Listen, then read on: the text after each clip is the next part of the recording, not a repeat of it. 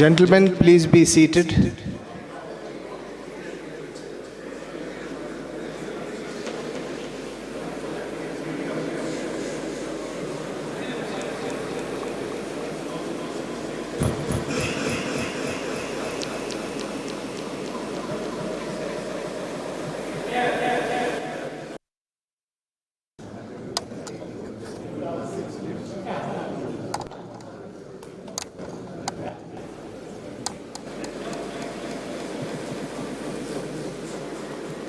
Distinguished delegates, ladies and gentlemen, good morning to you all.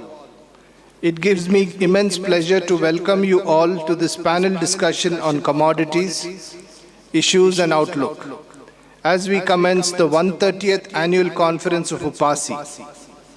I would specifically like to welcome Mr. Amardeep Singh Bhatia, IAS, Additional Secretary, Ministry of Commerce and Industry, and the panelists, Dr. K.G. Jagdisha, IAS Coffee Board, Dr. M. Muthukumar, IAS Tea Board, and Mr. Vasant Gisan, IRS Rubber Board. Dr. Bhatia is an IAS officer of the 1993 cadre of Nagaland. He is a BE in electronics and a postgraduate in international development policy. He has served in various capacities in the state of Nagaland as well as under the Government of India.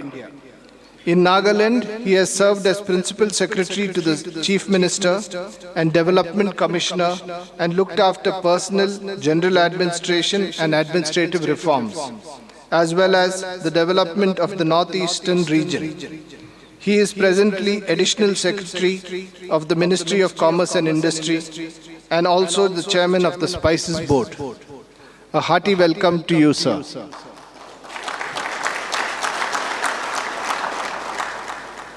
Dr. K.G. Jagdisha is the CEO and Secretary of the Coffee Board, Bengaluru. He is a 2005 batch Indian Administrative Officer of Karnataka cadre. Dr. Jagdisha has done his Masters in Genetics and also holds a doctoral degree in agriculture.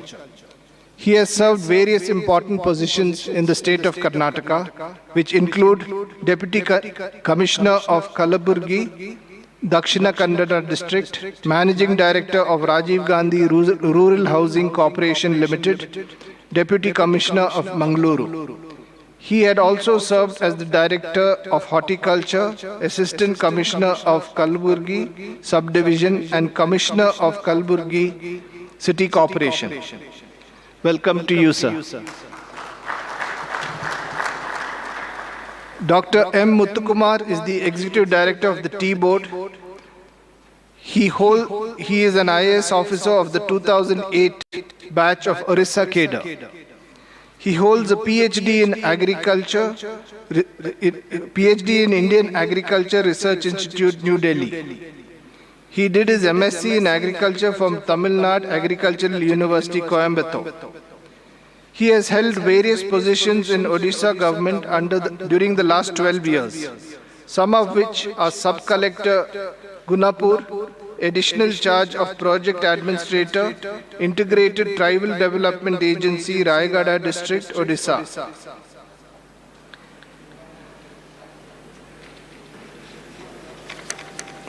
I welcome Dr. Muthukumar to this gathering. Mr. Vasant Gisan is Executive Director of the Rubber Board.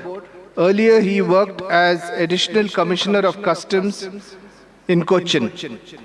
He joined the Indian Revenue Service in the year 2009 and has served in various capacities in the Ministry of Finance and has experience in Central Excise, Service Tax, GST and Customs.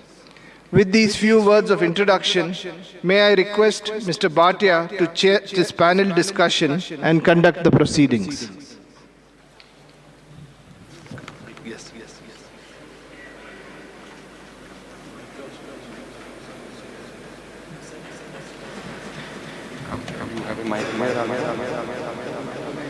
No, it's all right.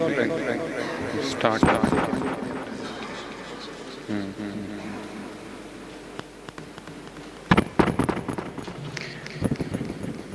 Good morning to all of you. I thank UPASI and especially, I should call him Dr. Rebello. He gave me the privilege of a doctor title. I'm not a doctor. So maybe there are too many doctors here. Dr. Bhalla is there, Dr. Jagdisha is there. So he thought I am. But I have worked in the health sector a lot, so maybe that. Thanks a lot, UPASI and Mr. Rebello, for giving me the opportunity of interacting with one of the oldest and most prestigious institute, members of the institute in the country, a 130-year-old institute. Sound is not there?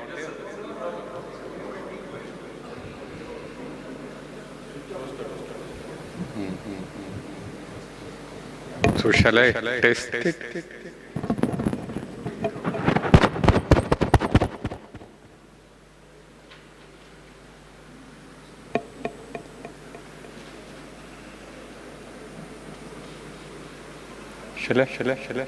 I had the privilege of also interacting with some of you yesterday. I feel that there's a lot of experience that side in the sector which we can gain from, and this side.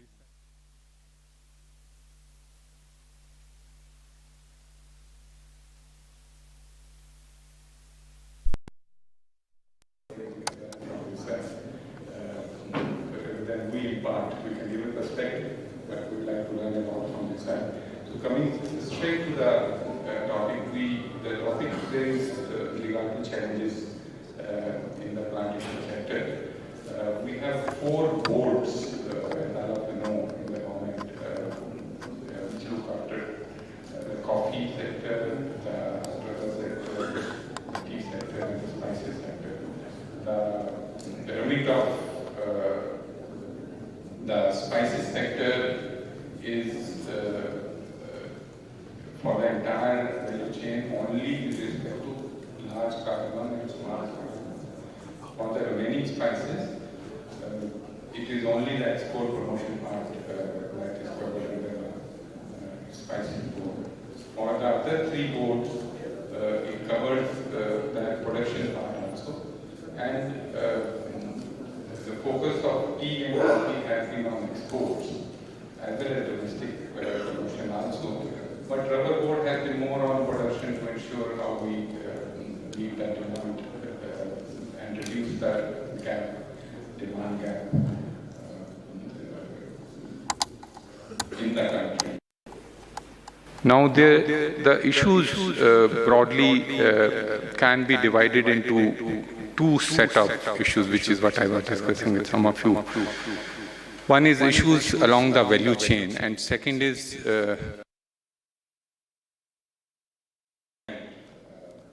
role of government in each of these sectors. Now, there are 2 ways we can go about structuring today's presentation or today's discussion. One is we go board by board. We take up issue by issue and discuss issue-based. I think that may be a little better. And in that, I would not only want to limit to the members here, but also take you all also as part of the panel, so that we gain from a kind of a town hall kind of conversation. There are some issues we will not be able to reach any solutions. These are issues which are facing us for quite a lot of number of years, some of these issues. But definitely lead to greater understanding on both sides, what are the perspectives as far as the government is concerned and what are the perspectives as far as the private sector is concerned. So otherwise it's very difficult to get this large an audience anywhere on the 4 sectors that we are discussing.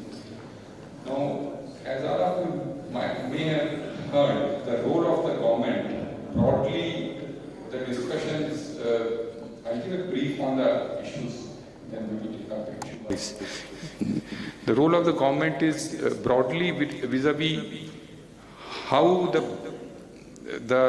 board should function. And also sometimes the question is an existential question for the boards, whether the board should exist or this should be transferred to some other department, the agriculture department, as in many other countries it is being handled by the agriculture department, or it should be more states driven. So that's one broad set of questions. There are a lot of issues involved with that, with regard to the structuring of the board, how the board should be restructured, the functions then they should have, how much of the regulatory function should be there, vis-a-vis the facilitative or developmental function which these boards should discharge. The second part is with regard to the schemes which these boards run. And the schemes also have been under consideration with the government, the recasting of the schemes. There are a lot of concerns about how subsidies should be targeted, how efficiently the government expenditure should be made in these sectors with minimal distortions. So that's the second part. Now that's when one goes around the issues, goes discussing about the issues around the value chain, then the role of the government also can be discussed here also. So the second broad area about the issues which are facing the sector, the first and foremost issue which one hears from everyone, irrespective of which sector you are in, is with regard to the price realization at various points in the value chain, whether it is the growers, whether it is the laborers, or the workers, or whether it is at a higher level, versus the cost of production. Costs have been rising largely on account of the costs associated with workers. So that's one set of issues. How do we get it hold on? So that's one thing which needs to, and there are sitting right here in UPASI, in the Nilgiris area, there are small growers who have been agitating for greater price realization vis-a-vis the final stage of milk tea. And although in coffee sector that as of the last couple of years that's not so much because of largely better price realization in the international market, but the other sectors this issue has been there. And largely this is also related to the fact that we are no longer an isolated country. Our prices are also linked to international prices. We are part of the global supply chains also, global markets also. So a lot of the price price setting in India is also based on the global prices. The second set of issues is with regard to the export markets versus the domestic markets. How much should we be focusing on the export markets?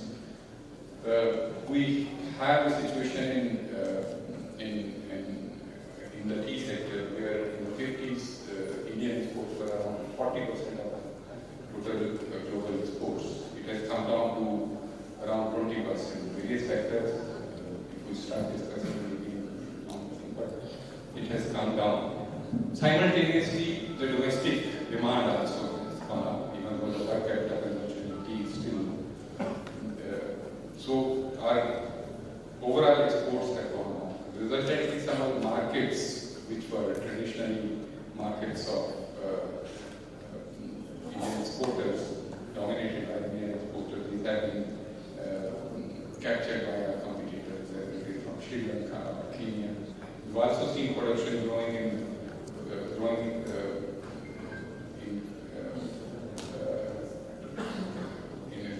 a large way in China, largely because of the expansion of India under tea cultivation. In coffee, somehow have been better. Demand is there both from the domestic as well as the international markets, but exports still constitute the largest percentage. If I'm not mistaken, around 70% of the produce is exported. 70% of the export is exported. Spices also, we have been the spices all since ages. The East India Company came, spices trade, Portuguese came. So it's been, for centuries, India has been a dominant player. But there also competition is coming in. And although we have put around $4 billion of exports, which is happening, but how much more ambitiously can we cover, how much more we can do there, that's that. So exports versus domestic markets is something which is the other play. The third set of issues is in the export markets, again linked to the export markets, is how much of the value chain can Indian companies capture, can go up to large part of our exports are bulk exports. We have bulk tea exports, we got green beans exports. So how much more can we do of the entire chain? So that is another issue. The third set of issues, so I'm considering the value chain part as part of the export versus domestic market issues. Third set of issues broadly is with regard to the quality part of our produce. Quality and sustainability aspects of what we are producing. There are greater pressures, greater demand from the importing countries, especially the EU and some of the Western developed countries, with regard to our exports being exports have been lesser and lesser residue as the environmental standards are becoming more and more stringent. In order to keep pace with it, how do we ensure there is a balance in the chemicals we use, the controls that we maintain in the production cycle? So that's one major issue. At the same time, we have new regulations coming in, especially in the rubber and coffee sector, with regard to deforestation. So if we have to increase production, increase areas, or in fact ensure that the existing areas also not get impacted on account of that, how do we deal with it? Our Indian Institute of Plantation Management would have been looking at it, but this is another set of areas which we need to be aware of and look at. So there are other issues also which can be discussed, but I think this should keep us busy for the next one and a half hours that we have with us. So if you all agree, I think we can start the discussion on issue-wise. We can start with maybe the price realization versus the cost of production facing the various sectors. So I request the board one by one, because the manner in which they are dealing with it, the manner in which the issues are being placed, the underlying issue may be similar, but there are nuances, there are differences in the way they are being faced and being addressed also. So this is, maybe we can discuss it, the board can take how many, 5 minutes each, and then after that, another 15 minutes or 20 minutes, we can have views coming in from the gathering here, sustained gathering here, and then we move on to the next issue of exports and export promotion. Similarly, we can cover that and then move to the third issue of quality and the last issue, which is very important. In fact, I don't think I should skip it. Is about climate change. How climate change is going to impact us. I don't think we should miss it out. So that's the last issue. Also, maybe third, fourth issue. Maybe similarly we can. Let's see whether we can cover all of this. So with this, I request maybe coffee can start, followed by tea can start since we are in. So tea can start, then coffee, rubber, and then we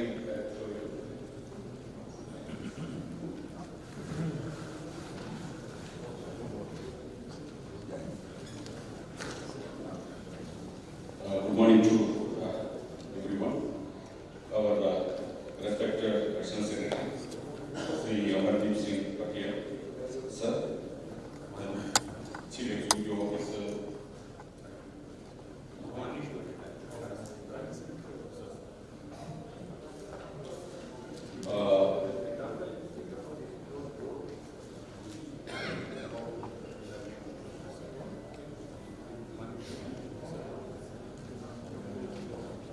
then Executive Director of the Board and President UPASI, then all the members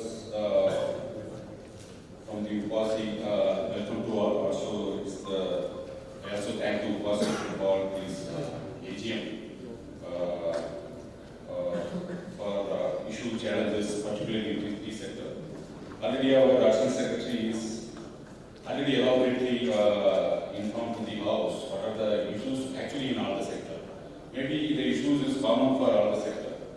The tea board, maybe we know the board, last 70 years, the tea board is working on the welfare of tea sector, tea industry, both tea promotion and development throughout sir, the issues, some price realization issue, export and market, domestic market, what are the issues like value addition? I will start with the price realization. You know, the tea sector, you know that every year our production is approximately 1,400 million kgs throughout India. Of that, particularly in South India, we are in 225 million kgs, approximately 225 to 230 million kg. Out of that, our export in India, it is Assam today, it is maybe 240 million kg, 41 million kg. Maybe our vision for the 2030 is 340 million kg with a worth of $1.5 million. But maybe in 2018-19, our maximum export is approximately the 260 million kgs. But in recent years, it is reduced.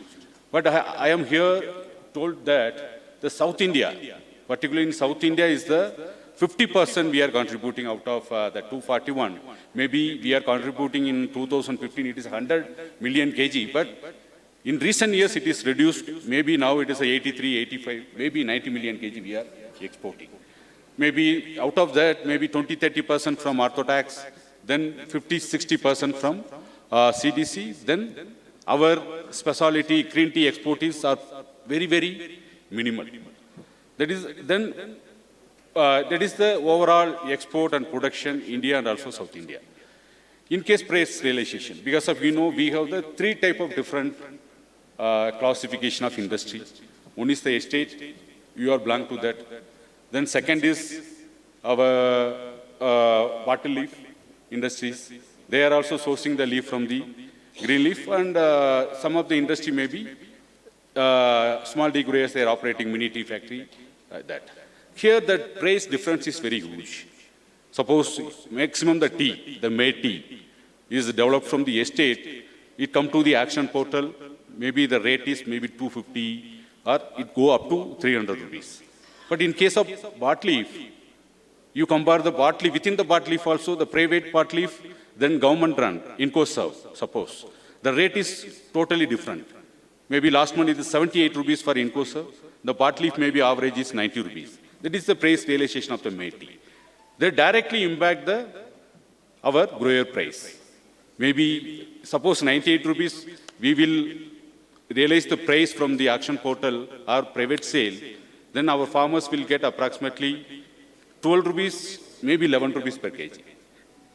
Then we will come to that price realization with sir told cost of cultivation. Suppose we will get per kg for the green leaf for 10 rupees or 11 rupees, then how the farmers will get the remunerative price? That is the main crux. Therefore now, not only South India, everywhere, some type of farmers, they are asking to the board, why we are cultivating tea, why we want to shift other crops. Therefore now, that is a very, very realistic. But some of the estate factory, you are giving the very good price. Suppose some of the factory, they are giving 30 rupees per kg, 30 rupees, 25, from 25 to 30. But barley leaf, why they are not giving? What is the issue? It is a good manufacturing practice or good agriculture practice or quality of the leaf. That is the issue we want to discuss. Then we improve that good agriculture practice in the STG level. Here South India is very, very important.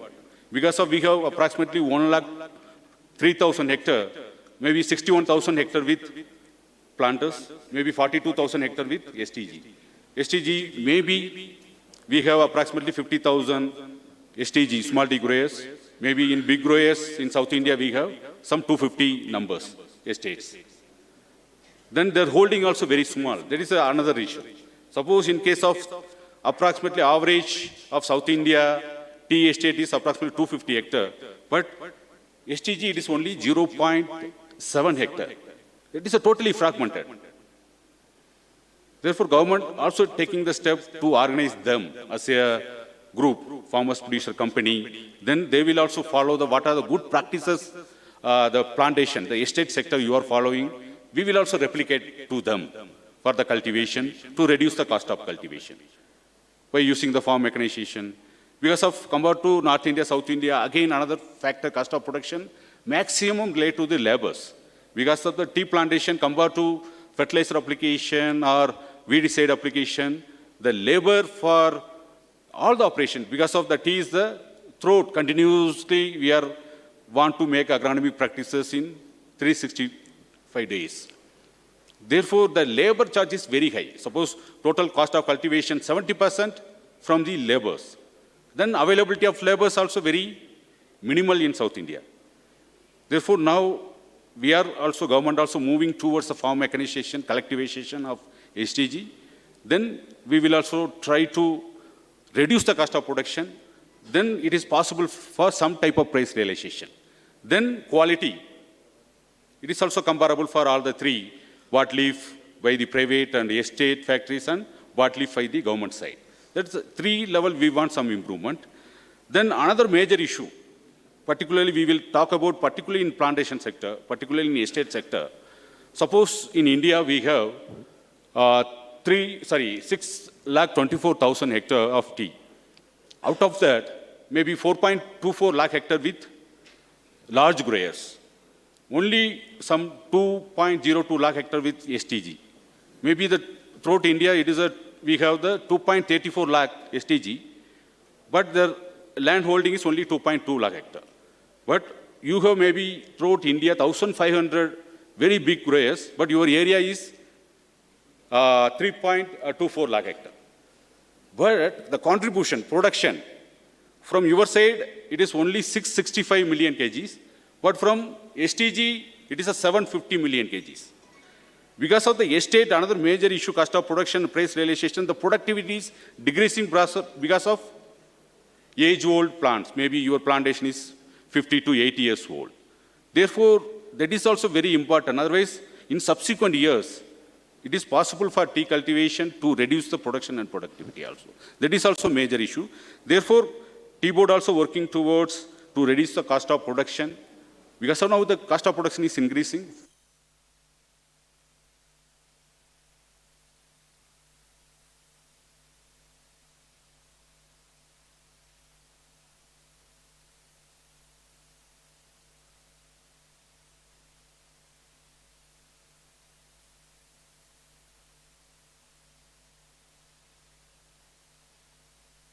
production will decrease, then it is possible for some price realization. But whatever cost of production we will reduce, that quality is very, very important. Therefore, estate, okay, they are up to the mark, they are getting 25 to 35, but in case of part leaf, it is a very minimal, it is 14 to 25 rupees, but in case of government-run in-course factories, it is, they are giving 12 to 10 rupees. Therefore, we will combine the integrated approach to reduce the cost of cultivation, to quality improvement, then it is possible to achieve that particular issue for all the stakeholders, from estate, from part leaf, and growers also. This is from my side, sir. Thank you, sir.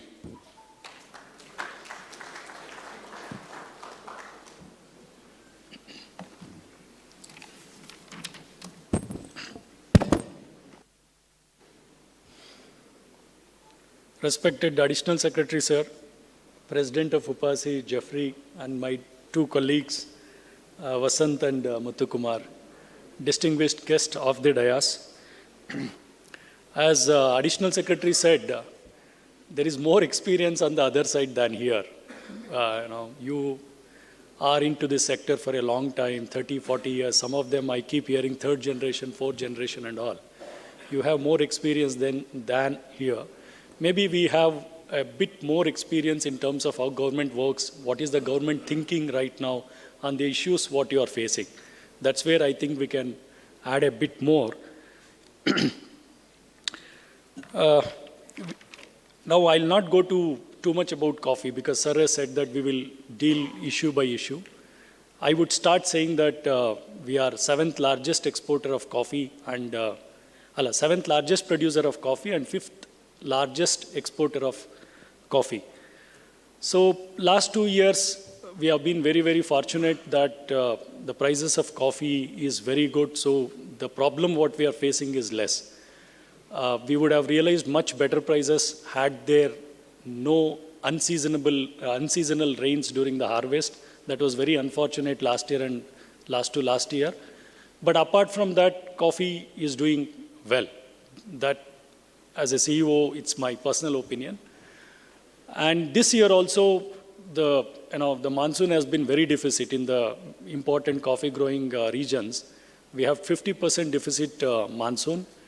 But we hope that if the rain holds from now onwards, still we will be able to realize better because of the better prices. Given that scenario of coffee in India, coming to the issue what Sir has placed for me to deliberate, that is about sustainability of coffee production. That means people will put this in different terms, how do we secure a decent living income to the growers? If we want to ensure a decent living income, there are two options. One is cost, another is profit. How do we reduce the cost of production is one way. We can increase the income realized by a planter or a grower by two ways, reduce the cost of production or increase the value realization. Ideally, we want both. We want to reduce the cost of production and increase the value realized also. So if we look at the cost of production, in my opinion, if we see which are the components which are major cost of production, one is labor. It is almost 60 to 65% of production. Second is fertilizers and pesticides, which is the second major component of our production. Then third is cost of financing. It's very high. The rate at which we procure the loans is very high. Then depreciation is also a very important cost. We don't realize, we feel that our coffee estate is established, now it will go for eternity. After 40 years, 50 years, you should start thinking like, how do I replace those areas which are not doing well, both in machinery and plantation, which we don't factor in agriculture usually. That's also a very important cost. And then the other incidental costs. There are so many small costs is there. But this is what on the cost side.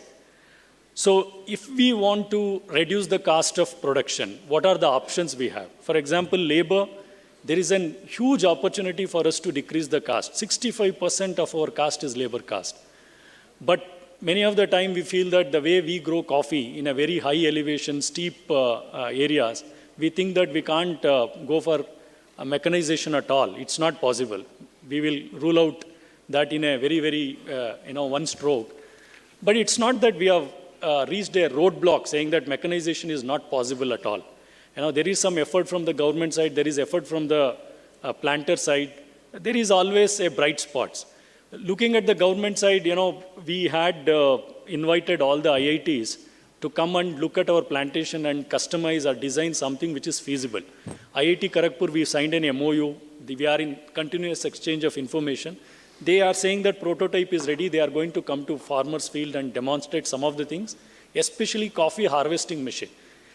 We cannot have an harvesting machines like what Brazil or Vietnam uses because our growing conditions are different. But they are looking at something which can be customized to our condition. We may not be able to say 100% mechanization. Can we reduce the coffee harvesting by 50% labor requirement or 60% labor requirement? That's what we are looking at. This is what on the government side we are doing.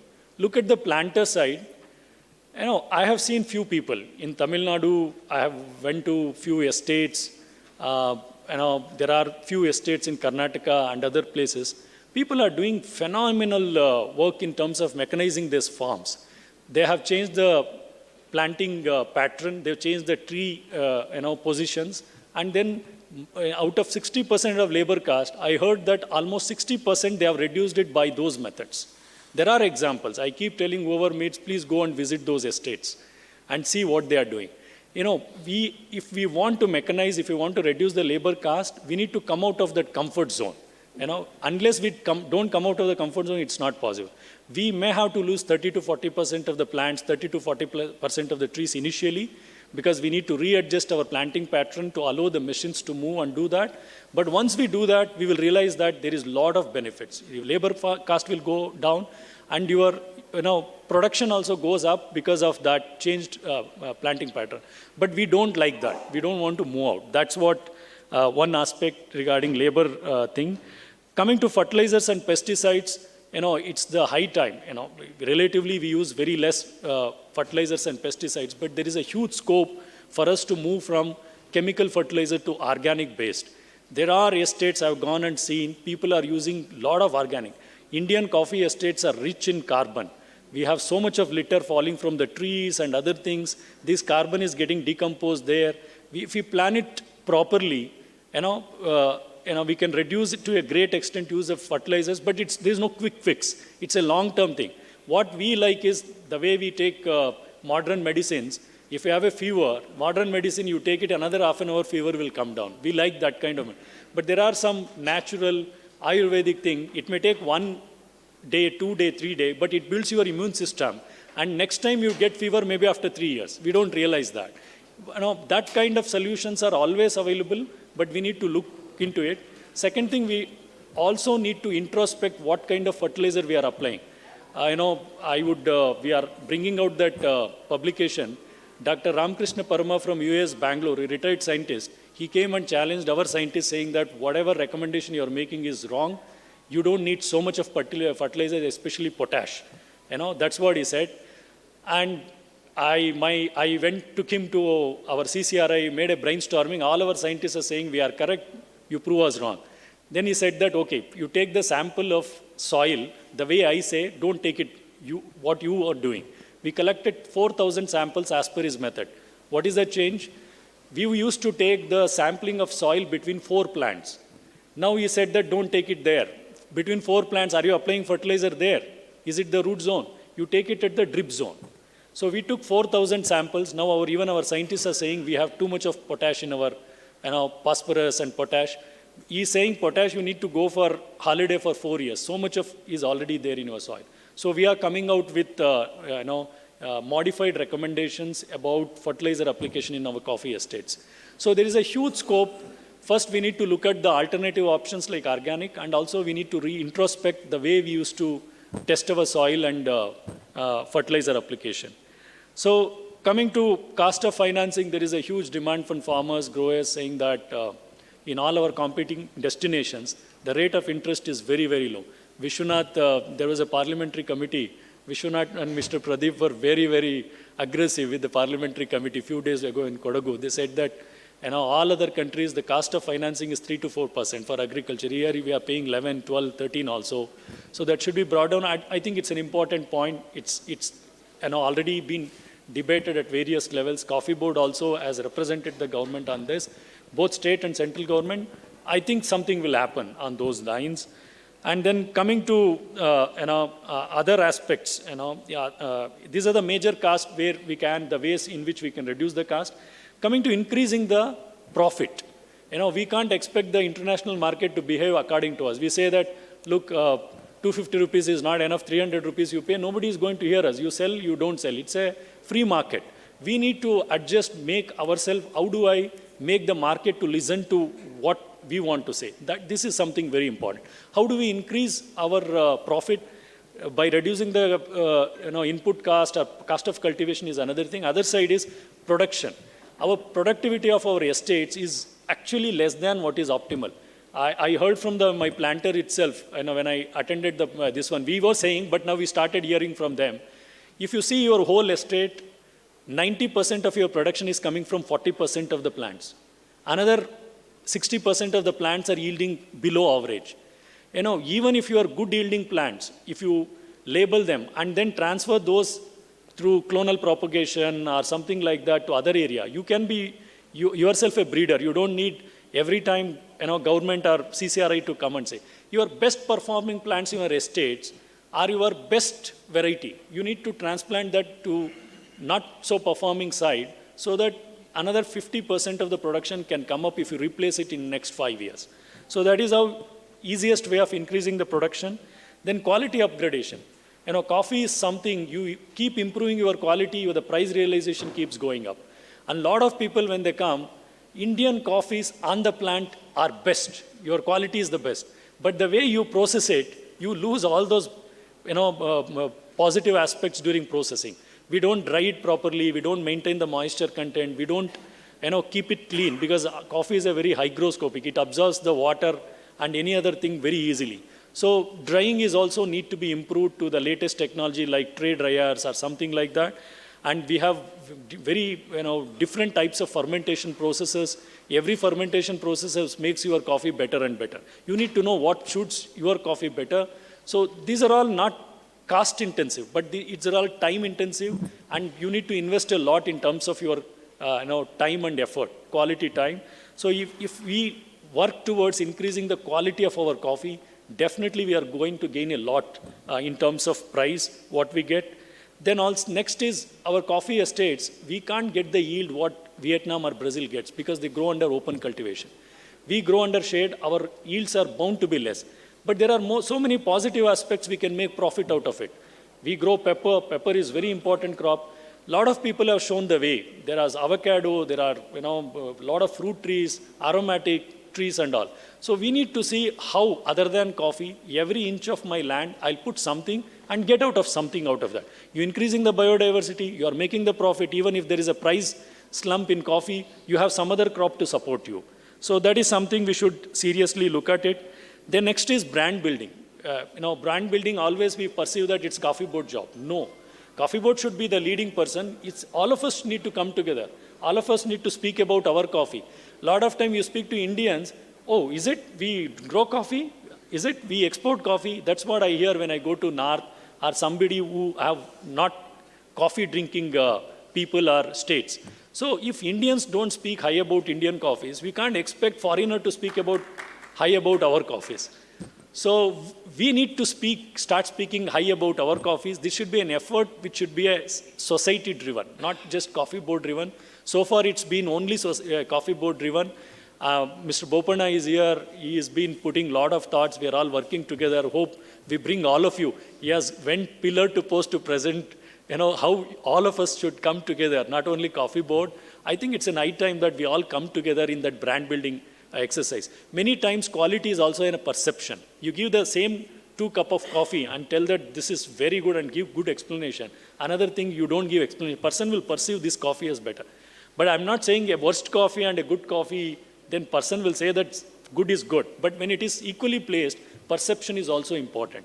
Many of the Colombian coffees, Brazilian coffees, my scientists who are on quality, they say that, look, if I cup it, there is nothing special about it. But they bring that perception so well that their coffees are perceived as good. So that is also something we should, do that. Then last, everybody wants that. Something like, if you see what consumer is paying for a cup of coffee, how much a grower is realizing is very less.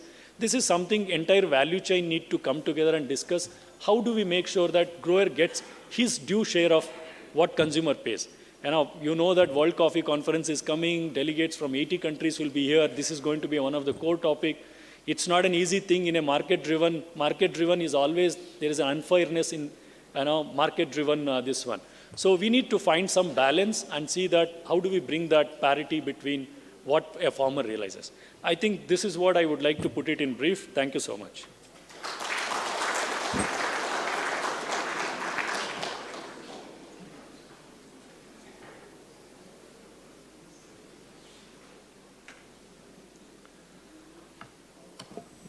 Respected Additional Secretary, sir, my dear colleagues of ED Coffee Board and ED Tea Board, the representative of UPASI, Mr. Jeffrey, ladies and gentlemen. I represent the rubber board. I could see less familiar faces here. So I'll just give some basic points so that you can understand the rubber sector in general perspective, in broader perspective, so that how it differs from the coffee and tea. As far as natural rubber is concerned, the production in 22-23 was 8.39 lakh million tons. The consumption other side was 13.5 lakh million tons. So we are actually deficient in production locally, domestically. I'm talking about the natural rubber, not the rubber products. The rubber products is a consuming industry for the natural rubber. Consuming industry mainly the tire and non-tire industry. Tire industry consumes more than 70% of the natural rubber which is produced in India. So the price, the production, the quality, the intervention for all these things are little different from coffee and tea.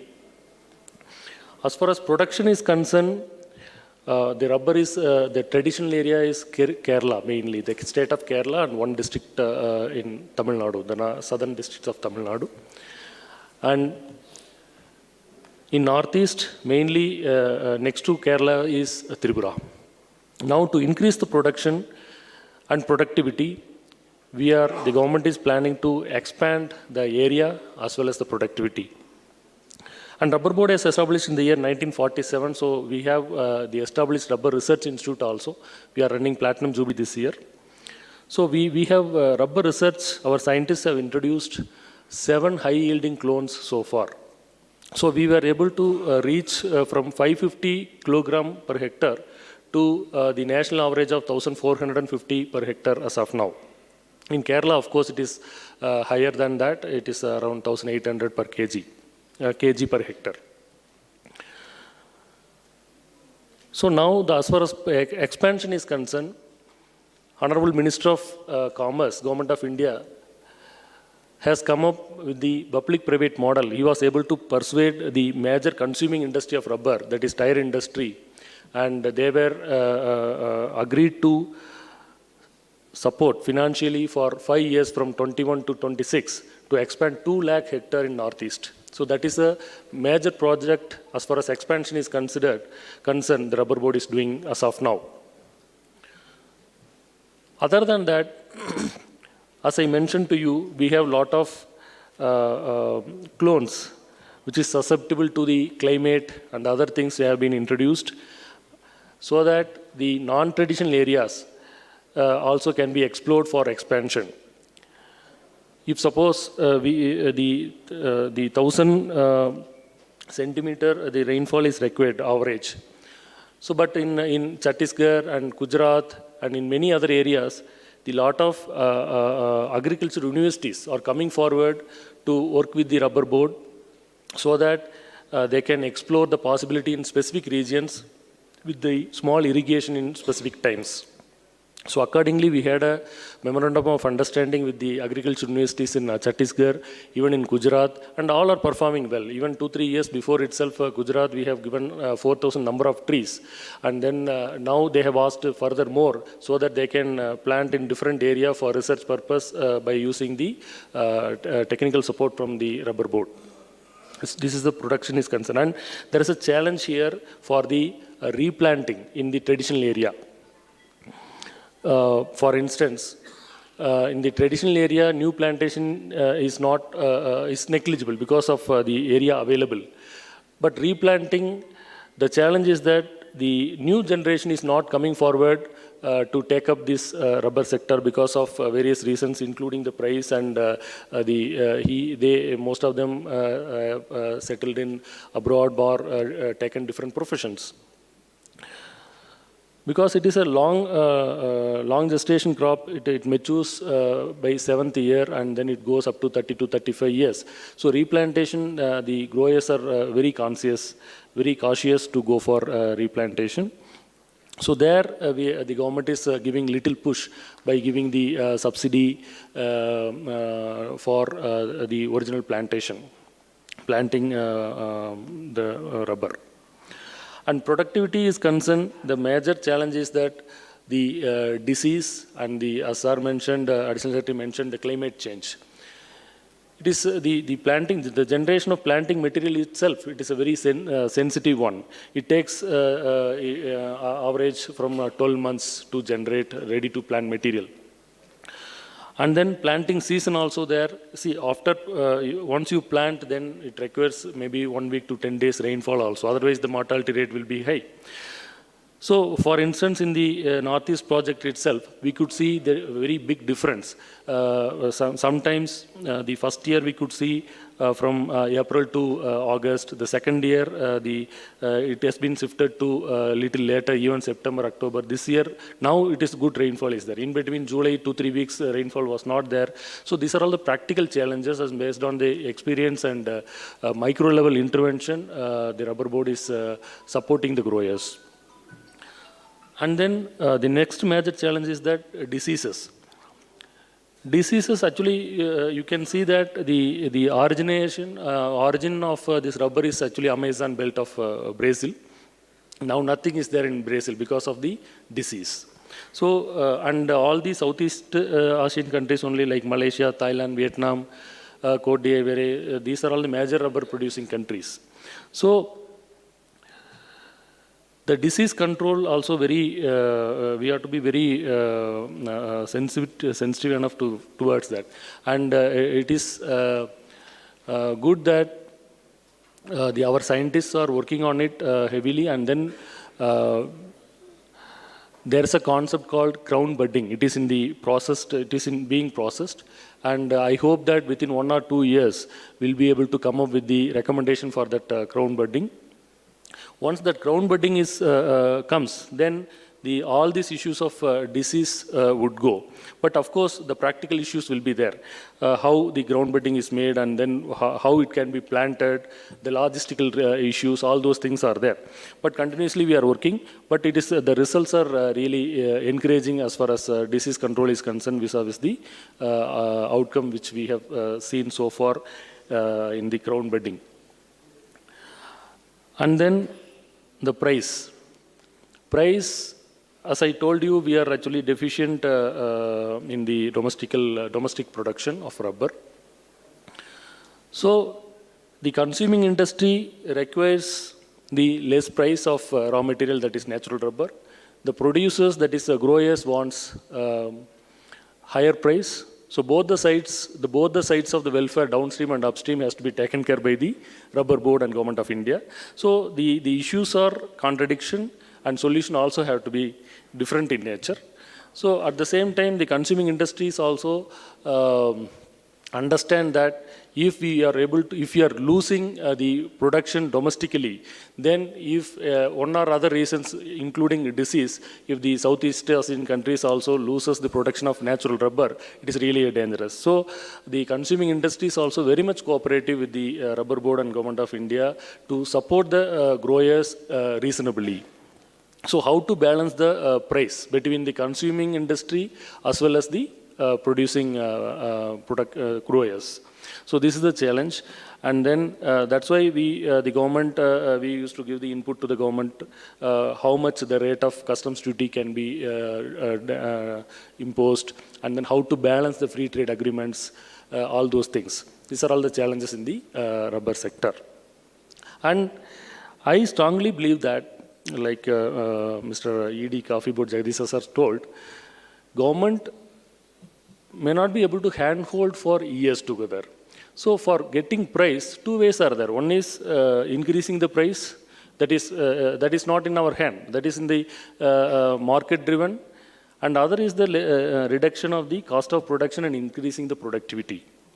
So that must be the permanent solution. So cost of production as far as the rubber is concerned, mainly the labor issues, availability of labor, quality of labor. Here mainly the labor I mean to say is that main labor is tappers. The tappers also, here they have to work very early in the morning, say 4 o'clock, 3 o'clock, they go to the farm estate and then they tap the rubber trees. Availability of the tappers, quality tappers also a challenge.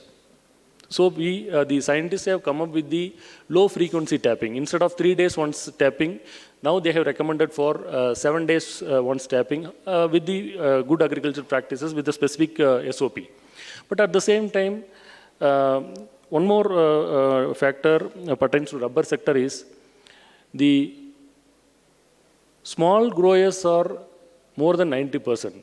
13 million growers are there. The estates are only 538 numbers. So, if we are introducing the high frequency, that is 7 days once tapping, then the tappers attached with the small growers, they are not continuing with the growers. So they are moving. So that's why the growers also not able to adopt in en masse the low frequency also. So these are all micro level intervention is required to reduce the cost of production area wise, even within the state and within the whether they are the more than 5 hectares holders or all these things. So it's really a challenge, and Rubber Board is continuously working on it. And then quality. Quality is concerned, actually 4 forms of natural rubbers are there, the processed ones. One is the sheets, rubber RSS sheets, rippled smoke sheets, and then latex, and then technically specified rubber. Mainly in India, we are producing the sheet form of natural rubber, which has more farm gate price as well as the more shelf life of 6 months. But the quality, the consuming industry always complains the quality is not good. So we are spending a lot of expenditure after they purchase the sheets. So how to improve the sheets, how to educate, how to give the training to the growers to keep the quality so that they can get the they can realize the good farm gate price. So all these things are challenges, and government intervenes in all the areas. Of course, it may not be able to 100%, but symbolically we intervene everywhere, and the good agricultural practices are spread out from various regions, and continuously Rubber Board is working on it. And as I mentioned, Jagdish sir, the lot of experience may be there, will be there with the actual growers. And the large estate also in rubber sector, I have understood in different meeting that even in bigger estates, the machineries are very old, maybe more than 100 years, like that. So those machineries also to be replaced so that the quality can be increased, productivity can be increased, but at the same time it is the expenditure also huge. So how to support them, and because hundreds of workers, laborers are depending on the estates also. So how the government can support apart from the estates supports them. So all those things are challenges, and we are coming up with the different solutions for different issues. With that, I conclude my speech. Thank you.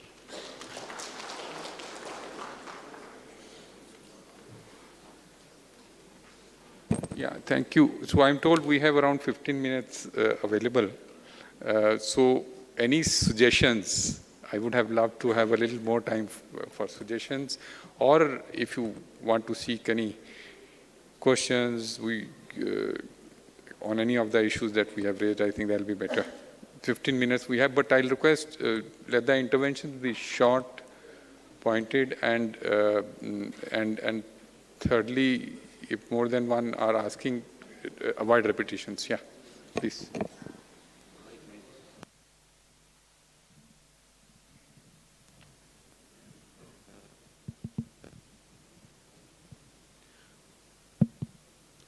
Good morning, sir. I'm Santosh Kumar from Harrison's Malayalam. In your keynote address, you mentioned one very important question that is very glaring, that is very important for all of us. You mentioned regarding the future of commodity boards. You said there are 3-4 thoughts coming into that direction. One is whether to retain it like that, whether to give it to the state government, or whether it should be run with agriculture department, thing like that. So that is a very important thing, which is because if you look at it today, we are all sitting here today because of the focused work done by the commodity boards over the last 100, at least 60, 70, 80 years here. Now, that is a very big challenge, and the question that comes before us is what is going to be the future of commodity boards? If the commodity boards are not looked after, definitely there are a lot of areas what has been pointed.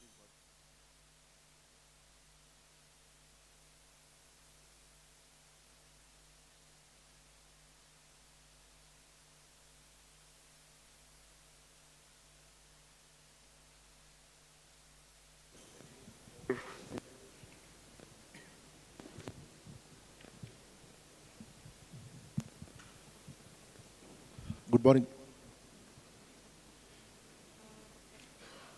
Good morning, sir. My name is Vishwanath. I'm from Karnataka Growers Federation. I'm the current Vice President. Sir, of course, my beloved planter friend has already mentioned about the research. So with respect to coffee, the research needs to be still with Coffee Board, to your good self.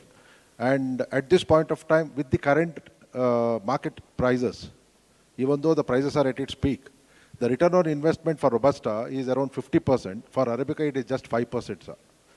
So ours is a capital intensive with a long gestation crop, with at least about Robusta about 5 to 8 years, and for Arabica minimum of 4 to 6 years. That also needs to be recovered. So a healthy return of 100%, if we are not attaining, we are not making good here. For a field crop, yes, 50% on ROI on our annual expenses is fine, but for a plantation crop, it has to be close to 100%. So otherwise, our capital will never be recovered. And longer gestations, already our CEO has clearly mentioned, we are not thinking about putting up infrastructure in the farms because our repayment duration is only 7 years. If we want to put up some machinery which can last for about 25 years, the gestation or the repayment should also be 25. When home loans can be given for 25 years, why not investment on the plantation on machinery? We are not thinking bigger because of these constraints, and again the cost of money. Of course, constraint is, sir, our repayment becomes 7 years. Suppose if I want to put some infrastructure in the farm as a value addition, I won't be able to do it because of the fear of default. Long-term loans need to be done, sir. And productivity, sir, already Jagadish sir has mentioned, the Coffee Board has to really work on clonal propagation of coffee. As very clearly said, only 40%. Sir, I am a progressive grower. I harvest double of the national average. But I can't be an example here. All the planters has to increase their productivity. Only way to bring down the cost is increase the productivity, because cost reduction is not a very easy task. Then, sir, there is no insurance scheme for coffee. Weather-based insurance scheme need to be avoided in line with pepper and areca nut. That also needs to be focused. And clonal propagation already I have sent. And, sir, regarding formation of FPCs, we are also part of an FPC. Our FPC is called as Biotacook Farmer Producer Company. We are running, this is our 4th year of operation. We are into coffee exports. And we have 100 progressive growers from Coog, and we are doing good work. And a couple of our directors are also here. We have not, to date, we have not availed a single rupee of assistance from the government, stating the fact that any FPC, if they are supposed to get some grants, there should be a minimum of 300 members. Bringing 300 members under one consensus in a low populated area is difficult, sir. Just like Northeast, we also need to be allowed to have the grants when we have a member database of 100, sir. That is my proposal, my request, sir, humble request. And labor welfare, sir, at the time of COVID, The government of India has come up and provided Provident Fund, the contribution through the government.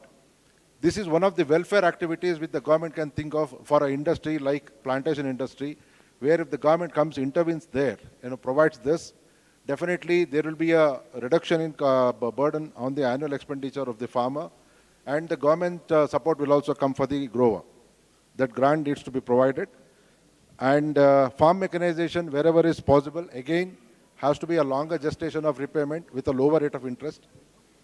And carbon credits, sir, at this point of time, we are talking about it. And from Kodagu Planters Association, we did research on that. One of the speakers will also be presenting in the World Coffee Conference. Only one carbon sequestration is considered at this point of time, that is soil carbon. There are 25 ecological services as far as sequestration is concerned, sir. If at least 5 are looked at for coffee, there will be an annual return of 5,000 to 7,000 rupees to a coffee per acre. That also needs to be focused on. I'm sorry, I'm taking a little extra time.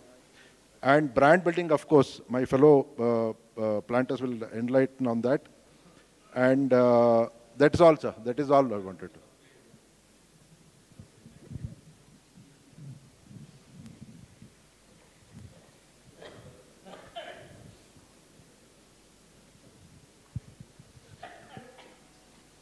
On the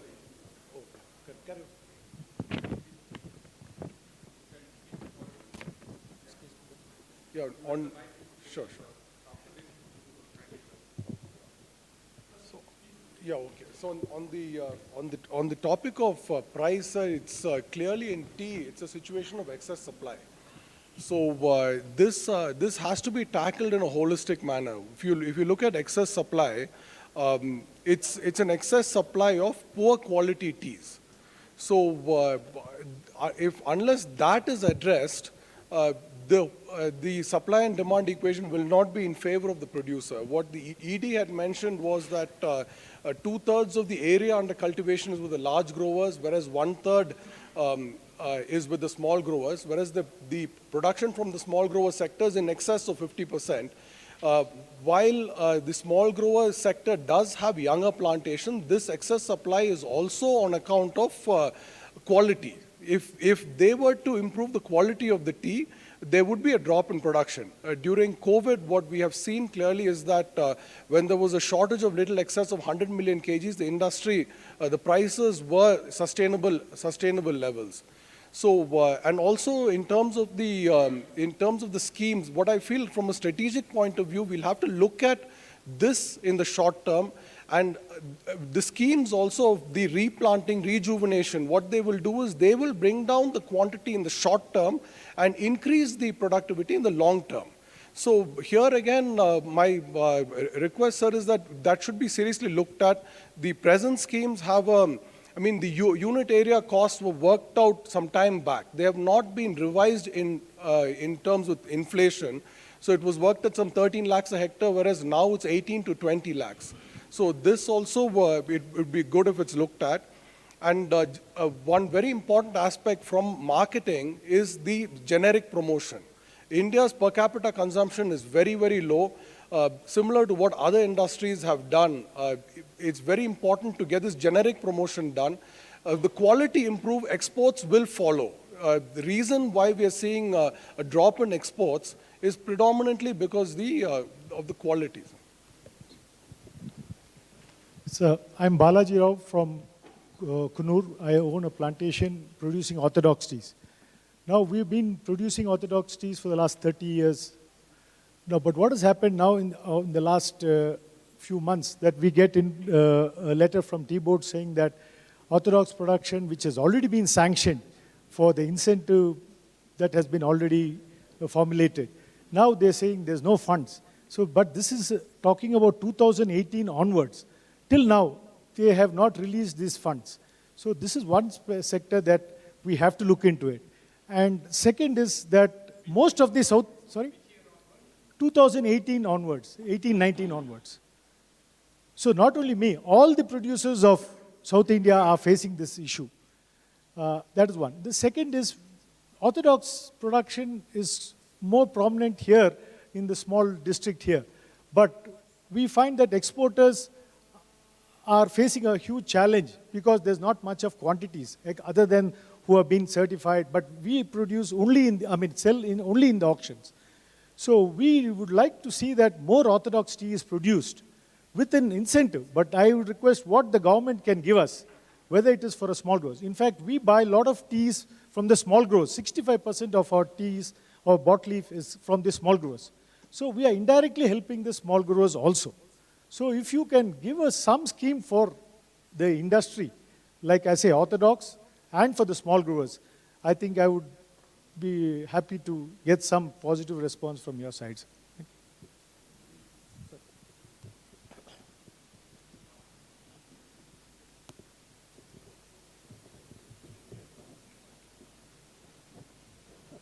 Good morning, all of them. I am Arasu. I am Nilgiris, small farmers, executive member of UPASI last 30 years. But last 20 years, we are fighting for the basic price for. In Nilgiris, we are having, I think so, but ED knows 82,000 small growers there. They have only the 30 cents, 50 cents, 1 acre, below 5 acres, having, I think so, that 60,000 small growers there. We are fighting for the last 20 years, basic price. We have basic price for the tea. Even though they paid, government will the giving price for the basic price in all of them, some other things. But even though that tea, they were not giving for the basic price. Because we are small growers, major, small growers giving the Nilgiris is major part of them. Because even though that corporate factories buy the small growers tea, but they have to sell for the auction as well as the import. They have to give for the, I will mention whatever the report I will submit for the ED. The small growers, the corporate factories, like some factories, I have not noticed the name there. They were getting the high price for the export, giving for the minimum price for small growers. Now, I think so, for the notification, 97, 98, the average small growers we are getting 20 to 25 rupees. Now, 2013, we are getting 13, 14. Now that cost of plucking of leaf per kgs, we are giving 1 rupee to 2 rupees. And that time, we are giving ammonium base 120 rupees, urea base 100 rupees. That even though all the fertilizer and chemicals having more than 10 times more. Even wages also, according to UPASI fixed the wages, more than 10 times more. Because on that time, when I was studying in the college, I used to go for the Coonoor. I have one good cup of tea, 1 rupee. Now it's cost about 15 rupees. So at that time, the tea green leaf price is 20. Now it's 114. You know, all the media know we are hungry strike in behalf of small growers, various places. We are the deputation for the, I think so, one of my associate meet Commerce Ministry, I heard the news on the for that. But you have to clear cut because most of the land we have sell because we need for the hospitality and education, all those things. So without fixing the basic price, Nilgiris, small growers, life is burning. So, but I request for not myself, along with representative of 82,000 small growers, you have to give one more solution. Yeah, but even though when District Monetary Committee, they said that they put the Horticulture Department, how much the cost about when the basic tea prices, they have to quote it, 22 rupees 65 paisa. Now the Saminathan committee, they have to give the recommendation for 33 rupees 65 paisa. It's a basic price. The government has to recognize. We are getting 40, if it is indigo, but you have Inco Serve Director, some office, they were giving for 13 rupees. Even though Kothagiri, so many factories, they were giving 14, 15 rupees. How? I don't know. How?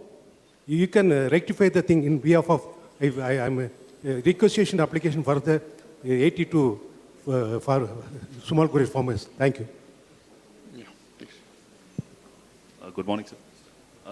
basically, just to add to what my colleagues have mentioned on tea, we are seeing that the Indian production is more skewed towards producing more of CTC teas as against Orthodox, and Orthodox is just forming around 10% of our production. And if India has to increase its exports, then definitely Orthodox production and exports have to improve. It's really sorry to note that, sad to note that we have 61 rupees, which is a drop in Orthodox prices for the last 5 months up to July. And we are seeing a 8 rupees drop in CTC prices in India. This is basically because Iran, which is one of the highest paying markets, have just not bought teas. And we had a lovely mechanism which was operating where we were having rupee LCs which were being moved through the UCO bank. At the moment, we do not understand where the problem is. We are not getting those LCs opened. So I think there is a requirement here for government-to-government interaction. At the same time, while we are losing out on a highly remunerative Iran market, we have a neighboring country like Sri Lanka, which is really increasing its exports to Iran. So they have got into an oil for tea barter arrangement. We are losing out into with the Russian market. So there is a requirement where our producers and our exporters, the producer exporters and the merchant exporters need to be competitive with the traders from the other tea growing regions of the world. We had the MEIS scheme, which was giving us 5% subsidy. At the moment, the ROTAP is giving only 1.67%. So we are losing out on all counts. So there was a production incentive for Orthodox production of almost 3 rupees that has been taken out. Now, at the moment, it's only just the Assam state government which is giving around 10 rupees. I think these are critical incentives which need to be reactivated, and these are opportunities for us to grow the Orthodox market.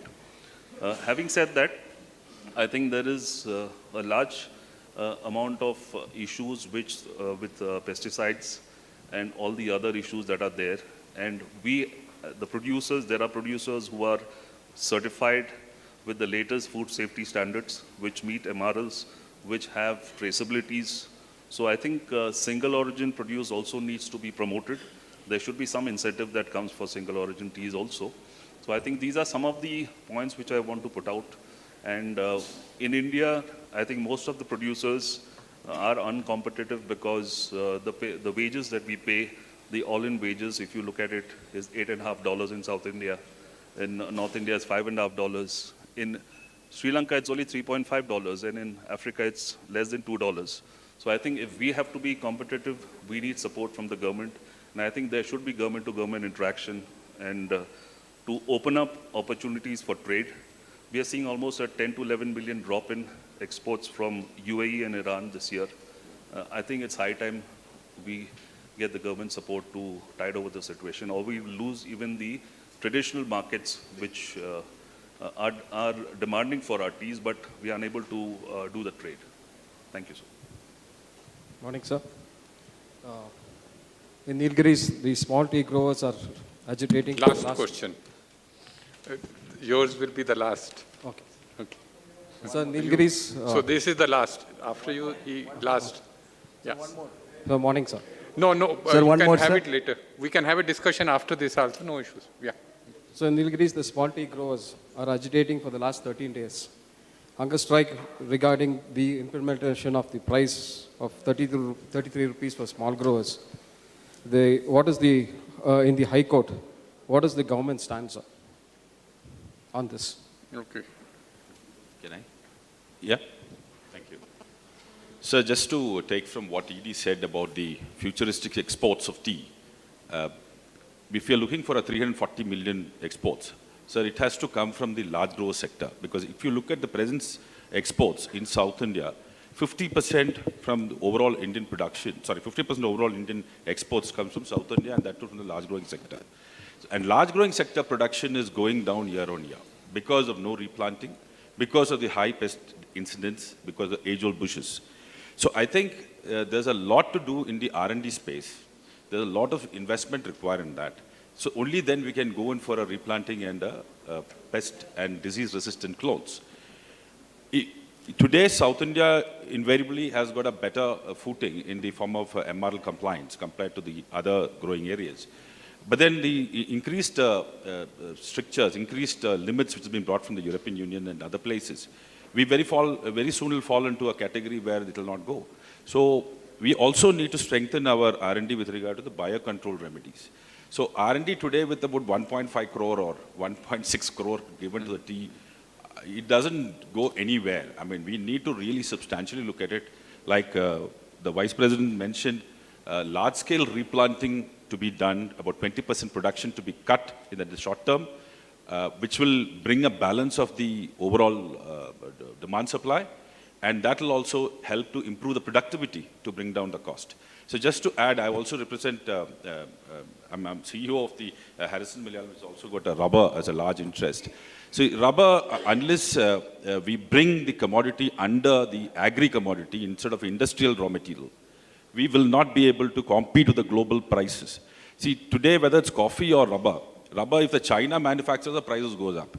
Brazil crop has come down, therefore coffee price went. It is not because our inherent quality or inherent benefit what we have that we are competing in the global scenario. It is because of somebody else's pain or somebody else's problem. So rubber necessarily has to come under a list of agri-commodity which can bring in a safeguard duty which is better when the domestic industry is in the crisis. So that is something, sir, we should take it up. Thank you. The last one from the lady. Good morning, sir. I am Dr. Sudha Srinivasan from Indian Institute of Plantation Management, Bangalore. Sir, my question is with respect to the EU deforestation-free regulation, which is affecting 7 commodities. So therefore, coffee being a major exports, and also cocoa and rubber.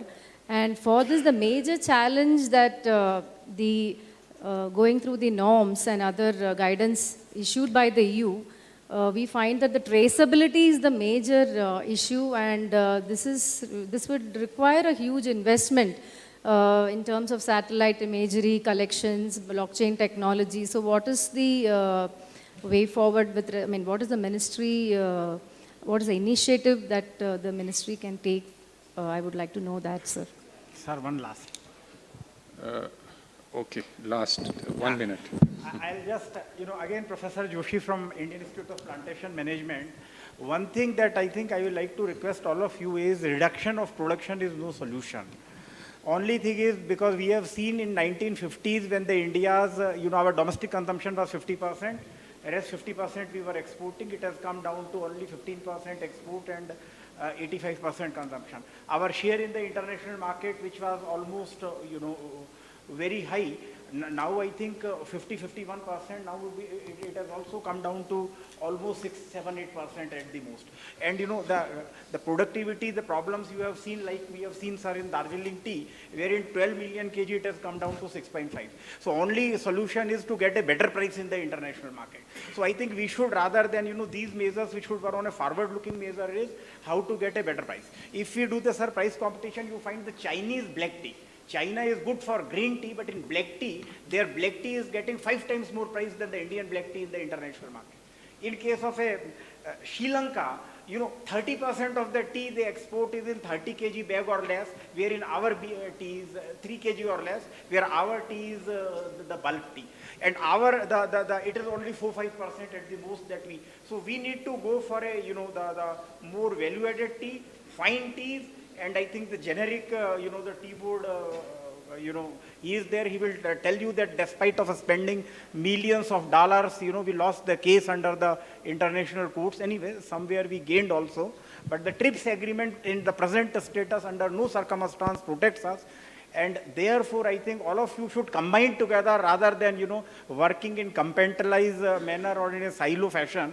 And that's the same thing I will also like to say, because I did the complete restructuring of the Export Promotion Councils 27. So IIPM will be very happy to do even for the boards, because that thing was done by Niti Aayog. I am not, the right man to say what did they do. But I think we are absolutely committed to do that. But my major thing is the board should focus now more on marketing and ensuring that the, that Indian stakeholders, tea planters or marketers get a better realization of price, and kindly do the international, the analysis of what others are getting the price by. Kenya export 80-85% of their tea. So we are going down. So I think kindly never go for a reduction of the production. But one thing is the promotion in the international market, promotion in the domestic market. We are running out of time. Thank you. Thank and you. sir, last, and I'm very appreciative of Dr. Jagdisha that he said that unless you appreciate your tea, foreigners are not going to appreciate. Thank you so much. Thank you. We can have the discussion after, because she'll not allow this to. Otherwise, we've already eaten into your tea time, or tea or coffee time. So there are a lot of. I was right. There's more experience that side than we have as far as the sector is concerned, and there are a lot of suggestions. So I consider this as a teaser for a larger consultation that we should be having on a regular basis in the boards. And I've been pushing them. In fact, this month they are all very busy. Coffee is having World Coffee Conference from 25th to 28th, where I'll in fact request all of you to attend. We have more than 2,000 delegates, almost 100 and how many speakers? 140 speakers, most of them out of 140, 90 of them from foreign experts who have very good experience, selected, curated by the coffee stakeholders, and huge number of sessions. So a lot to learn also there. In fact, I would love to be part of that entire coffee conference. So I request all of you to take time out and be part of that also in Bangalore. Now, I'd request the boards to organize separate, we have this Chintan Shivers, retreats, a 2-day retreat maybe, where we have structured discussions on each of the issue affecting the sectors. Tea sector, coffee sector, financing is part of it, research is part of it, export promotion is part of it. Benefits to workers is part of it. So on each of the sessions, or each of the issues, we can have separate sessions and deliberations, and then that will be a good way forward. But we are not waiting for that as far as Government of India actions are concerned. Some of the issues I'll respond to, some of the solutions to the questions are also coming from within the suggestions that you were giving. As far as future of boards is concerned and the schemes of the boards, one of the concerns which is paramount is how to most effectively use the expenditure being made through the boards. Now, you all must realize, this is what I was sharing yesterday, that compared to the other schemes of the Government of India, which are implemented through the state governments, and the implementing machinery is of the state government, expenditure on the implementation machinery is of the state government. Government of India gives a little bit, maybe capacity building, hand-holding. In the case of the boards, the extension work, expenditure is totally borne by the Government of India. So even if directly that fund is not being given as a assistance, the expenditure on the boards is a substantial part of help which is being given. How to make them more effective, that's something I think we all need to sit together and look at. And also the schemes which are being used. Export promotion is promotion. Now export promotion, how much should we go?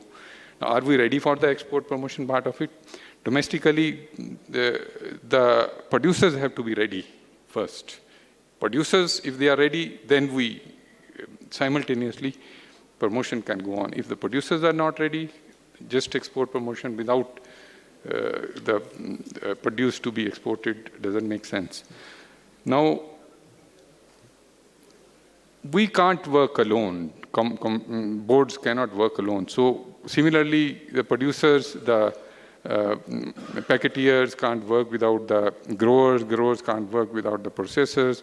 So everyone has to work together. There are good examples in coffee, how they have helped, assured everyone in the chain gets a sufficiently remunerative price for realization for what they are doing, so that they stay in the business. Otherwise, like what I am hearing yesterday, who was, Sanjeet was giving, I think, a figure for South India, the area under production, the area under cultivation for tea has gone down. So we won't like to do that. So like he was saying, reducing production is not the solution to the problems. So all that can be addressed, but first we should sit together and find common ground where all stakeholders are on board. Board's role is more of a facilitative role, in bringing you together and helping fill the gaps wherever such gaps are identified, to the extent possible. To the extent Government of India also is a big, multiple departments, they have to agree to fund it also. So that's broadly what I'm, in short, brief, responding to your suggestions, some of the questions. The suggestions we have noted, we'll deliberate it further, and let's see how we take it forward. I would like to thank all of you to being such a supportive and forthcoming group of participants today, and I'm very sure all of us will continue to interact with each other and work for the betterment of all the four broad sectors which are being covered through the boards represented here today.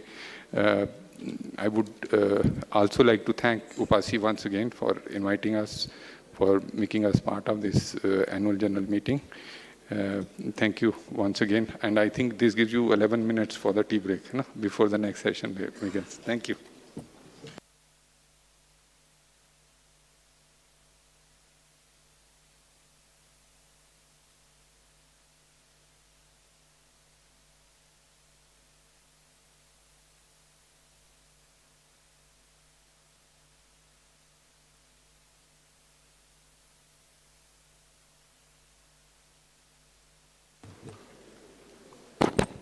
Yeah, ladies and gentlemen, we have come to the close of the first session.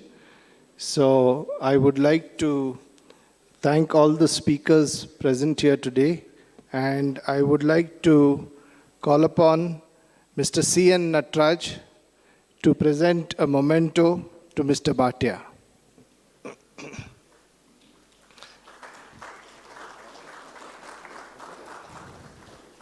Mr. C.N. Natraj is a past president of UPASI, and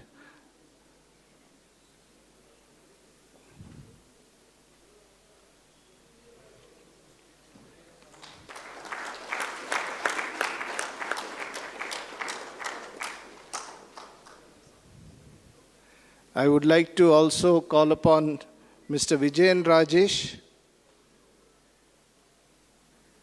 to present a memento to Dr. Jagdisha.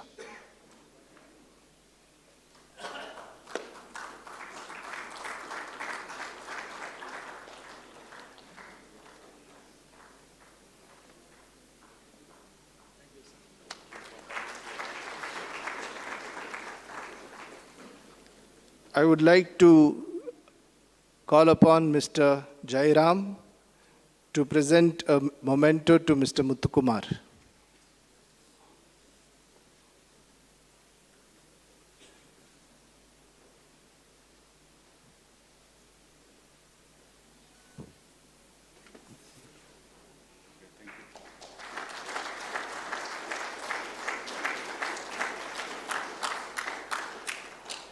I would like to call upon Mr. Prashant Bansali to present a memento to Mr. Vasant Gisan.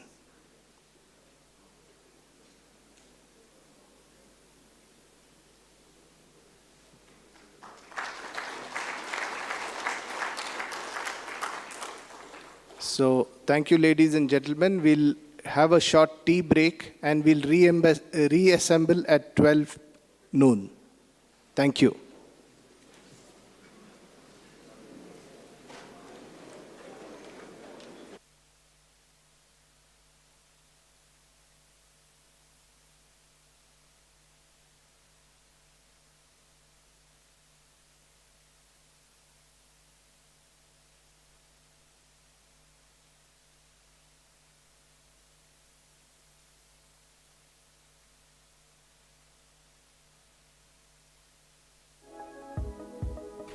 Welcome to DMCC.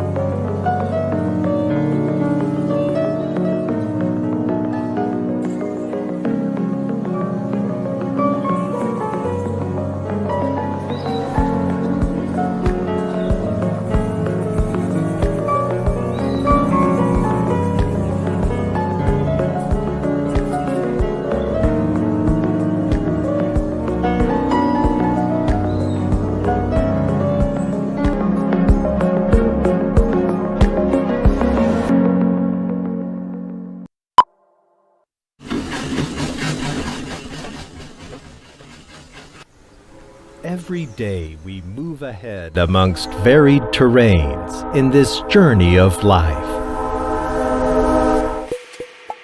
People from all over the world join us and become a part of this legendary family.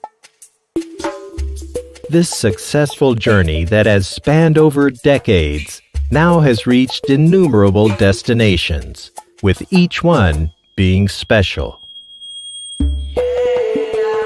Tata Coffee. We keep the world going.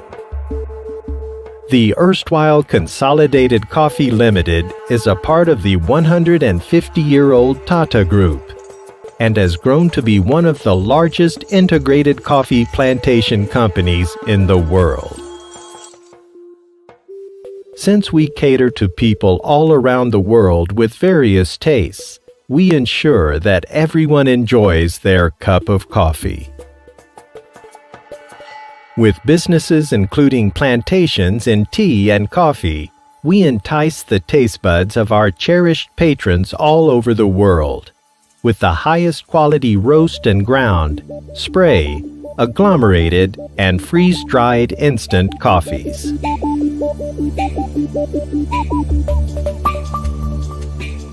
Our farming operations take place in the serene expanse of South India. Our plantations comprise of 7 tea gardens and 19 coffee estates, spread over 13,000 hectares. Abundantly blessed by Mother Nature, our plantation estates contain rich soils and luxuriant tropical tree cover. Combining these with our drive for quality to produce fine coffees, we contribute towards the blends of the most discerning roasters in specialty markets worldwide and supply the best quality instant coffee.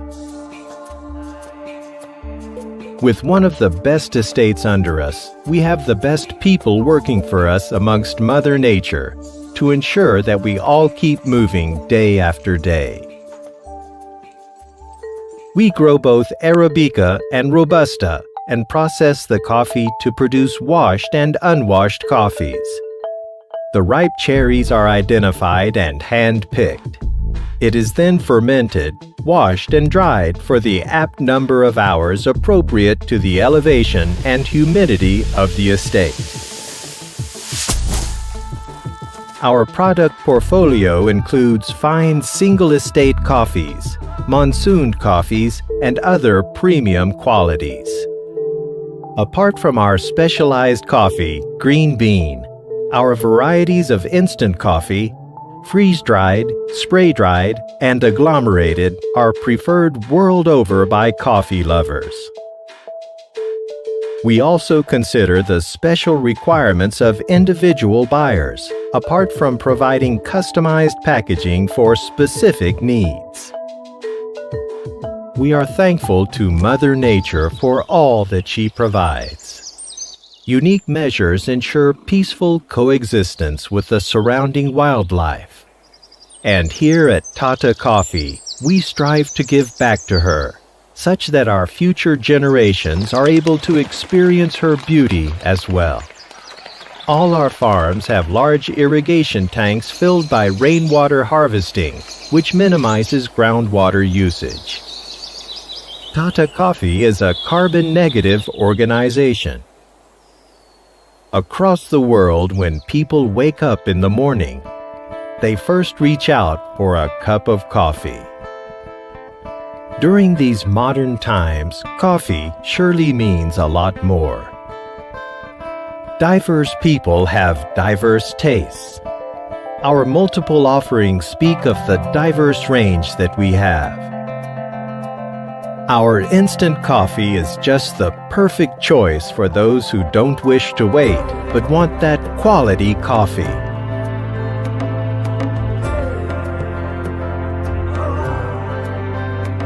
Ensuring that resources are optimized.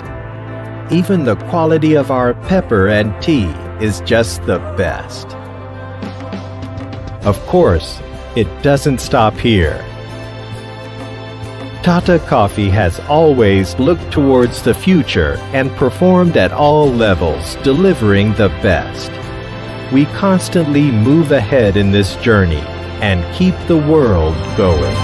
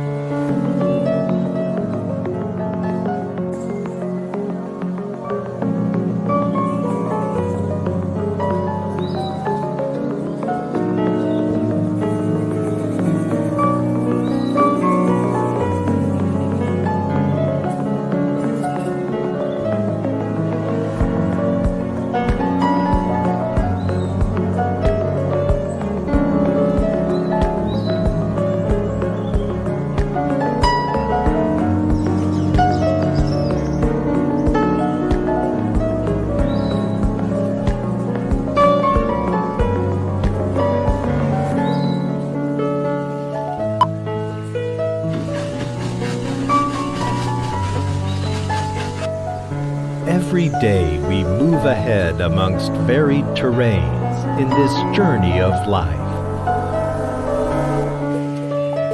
People from all over the world join us and become a part of this legendary family. This successful journey that has spanned over decades now has reached innumerable destinations, with each one being special. Tata Coffee. We keep the world going.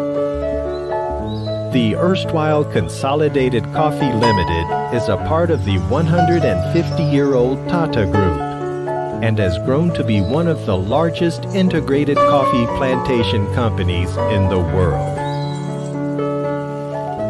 Since we cater to people all around the world with various tastes, we ensure that everyone enjoys their cup of coffee. With businesses including plantations in tea and coffee, we entice the taste buds of our cherished patrons all over the world with the highest quality roast and ground, spray, agglomerated, and freeze-dried instant coffees.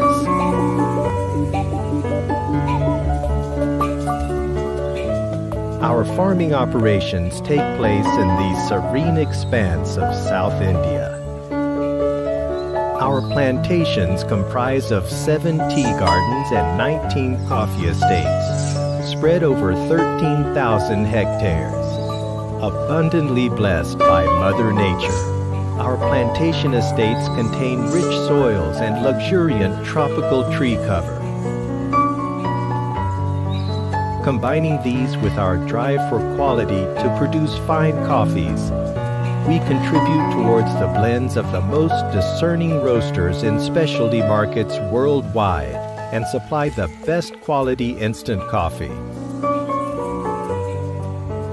With one of the best estates under us, we have the best people working for us amongst Mother Nature to ensure that we all keep moving day after day. We grow both Arabica and Robusta and process the coffee to produce washed and unwashed coffees. The ripe cherries are identified and hand-picked. It is then fermented, washed and dried for the apt number of hours appropriate to the elevation and humidity of the estate. Our product portfolio includes fine single estate coffees, monsooned coffees, and other premium qualities. Apart from our specialized coffee, Green Bean, our varieties of instant coffee, freeze-dried, spray-dried, and agglomerated are preferred world over by coffee lovers. We also consider the special requirements of individual buyers, apart from providing customized packaging for specific needs. We are thankful to Mother Nature for all that she provides. Unique measures ensure peaceful coexistence with the surrounding wildlife. And here at Tata Coffee, we strive to give back to her, such that our future generations are able to experience her beauty as well. All our farms have large irrigation tanks filled by rainwater harvesting, which minimizes groundwater usage. Tata Coffee is a carbon-negative organization. Across the world, when people wake up in the morning, they first reach out for a cup of coffee. During these modern times, coffee surely means a lot more. Diverse people have diverse tastes. Our multiple offerings speak of the diverse range that we have. Our instant coffee is just the perfect choice for those who don't wish to wait, but want that quality coffee.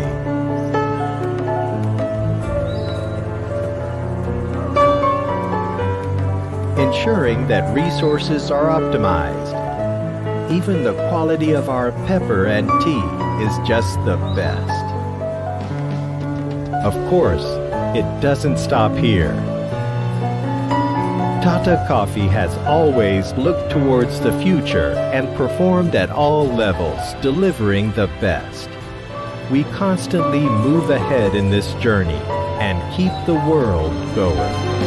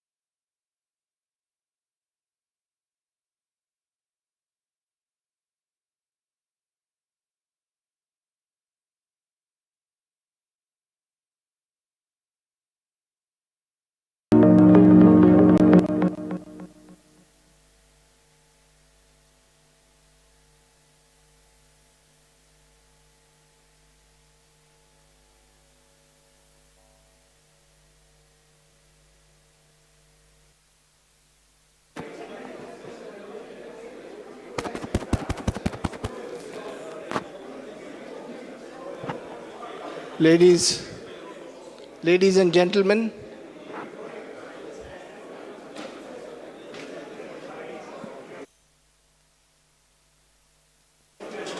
huh? No, you didn't give. You gave one and you said that other one I'll give you later. Yeah, this one.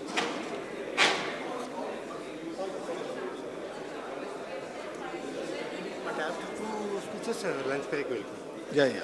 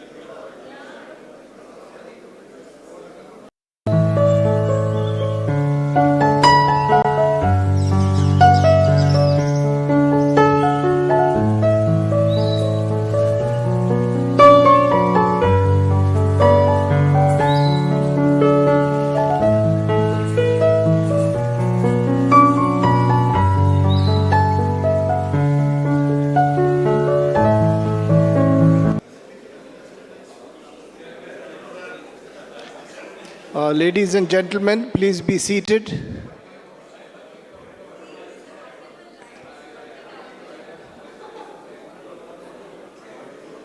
Ladies and gentlemen, please be seated.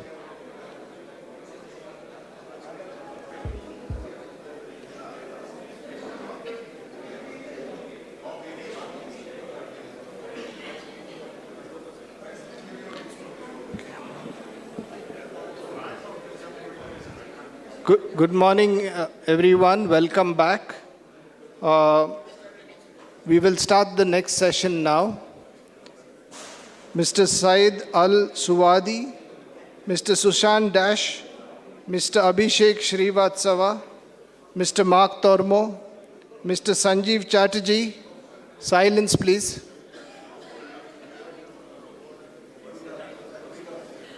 Silence, please.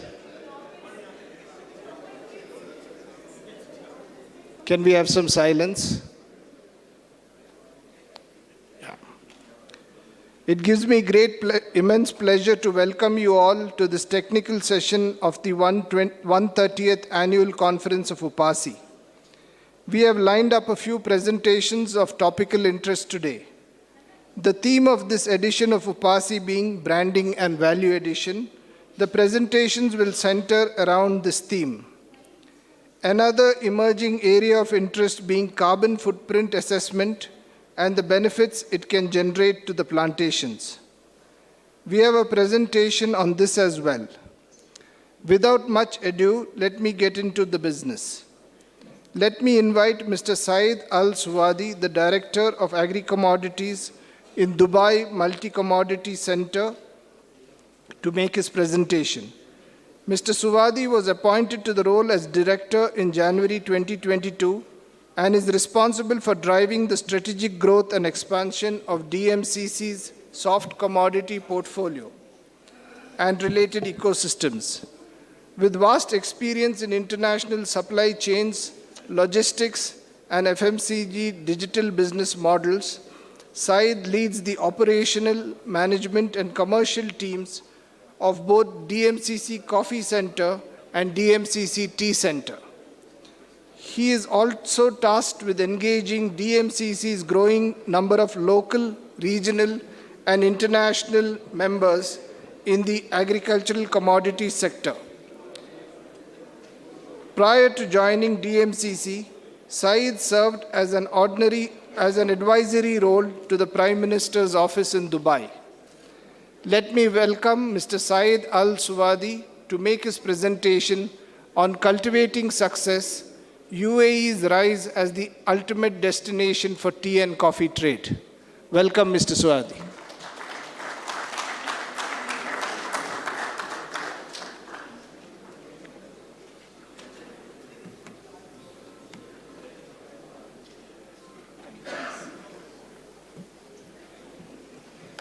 Good afternoon.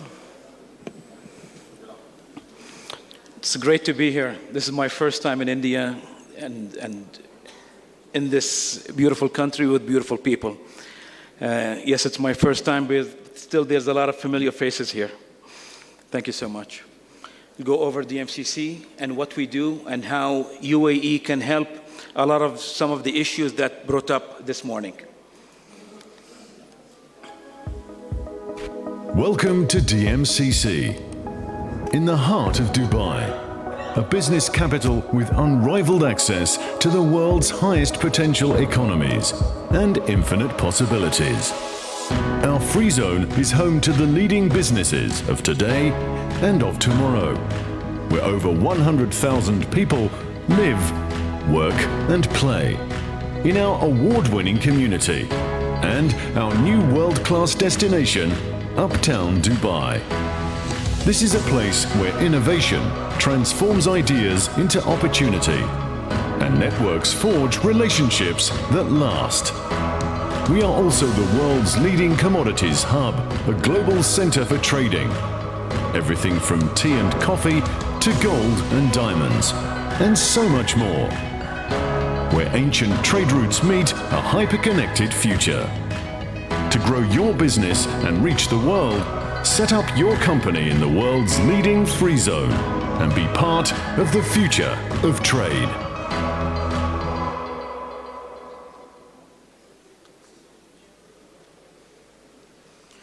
So of course, the UAE, and I'm specifically from Dubai as well, and the location of Dubai makes it significant for the world of trade, as we mentioned, within the MCC. Now, within what makes a lot of uniqueness is how Dubai is situated. And a lot of commodities flow and non-commodities flow through Dubai, which most people are being to realize right now. And this is where we can help this flow of tea and the rest of the commodities that leave this place, and specifically South India, to the rest of the world. Within our 8-hour flight time, we have access to over 5 billion people that are around this radius. That means a lot of trade are moving from traditional hubs that we see. Now, even specifically talking about India, we recently became the #1 hub where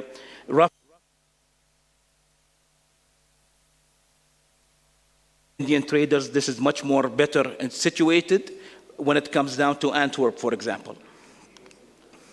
So what makes DFCC, what makes Dubai very different in terms of realization to the world? Today, we're the world's most diverse city. You know, anybody from anywhere in the world can feel home within a week, yeah?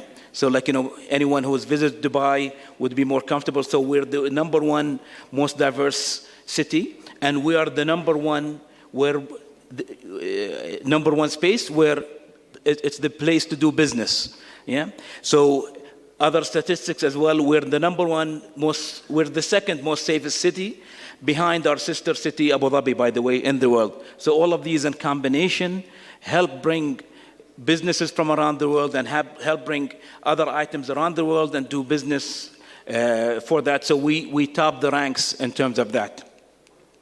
So as the MCC, the Dubai Multi-Commodity Center, we are the #1 free zone in the world out of the 4,000 some free zones in the world. And we have maintained the #1 free zone position for the last 8 years. And this is following pursuit of all our leaders, where we strive to become the #1 in what we do. So we have been formed in 2002 as DMCC, and unlike other free zones as well, we are a government entity. So we do go into negotiations and talks within government to government talks.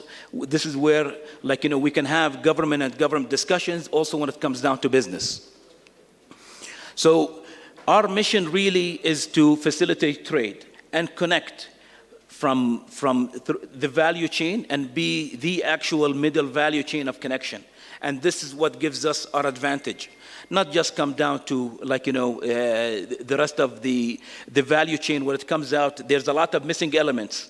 it's hard, and I understand from from estate owners here on this, to move your tea, to find people in Europe, to find people in around the Middle East for your products here, can be a challenge. This is why a lot of companies go and establish in Dubai and the UAE for this specific reason. And this is where it gives us a lot of more sense in creating the ecosystems that we have in Dubai.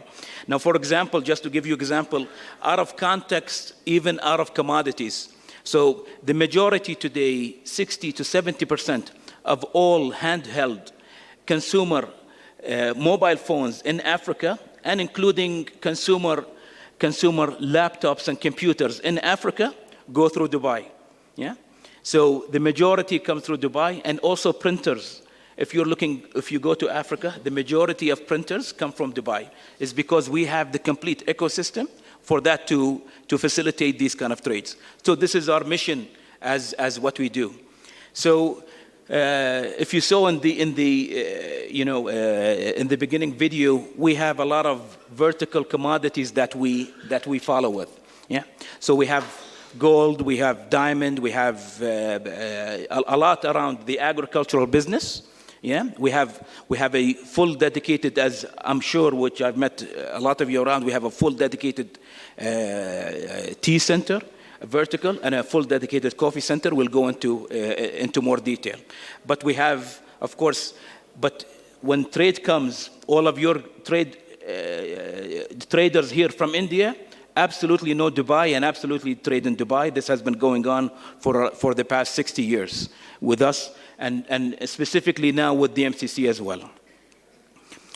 So we'll start at the coffee side of things. Now, coffee is as important, at least for India, as well as tea as well. And the DMCC Coffee Center is a vertical that was recently established next to the tea center, established in 2019. And we're located, of course, in the Jebel Ali Free Zone. And we connect, of course, the world from coffee producers to the rest of the world in terms of the center itself. So our main vision is to make it the trading hub for everything coffee. Yeah, as us and specific and what we talk about in the as DMCC, we do not go and buy and sell. We facilitate all of this from the value chain for you to able to connect to the rest of the industry in the world. Now, our facility has everything to do when it comes down to coffee, from green coffee storage, that's around 600 containers worth of coffee that could come in at any time. We produce, we clean, we sort coffee. That's from the green side. And in terms of the packaging side, we have a full packaging format that leaves from our country, from our facility to the rest of the world. So we have a 2,000 meter squared value addition factory within our center itself. Now, not only that, we have sister companies that we work with. We have companies like DP World that give us access to 80 countries that we move. Tomorrow, you want to know the best destination for your tea or coffee that moves from certain places to other places. Today, for example, we see the trends and we follow the trends of tea. One of the biggest markets that happens in tea today is actually South America. South America is having a big appetite, although now they have been traditional, coffee drinkers. Today they have a big appetite for black tea, yeah, and moreover black tea that comes from outside of China. So this kind of movement is where, if you want to have more access to this is where we tap into our resources and our logistical partners that we work with.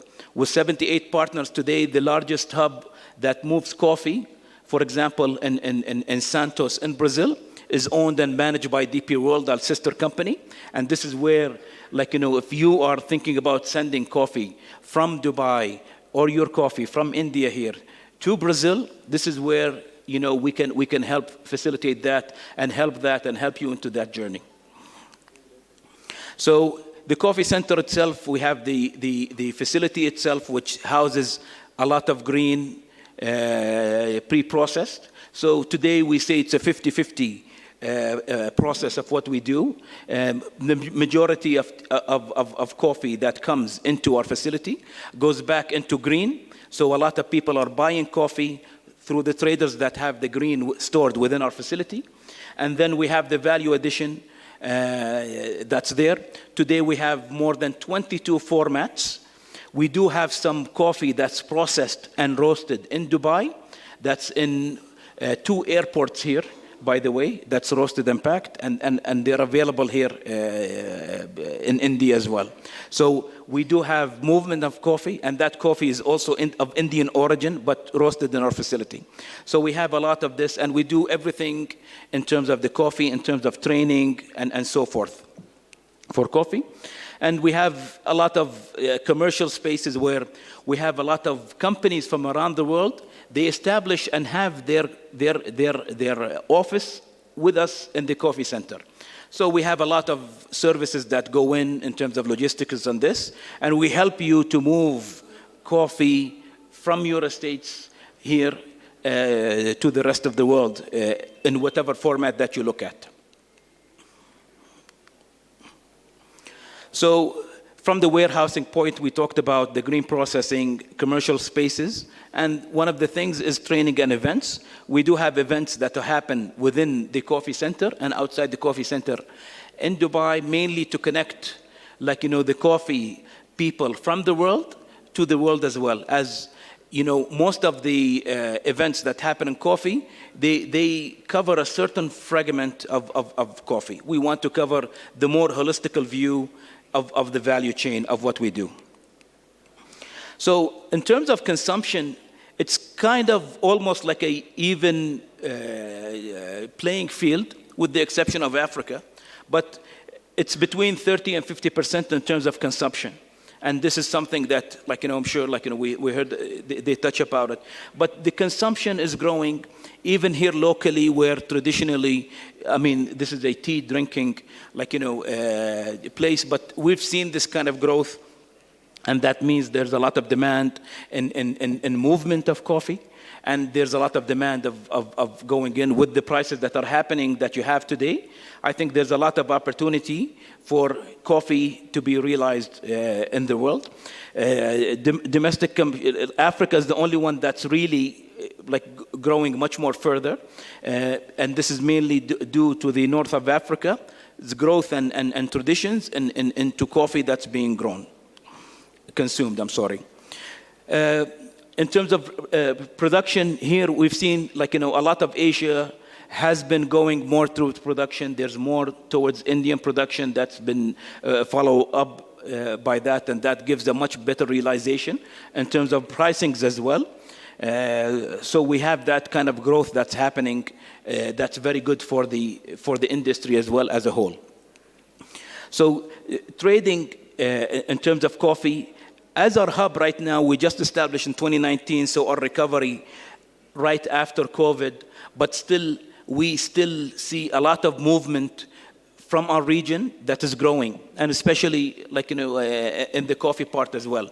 So a lot of people also don't realize is coffee movement doesn't always come from origin. Yeah. So when we go to the biggest producer of coffee, which is Brazil, they're also the #1 exporter of coffee. The second largest producer of coffee in the world is Vietnam. But the second largest exporter of coffee is actually Switzerland. So #3 in the export of coffee is Germany. After that is Belgium. Yeah. So a lot of coffee that goes into Europe, that goes back into Asia, a lot of coffee that goes into Africa actually comes from Europe. And the reason is they would go to estates and buy and everything, and then they really sell it there. Even today in the GCC, in the UAE, 20 to 30% of the coffee that's green, not processed, does not come from origin, would come from Europe. And that is a reality. And more and more growers of coffee even your Indian coffee, by the way, more and more growers of coffee are looking into this realization and trying to change these kind of dynamics where, like, they want to be part of the trading dynamics and the power dynamics in the middle to be able to do that. So these are main trade things that are happening around the world that we want to address mainly also with our center of coffee. Yeah. So in the center of coffee in the world, nowhere in the world today where a grower can send his coffee to a place and still have ownership of that coffee to be traded, except at our warehouse in Dubai. So this has very uniqueness settings for them, for anybody that's in the coffee industry to do that, and the tea industry as well. So, this is an overview of the GCC, yeah, where, as you see, because of, a lot of your coffee ends up in the GCC market, yeah, and when it comes to Dubai, it will go through other markets. But, we're talking always at second place after Ethiopia, and we see that kind of rising. Last year, we saw a 13% rise of this movement from India specifically. So Saudi Arabia also is the second highest, market in terms of consumption and imports of this, where we're trying to make it more easier, and this is due to the fact mainly of Dubai factor.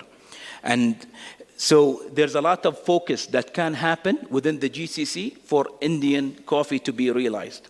One of the things that were talked about earlier is raising the factor of how coffee and the quality product of coffee, and the more this is understood from that part, it will raise, from consumption at least to these markets that there. So, as I said, in our center, we connect and have this, if people who grow coffee want to get connected with people who have brands, this is the place to be. And our coffee center mainly does that. So we facilitate how we move, we facilitate effectiveness and solutions for us to be able to help the coffee industry as a whole, as we did with the tea industry, by the way, which I'll come up to, help grow and maintain, and help grow everybody in the value chain, as opposed to, having different dynamics of growth in the different parts of the value chain. So there's more ideas, and us becoming a member, by the way, of the coffee center comes with a $0 price tag. Yeah, so you can have access to a lot of things that we do. We do have a lot of services for free. Our mandate is mainly to move coffee to that. So becoming a member with the coffee part, with the coffee center is completely free. And there's a lot of things that we can work around in terms of growing that business. And now, of course, we come down to the main touch subject of this part, of course, which is tea, yeah? And the MCT's tea center. Now, in the Middle East, of course, we love our tea, and we have our own customs and with tea and coffee, by the way. So just going back, for 1 second, our first currency that was made in 1973, after the United Arab Emirates was established, our dirham coin, if you've ever seen it, has a coffee pot on it. That's how much, coffee is part of us, yeah? And in all honesty, so is tea, yeah? You will never go to a place of seating where you'll have to find a coffee pot and a tea pot, yeah? And we love both. It's part of our social engagement, yeah? We go and socialize here in tea. We socialize around coffee, and it has big tradition with us.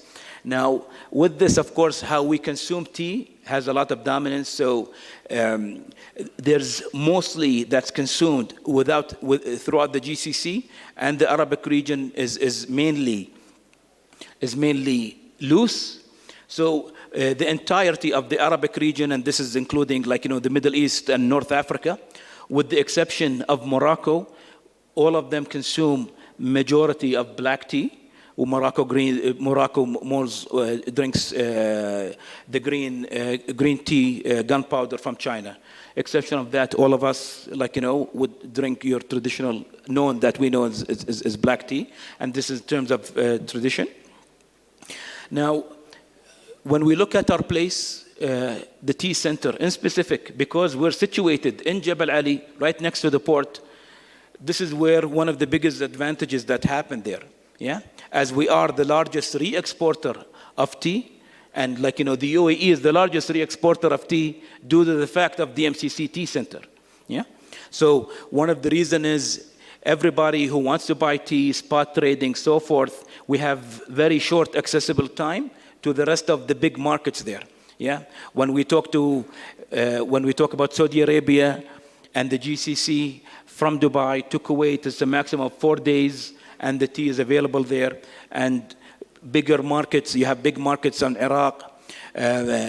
So there was Iran that came up, by the way. So just to let you know, during next month, the UAE has special negotiation talks with Iran, with tea on the agenda. This is how we're talking to them to bring this part of our negotiation. As a government entity, we are talking on a government level with Iran to bring tea on the agenda, because as something that we heard here from the tea board and the tea experts here, that the movement of tea to Iran has been overwhelmed by the movement of Sri Lankan tea to Iran. So we are working on that kind of factors, by the way, and we have a very, it's part of our, program. But as what's happening right now, you can see that, our access to big tea markets is much more situated than anywhere else, where also traders can maneuver different kind of movement from Dubai to the rest of these nations, big consuming nations, and make it much more easier to find paths than they would traditionally from India. So, established in 2005, today we process around 42 metric tons of tea. We offer a lot of solutions in terms of tea. We make around in a year close to 120 brands of tea that go throughout the world. If you go to Australia today, the #1 selling black tea that's in Australia is packed in Dubai. Yeah? So these are the kind of things that we help companies move with and find new markets with. This company is an English company, by the way, and they pack through us. They buy a majority of tea from around the world, and we work with the largest, tea manufacturers around the world, and been doing so for a long time. So this is why all the traders and buyers come within our facility to be able to connect these items together. Of course, with this, we have a new change where we're going to have a lot of new formats in terms of end products that are coming out of our tea center very soon. So we have a packaging facility within that. We have blending and tasting that happens within our facility as well, where a lot of teas, it's much easier to blend different origins that you would do anywhere in the world. A lot of teas today from India, end consumers and end companies want them to be blended. There's no much better, easier place than to do it at our facility in the world, actually. And this has been shown time and again. So we have storage facilities that we're expanding as well. And we have office facilities for representations, offices to be there.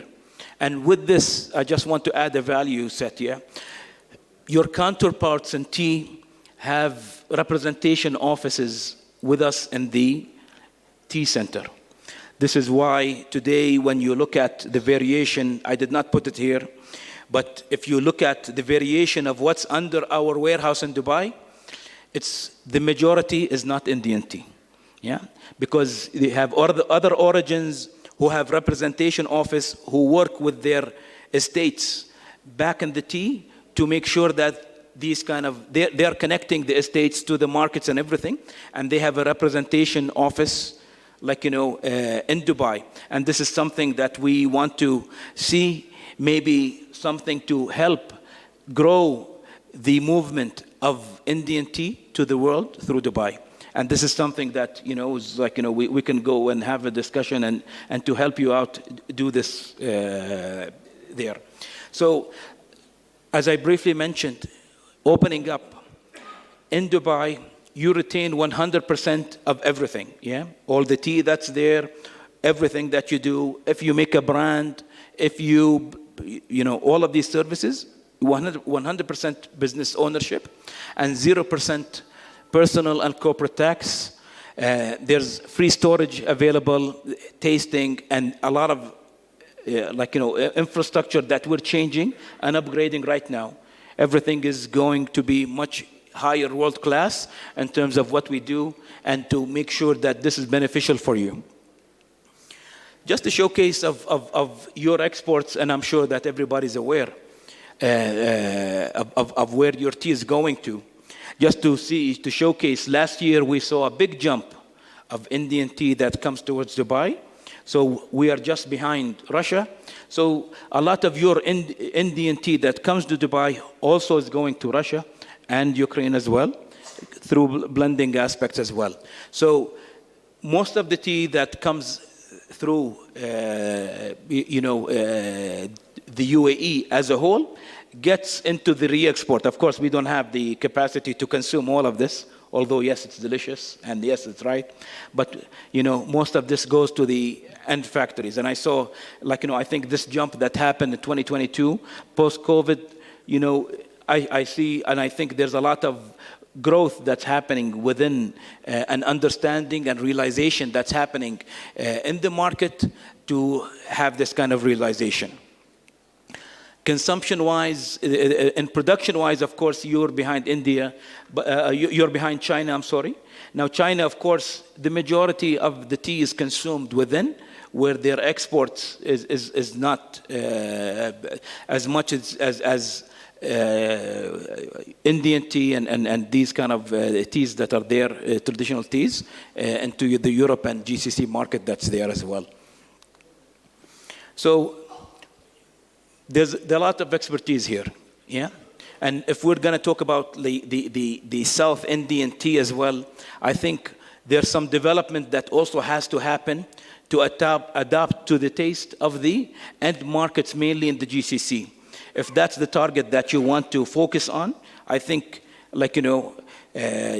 some work has to be done from this end of the value chain where, to have number one, maintaining this kind of flow of end products that move, that's there. And one other major thing that we found out is improving the orthodox leaf teas from here, because this is mainly the demand that we're getting from consumers around the GCC and Northern Africa that are looking for that. So we help also small, high-end, premium teas to come and pack and get sold there. And there's a big market that's growing there. The more that we see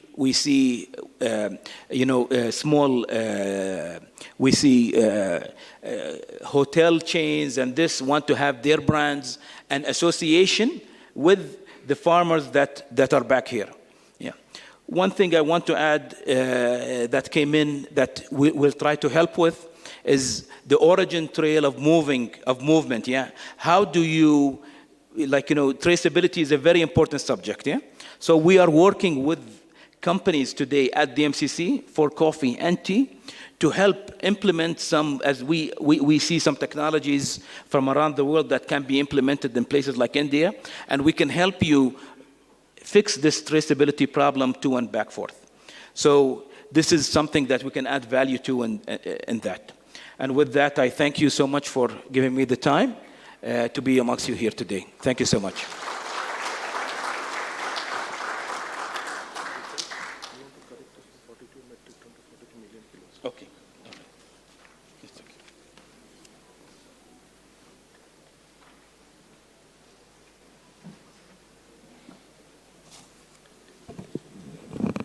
Thank you, Mr. Said, for your very enlightening presentation. Many of our members have come to the DMCC and attended some of the sessions there. And I think after your presentation here, we will definitely engage with you. We'll probably have a day-long session in Dubai and come and see your facility. I'm sure many of our members here would be interested in, taking this further. So thank you.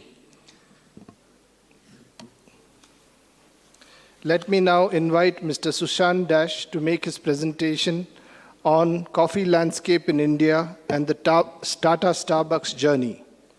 Mr. Sushant Dash is the Chief Executive Officer of Tata Starbucks Private Limited, which is a 50-50 joint venture between Starbucks Coffee Company and Tata Global Beverages.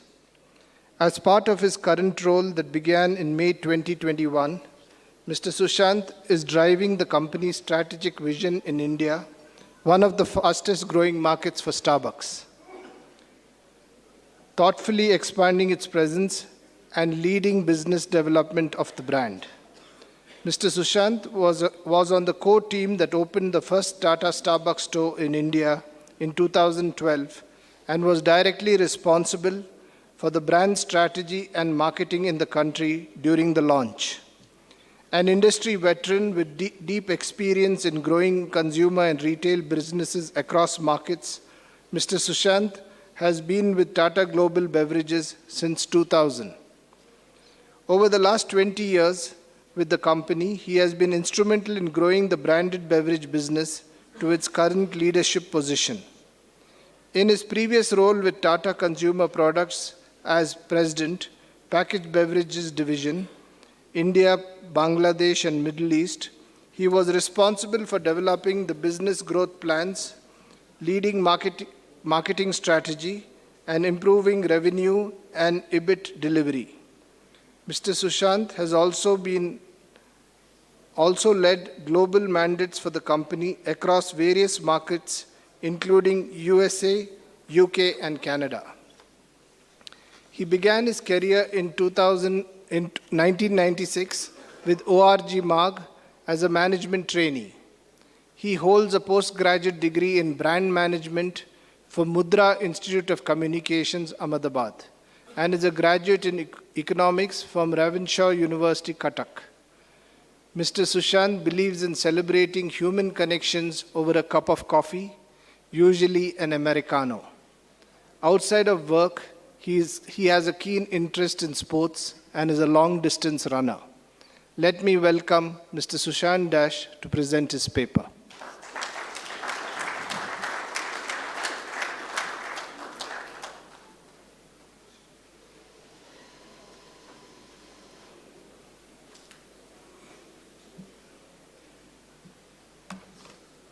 Good afternoon, everyone. Thank you for inviting me here. It's always a privilege, a lot of faces that I've seen over the years. I think this may be the third time that I'm presenting in UPASI, but the first time on coffee. I think the previous two times I talked about tea, so it's interesting in my new role that I now get to talk about coffee. What I will do over the next 25 to 30 minutes is primarily try and cover three topics. First being, what are the things that Starbucks looks at when they are sourcing coffee? So that we know what are the criterias, what are the things that as producers are important from a global company's point of view. The second I will cover is trends, global trends that is helping in the growth of coffee. What are some of the global trends? And the last is, what are some of the things that we have done as Starbucks in India to grow coffee and how the brand has performed to the extent that it has and what has led to the growth. But to begin with, what's the brand about? Starbucks, if you look at, first opened in 1971, so we are a little over 50 years old. In the 50 years that the brand has been in existence, it now sells in more than 80 countries and has more than 36,000 outlets. If you look at, as I said, the first thing that I'll talk about is in terms of the coffee sourcing.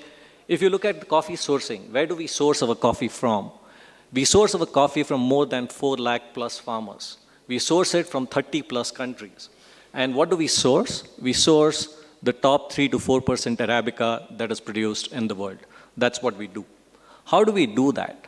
What are some of the things that we commit to? I think there are 3 clear pillars in terms of what we think is important for us, and I will talk about it a bit more in subsequent slides.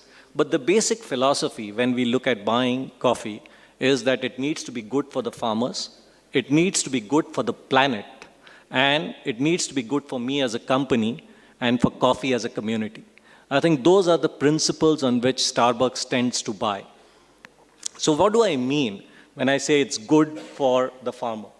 You know, when I say it's good for the farmer, it means that it needs to be economically viable for the farmer, and that it needs to be, and that he needs to be socially responsible.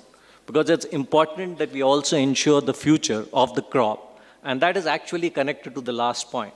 If I am a coffee brand and I want to sell coffee, I need to ensure that it is sustainably grown and there is enough coffee in the world to meet demand, or the growing demand. Otherwise, it becomes an issue. The second is that it needs to be good for the planet. We as a company have committed in terms of to reduce our water usage in terms of our carbon miles by 50% by the year 2030.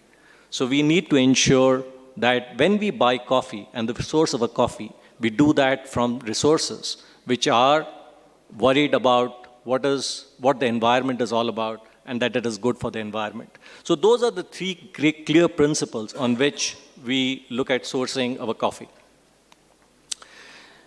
So those are the broad principles. How does that translate actually in terms of actionability? The first and foremost is economic transparency. Each and every farmer, and this is more true for markets, let's say like Indonesia, or the Sumatran coffee, where there are small growers who actually grow the coffee, and it is then bought in by roasters and sold subsequently to us. But we need complete economic transparency. We need to ensure that each and every farmer, the small grower, is paid the right and equitable price. So it's not just about putting a slogan up there saying it's right for the farmer, but then actually walking that distance in terms of ensuring that what we are talking about is actually ensured. So this is important in terms of what you finally do. It's in terms of the quality. Obviously, we are at the end of the day a branded player. We need to commit to our consumers. There needs to be a consistency. There needs to be a certain quality that we have committed to. And Starbucks, one of the things that it's known for is its consistency. In terms of the coffee that you get in any store across the 36,000 outlets needs to be the same. To ensure that the quality is the same, the principal ingredient needs to be the same. So the quality is very important in terms of the taste in a cup. It's in terms of the social responsibility, I've already talked about it, and environmental leadership. It is in terms of, as I spoke about, protecting and conserving water, energy, and the biodiversity. So how do we do this? We do this through what we call the CAFE practices. The CAFE practices is a set of buying guidelines that we have. And this is actually something that we need to we ensure that every producer that we buy from needs to follow the CAFE practices. The CAFE practices are a set of around 150 guidelines, and they are audited by a third party. It is not that we do the auditing by Starbucks. It is done by a third party. But for us to buy coffee, it's important that the growers follow the CAFE practices, and these are the principles on which we will evaluate. As I have already talked about the difference, I think the big, and that is actually at the end of the day, where the difference in terms of when we say Starbucks and what is different in terms of Starbucks and why Starbucks has grown to the extent it has. You know, we talk about the third place, we talk about the marketing, we talk about the stores, but at the heart of it, it is still a coffee company. We are about the coffee, and the difference, the first difference has to be in the product. And I think I heard a lot of talk this morning during the panel discussion. I caught some of it in terms of, I heard Matthew making a point about how we need to grow tea. You know, I have been hearing these discussions for the past 15, 20 years. I have participated in quite a few of them. But I think the important thing is that we need to be proud of and ensure that the Indian tea and Indian coffee is differentiated. The product is differentiated. And how can we differentiate that versus Sri Lanka or vis-a-vis the Kenyan producers. That is what we need to concentrate on. I think Starbucks has done that very well. While there is the peripheral in terms of the marketing, in terms of the store, in terms of the beverages, but the first and foremost thing that they don't compromise on is in terms of what the coffee stands for. Each coffee is tasted 15 times before it hits the consumer's cup, before it is bought, in terms to ensure that the quality that they want and the consistency that they want is actually adhered to. In terms of the support that they provide, be it in terms of the communities through the Starbucks Foundation, and the Starbucks Foundation does a lot of work even for the girl child in India, in the Northeast. We also work in the Coorg region in terms of the Farmer Support Center. So it is, again, not just about telling the farmers that these are the criteria that we want you to adhere to, but it is also about helping them in terms of, and the farmer support centers that we have are not just for farmers or growers who follow the cafe practices or who sell to us. They're open to any farmer, any grower across any part of the world in terms of best practices, in terms of samplings. And that is the commitment that Starbucks has put into the table in terms of coffee and coffee cultivation. And that is what, at the end of the day, ensures that you manage to do things that are right for yourself, for the community, and for the planet. So that was in terms of the sourcing. I will now move on in terms of what are the global trends in coffee. If you look at coffee and the growth in coffee growth, if you look at as coffee is growing at a very healthy rate, I would say. And a lot of this growth is actually being driven by the younger generation. You know, nearly 50% of the growth, mainly in specialty coffee, is actually driven by people in the 18 to 39 age group. Millennials are a big part of what is driving growth of coffee globally, and specialty coffee especially. So if we, as Indian coffee growers, or as someone who want to represent Indian coffee, we need, or tea for that matter, we need to be very, very clear that we need to appeal to the Gen Z. We need to appeal to the millennials. We need to understand as to what they want. Because if we still try to market it to people, and today the consumers might be 35 plus, 40 plus, 45 plus, but you know, the growth will not be driven by them. And they already have formed habits. So if we want to make a difference, we need to go to the youngsters. We need to go to the Gen Z. They are the people who actually, and the important part about the Gen Z and the younger people is that not only do they decide what are the new trends in terms of beverages and tea and coffee in particular, but they also influence what goes into the household. I'm sure everyone here who's a parent, mainly to teenagers, will agree that most of the stuff that comes into the house in terms of be it food, beverage, where they go out, holiday, a lot of it is decided by the teens in the household and not by them. They might think that they are taking the decision and paying the money, but actually the decision is made by the teenagers in the household. So it's important that we understand what these teenagers want. So one of the things that is driving growth, as I mentioned, is growth in terms of iced coffee. Cold coffee, as climate changes globally, is actually one of the things where there is a lot of innovation, there's a lot of work, something for us to think about. Because in terms of what you do with iced coffee is slightly different in terms of the raw material, in terms of the coffee and the kind of coffee that is required. But iced coffee is clearly one of the things that is driving growth across the world. The second thing is specialty and artisanal coffee. Again, the Gen Z wants differentiation. They do not want the same old coffee. They do not want your cappuccinos, your lattes, the same filter coffee. They want new age coffee. They want things that are developed for them. And specialty and artisanal coffee are driving growth. If you look at the growth rate for specialty coffee, it is going to be 11.5% CAGR, much higher than the normal growth of coffee that you will see over a period of time. The third thing that I think that we need to keep in mind that is important for the youngsters, for both the Gen Z and the millennials, is in terms of sustainability and in terms of increasing demand for certified coffee. And this is not just for coffee or tea. If you look at anything that, they consume, they want it to be cause-related. They want to know what is happening at the back end. They are no more just satisfied consuming something that tastes good or, they want to feel good also. They want to do things that are socially, that makes them come across as socially relevant. Even in terms of jobs, when they're looking to work, they're asking for what the company stands for. So more and more they identify with brands or products or those parts of the ecosystem which are cause-related, which are sustainable, which are certified. And that, I think, is something that we could really work on to create a differentiation. There's a lot that we already do as growers, both in terms of coffee and tea, in terms of sustainability, in terms of the environment, in terms of our social responsibilities. It's a question of talking about them and creating that differentiation, because the new generation puts value to it.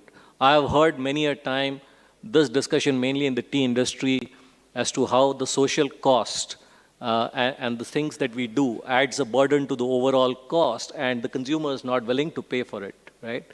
But I think you now have a set of consumers who could possibly pay for it if you talk about it and if you actually do it in a manner that they understand. So I think important trends in terms of where this will go. The last part is in terms of customization. This generation, again, is not happy in terms of mass-produced, the same kind of thing for everyone. Everyone believes they are individuals. They believe, hence, that as individuals, they need something that differentiates them. And when it comes to the beverage of choice, that is one of the trends that we see across board. So those would be the 4 broad trends. I've divided into sub-points. But if you look at the global trends, I think that is what is driving the growth. And those are the brands that are doing it well, or commodities that are doing it well, are the ones that are growing. So coming to the Indian story, and in terms of what is it that we learn, what has led to the growth of coffee, I think this is something that all of us know. We are a tea-drinking nation. Even if I look at South, which is where coffee, even after considering the South states at an all-India level, if I look at penetration, tea is nearly 90 plus. It is ubiquitous, and coffee is only 12 to 16%, depending on which data set you are looking at in terms of consumption. Even in the state of Tamil Nadu, the size of tea is much more than the size of coffee in terms of, the monies, in terms of the final retail value that you get. So in a country like this, when Starbucks first launched, the question was, will people, can you grow? You can always have 10 stores, 15 stores, 20 stores. That demand always exists because it's the top 0.1, 0.5%. But if you want to create a sustainable business, if you want to have a long-term perspective, the idea is not just about 20, 30, 40 stores, but the idea is that you need to grow the business in a sustainable manner. You need to spread. And for that, you need to grow the category. You need to ensure that people adopt you and there is empathy for you as a brand, and people don't just see you as an American brand which has come into India. So what are some of the things that we did to grow that? Okay, before I go that, I think one of the slides that I also wanted to talk about is that the opportunity that we have. One of the things obviously is what we did. But before we go to what we did is also why we are so bullish about India.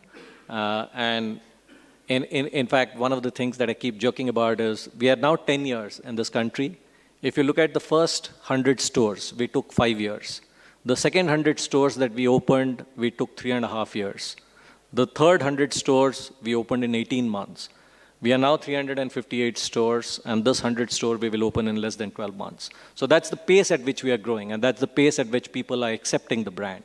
That has happened because, A, the economy is growing, and if you look at as the economy grows, out-of-home consumption will grow, and anything new that you have will also grow. So the chart that I also wanted to talk, so the estimate that we have is that the out-of-home consumption in India will grow 3 times in terms of coffee over the next 10 years. So that is the scale at which we are talking about growth, nearly 10 to 11% CAGR in terms of out-of-home. So we are very bullish in terms of where it will go, and that will be driven by 2 things. One is in terms, as I said, the growth of the economy.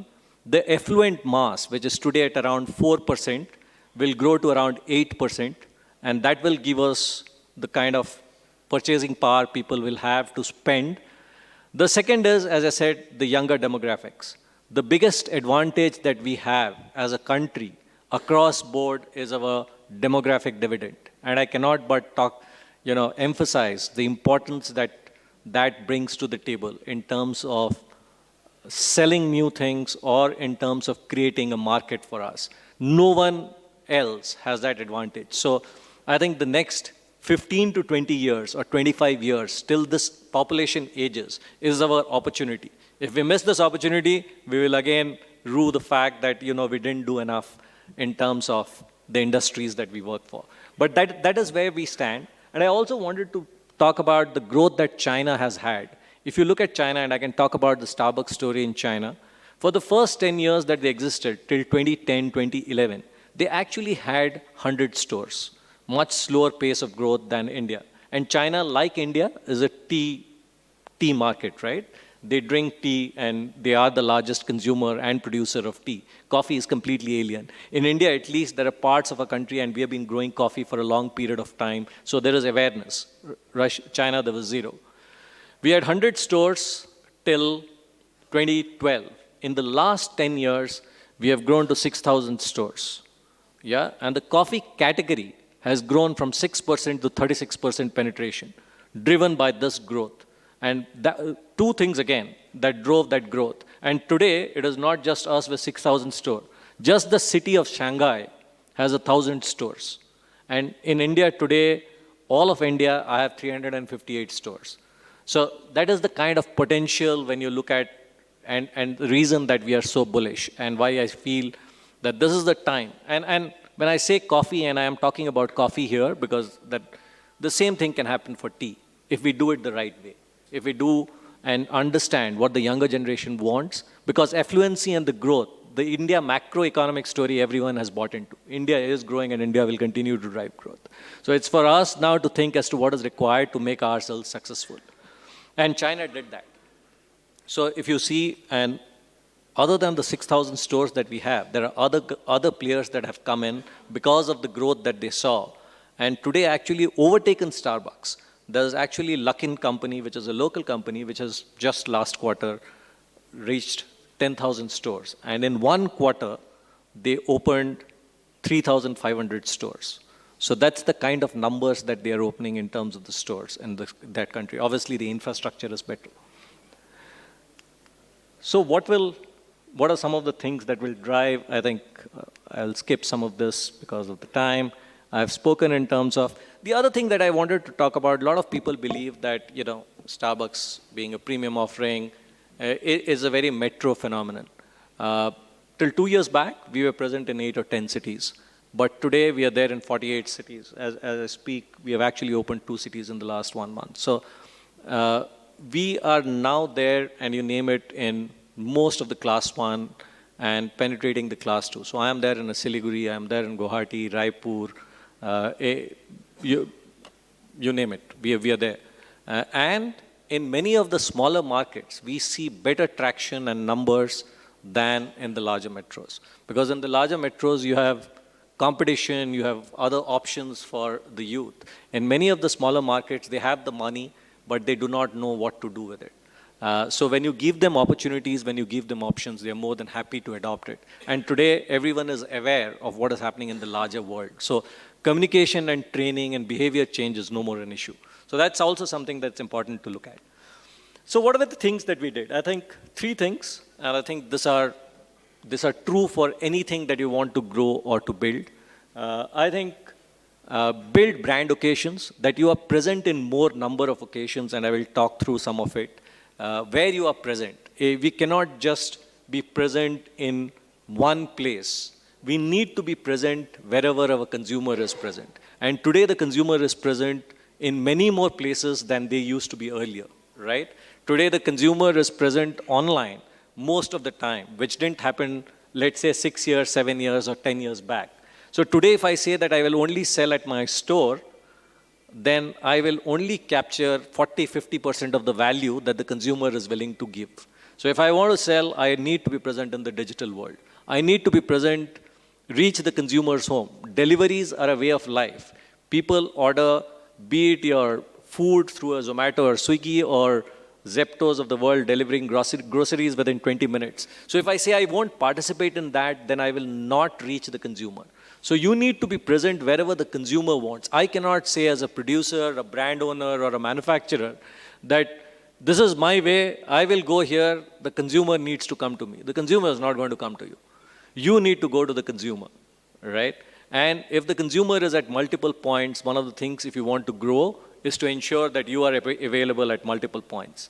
The second is product relevance. We need to be relevant as per local needs.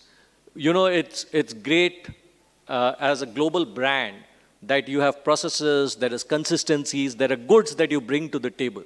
But at the same time, what wins heart, mainly when it comes to food and beverage, is the empathy and the local requirements. Every country, every culture has their own wants, own requirements in terms of what they like or don't like, right? The way they eat, the way they dress, and it is very important that brands embrace the cultural nuances and localize if they want to actually grow and be part of the social milieu. Otherwise, you will be restrictive. You can always say that I will stay what I am. I will be true to my brand. This is how I grew. I am an American brand. I'll stay true to what it was. But then you will only appeal to a limited set of people. If you want to expand, you need to be locally relevant. And I think, and I'll again talk a bit about that. And finally, it's all about the team in terms and to ensure the training and the consistency. You know, you can have whatever strategies you want, but if you don't work together and if you don't ensure that the front end and the team delivers and executes and understands that, no strategy will work. So it's important for any brand, any company to ensure that the first thing that they do is to ensure that the partners, the employees understand what they are looking to do and why they are doing it, and also ensure the right kind of training.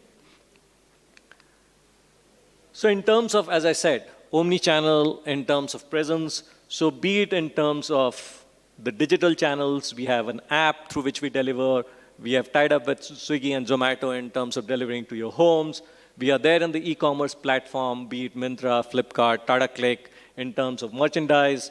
We are there in multiple points. For example, if you travel in premium economy or in terms of business in Vistara, you will get served a Starbucks. That creates the imagery. That creates, you know, people realize and they come in touch with you. So one of the things, for example, if you want to grow Indian tea outside and we need to create awareness not just at the trade fairs, which I know we participate in, but we need to do it where the consumer is. We need to create it at multiple points. We need to tell them as to how Indian tea is better at the point where they're consuming it. Same for coffee, because you know otherwise the consumer pull will never happen. In terms of, it's important that we do it where they consume and where the requirement is the highest. So that's what we have done. And today, actually, if I look at my stores, outside my stores, nearly 20-25% of our revenue comes from outside the store. It's not the store that, that gives us all our revenue. I talked about being relevant locally. I think one of the things, obviously, is the food, which is not there on the slide. But a lot of the food that we serve is localized. And localized to the extent that today we actually sell food by cities, by locality. So for example, what I sell in the south stores, or even Kerala versus what I sell in Karnataka, there will be 5 or 6 items which are specifically made for that city, that region versus, let's say, what is globally available. So in terms of the thought process, you will have what is globally relevant because people come to the store wanting, you know, what they have heard about, what is there on the net in terms of the global heroes. but then you have what we call as the national heroes, and then what is called as locally relevant. So we have done a lot, and I'll show you some of the products, but in terms of be it the end beverage or be it in terms of the coffees that we sell, it is not just about creating coffees from different regions of the world, but also creating coffees for India, and that we make it relevant for the Indian consumers. These are some of the innovations that we have done in terms of coffee, which we sell in the Indian market. So obviously, we did the Diwali blend, which we do every year, which is an Indian coffee, which is relevant only for India. We have what we call as the India Estate blend, which again is something that sells actually quite well because there is a sense of pride, which is only for the Indian market. We actually took Indian coffee global. The Nilgiris Reserve was the first Indian coffee actually to feature across all the Starbucks stores and the roasteries and the reserves. I think it really did it created a lot of pride in terms of Indian coffee. I think we need to do much more of that. We obviously source our signature espresso from India. This is the first market actually that Starbucks allowed sourcing to happen locally. Across the remaining 80 plus markets, they have never done that.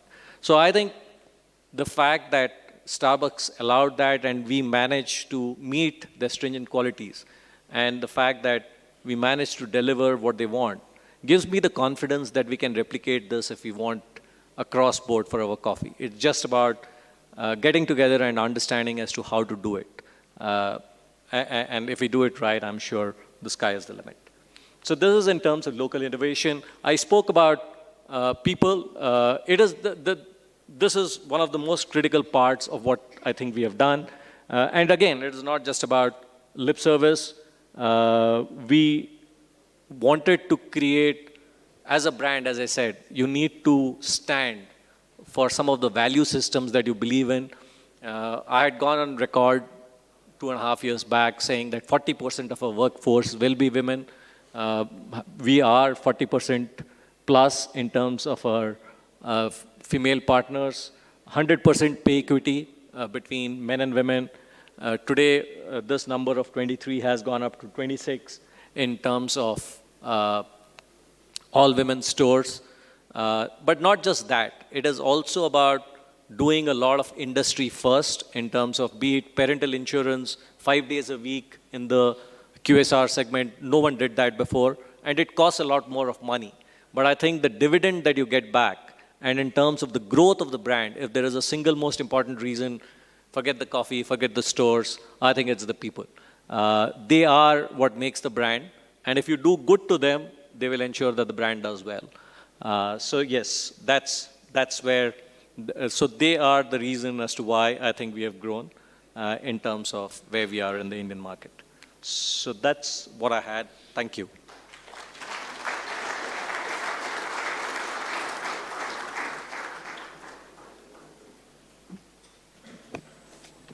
Thank you, Sushant. You have answered many of the questions which we as growers of commodities keep grappling with. So very enlightening. Thank you. So we just have a few minutes. So would anyone like to ask any questions? Probably we have time for about 2 or 3 questions. Gentlemen? For Mr. Saeed and for Sushant. Please.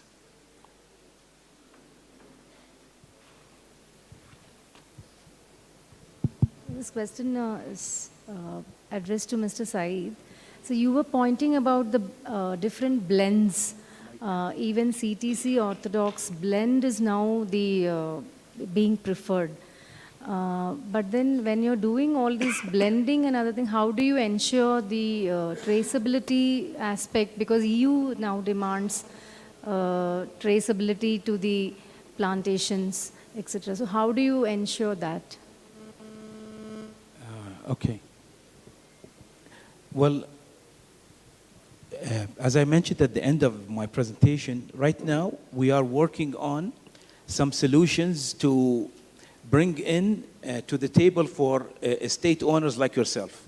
Now, if we follow the traceability from sources of India and other sources that will go into that blend, so we will be able to maintain this blend.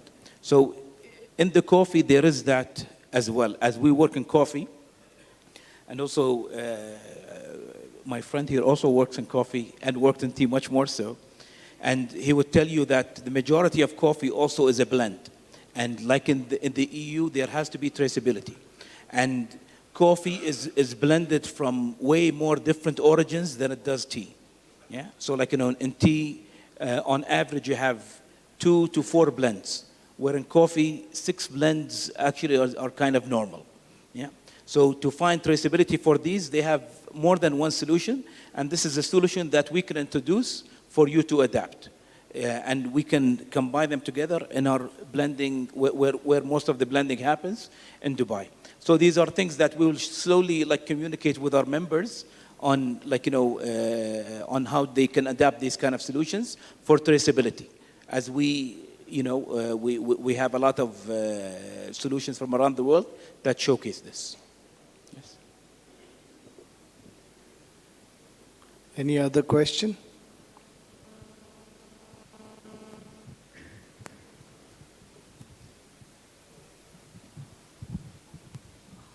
Hi, very good afternoon to both of you. So I'm Soumendra Naik from PI Industries. I look after the strategy part of it. So my question is for Mr. Sushant. So I very well understand that when you showed the statistics that 90% of the houses in India, they are already intruded by tea and only 12% is into coffee. So you have an immense scope of gaining that market of coffee. But somewhere you come across a double-edged strategy. Sometimes you have a two-tier of strategy. Like once you try to grow the coffee against tea, and then again you have one more strategy you have to add on where you have to grow out of home consumption of coffee. So you have to pull the customer there. But have you ever thought of any strategy where we can actually balance and harmonize both the tea and coffee, and we can grow both of them consumption in the household as well as out of home consumption? Sure. At the end of the day, both will grow. One of the things as the economy grows is the number of occasions when people have a beverage. Okay? And as I said, I have now been in the industry for 25 years, and if I look at the daily consumption of an Indian, when I started off, and for many of us growing up, tea in the house was made and beverage consumption was twice a day. You had tea in the morning and you had tea in the evening, 4 o'clock, right? And if you went to office, then you got tea at 10 o'clock and you got tea at 2:33. Today, there are at least 3 or 4 other occasions when some beverage or the other is consumed. It could be a juice, it could be a Coke, Pepsi a carbonated drink. When you go out, you order for a cold coffee. There are occasions when... So as purchasing power and the economy grows, the number of occasions in which beverages are consumed is much more. If earlier it was 2 or 3 a day, it is now 4 or 5. And that number will go up, the per capita consumption. So now it is a question of whether we as marketers of tea and coffee ensure that we get a better share of those occasions than someone else. Because there are other people also trying to get into that beverage moment, right? Whether it is the carbonated or the juices. So the question is whether we are smarter than them in terms of getting it. So that is one. Second is in terms of, it is not about one or the other. The point of that chart was not to say that we will take share from tea. Tea out of home consumption is actually hardly anything. And the value of that is very low, right? The idea is that today the consumer is not buying into coffee, and that is the potential that you can get to 90-95% for a beverage. And we didn't drink tea, 100 years, 150 years back, right? But that's the kind of numbers that has happened over a period of the last 100 odd years or 150 years. So you can do that for coffee. That was the point. Thank you. Thank you. Can I? Please. So I have two questions. One is to Mr. Swedi. You seem, the way you are presented about the DMCC, it's supposed to be a trade center. In that context, do you see an opportunity of doing an online auction system there, where globally the teas can be put onto the platform, because both the buyers and sellers are sitting there? Do you think there is a opportunity there, or is there a merit in looking at that? And second question is to Sushant. While Starbucks has certainly created a mark of its own, do you see that Indian single origin teas will find a space in your shelf in order to see the traceability and as creating a mark by itself? Thank you. Well, thank you. It's an interesting question. So, I mean, right now, we're actually working with the Kenyan government and the Kenyan Tea Board. And all the auctions that happen in Mombasa have a representation in Dubai with the samples available in Dubai. And this is something that we're trying out on a small scale to see how that is possible. In the end, we've seen also that a lot of these buyers want to spot trade the tea under our roof. This is why we're expanding we have been at capacity since 2022. So with this happening, this can only happen with the tea board, as if there's a way for us to do that, and also a realization of the tea that's in Dubai is going to have a different set value than if it's the same tea in India as well. Where in Dubai we would know, because right now for the Kenyan part, we know exactly the price of shipping and everything until our location in Dubai. And this is because we have representation, of the board. And I think to get to that realization, I think we should be working together with the tea board of India and have a different kind of relationship, really, to do that. And I see that's a really big possibility. Today, traders and this want to see different variations, and we've seen, different countries want to buy Indian tea through Dubai. This is where we, at the end, you see this big shot of this is mainly for that. So there is opportunity, and I think there is potential. And, we are ready as a government entity representing under the government of Dubai flag that we can actually, work on something to do that. So yes, we see a big possibility to do that, yes. Thank you.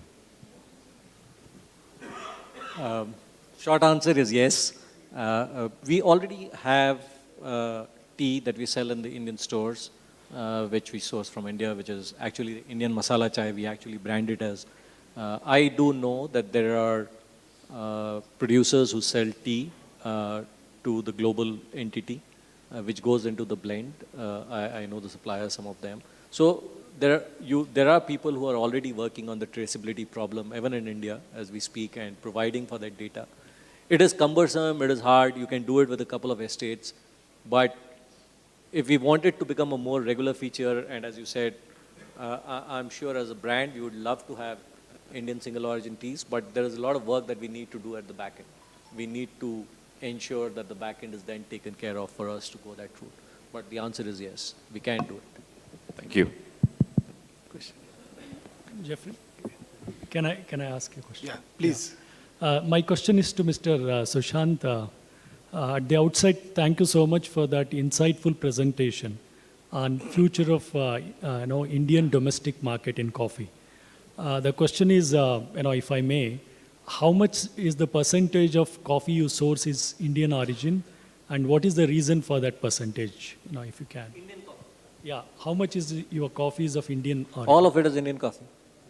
Indian origin. All of it is Indian origin, Indian coffee. Okay. Thank you. I think the question is what compared to your total consumption or sourcing. All our stores, the coffee that we sell is Indian coffee. Okay. Thank you. Yeah, my question is. Okay. Are you talking globally? Globally, yes. The question was in India, right? My question was in Indian market, how much you are using. If it is 100%, my big applause again. Yeah. Thank you. It is. It is.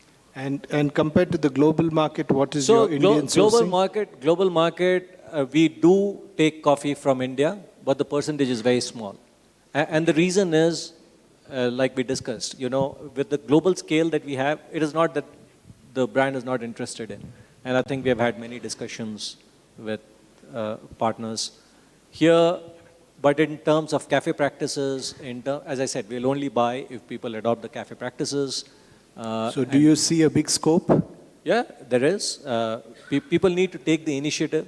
See, as I said, like for the consumer, in this case, let's assume for the producer, Starbucks is the consumer. So you need to go to the consumer. The consumer will not always come to you. Like I said, you need to be omnichannel. Like me, I need to go to the end consumer. I cannot expect the end consumer to come to me and say that this is my offering. If you want, you come to me. I need to find out what my end consumer wants. What are the things that will make him come to me and not go to others, right? So I need to take, if you ask me, the initiative. But the opportunity exists for everyone. Thank you. Last question. Anyone? Okay. So we've come to the end of this session. So before we break for lunch, we will hand over a memento to Mr. Syed. I request our Vice President Sridharan to please come up and hand over a memento to Mr. Syed.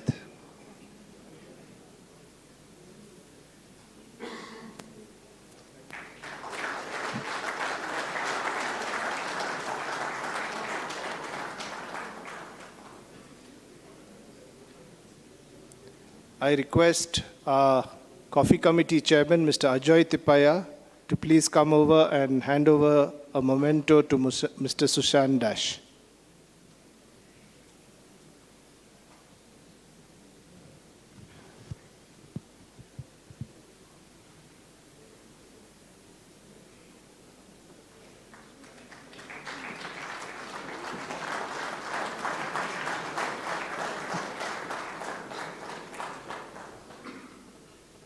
Thank you, ladies and gentlemen. Now we will break for lunch and we will reassemble at 2:30, please. Thank you.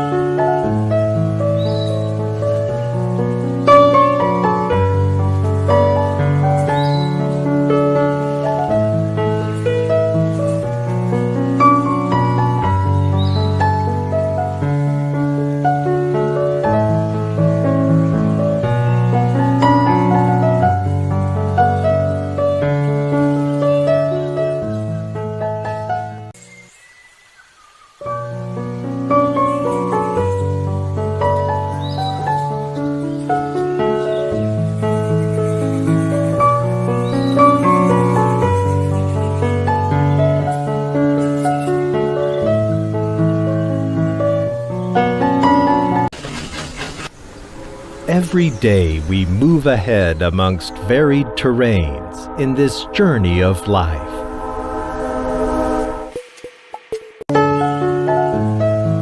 Join us and become a part of this legendary family. This successful journey that has spanned over decades now has reached innumerable destinations, with each one being special. Tata Coffee.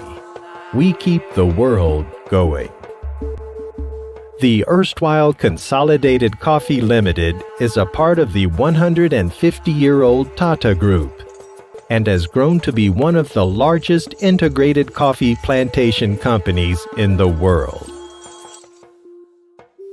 Since we cater to people all around the world with various tastes, we ensure that everyone enjoys their cup of coffee. With businesses including plantations in tea and coffee, we entice the taste buds of our cherished patrons all over the world with the highest quality roast and ground, spray, agglomerated, and freeze-dried instant coffees.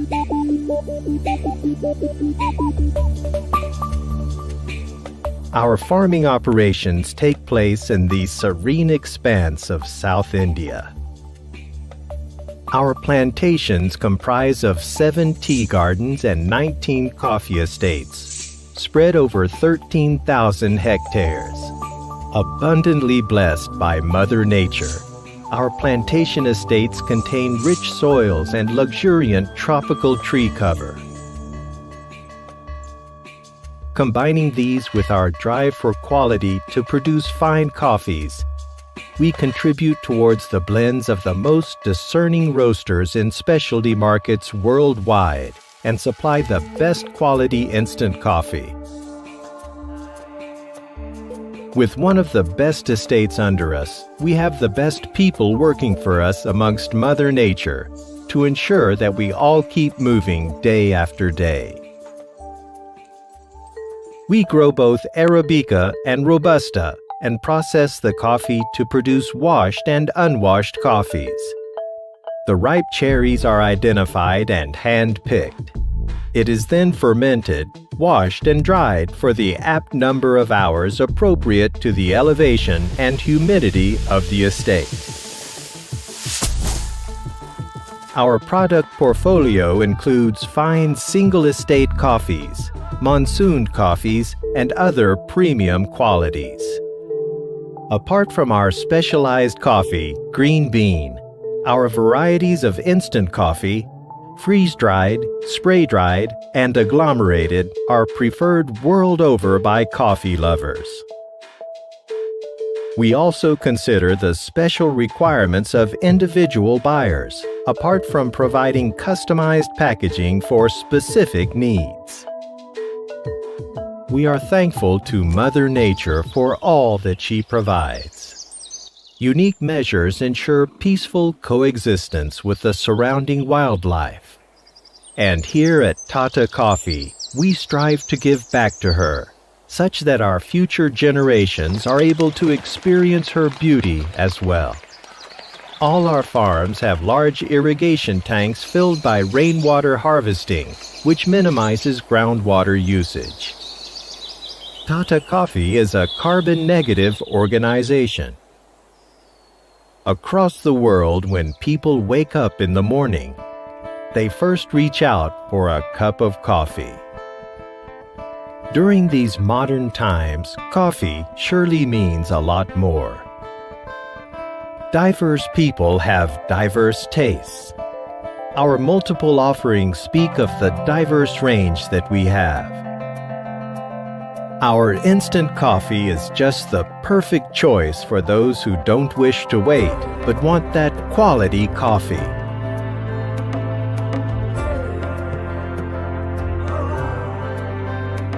Ensuring that resources are optimized. Even the quality of our pepper and tea is just the best. Of course, it doesn't stop here. Tata Coffee has always looked towards the future and performed at all levels, delivering the best. We constantly move ahead in this journey and keep the world going.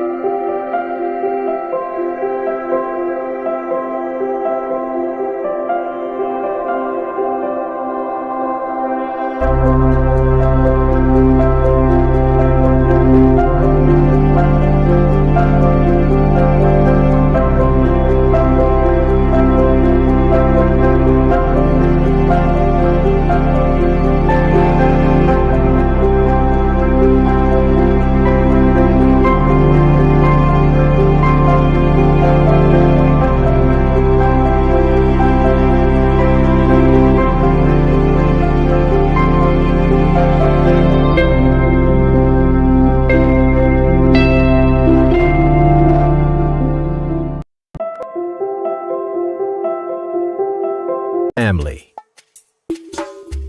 This successful journey that has spanned over decades now has reached innumerable destinations, with each one being special.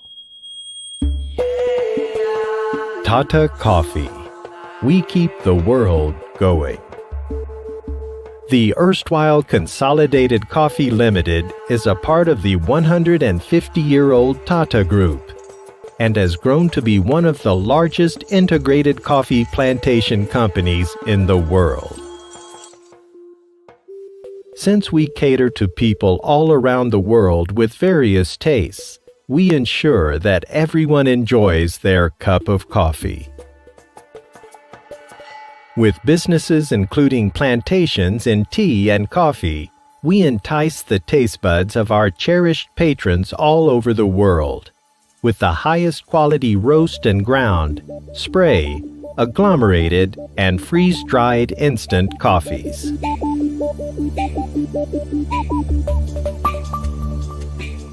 Our farming operations take place in the serene expanse of South India. Our plantations comprise of 7 tea gardens and 19 coffee estates, spread over 13,000 hectares. Abundantly blessed by Mother Nature, our plantation estates contain rich soils and luxuriant tropical tree cover. Combining these with our drive for quality to produce fine coffees, we contribute towards the blends of the most discerning roasters in specialty markets worldwide and supply the best quality instant coffee. With one of the best estates under us, we have the best people working for us amongst Mother Nature to ensure that we all keep moving day after day. We grow both Arabica and Robusta and process the coffee to produce washed and unwashed coffees. The ripe cherries are identified and hand-picked. It is then fermented, washed, and dried for the apt number of hours appropriate to the elevation and humidity of the estate. Our product portfolio includes fine single estate coffees, monsoon coffees, and other premium qualities. Apart from our specialized coffee, Green Bean, our varieties of instant coffee, freeze-dried, spray-dried, and agglomerated are preferred world over by coffee lovers. We also consider the special requirements of individual buyers, apart from providing customized packaging for specific needs. We are thankful to Mother Nature for all that she provides. Unique measures ensure peaceful coexistence with the surrounding wildlife. And here at Tata Coffee, we strive to give back to her, such that our future generations are able to experience her beauty as well. All our farms have large irrigation tanks filled by rainwater harvesting, which minimizes groundwater usage. Tata Coffee is a carbon-negative organization. Across the world, when people wake up in the morning, they first reach out for a cup of coffee. During these modern times, coffee surely means a lot more. Diverse people have diverse tastes. Our multiple offerings speak of the diverse range that we have. Our instant coffee is just the perfect choice for those who don't wish to wait, but want that quality coffee.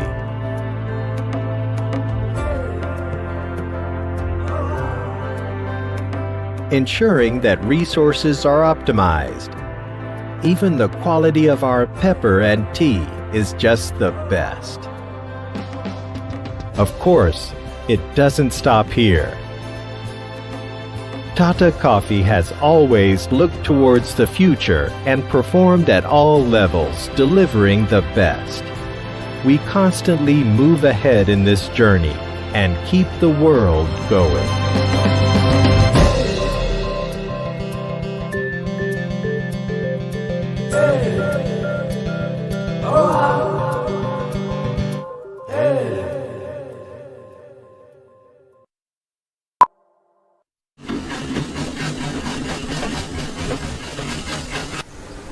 Every day we move ahead amongst varied terrains in this journey of life. People from all over the world join us and become a part of this legendary family. This successful journey that has spanned over decades now has reached innumerable destinations, with each one being special. Tata Coffee. We keep the world going.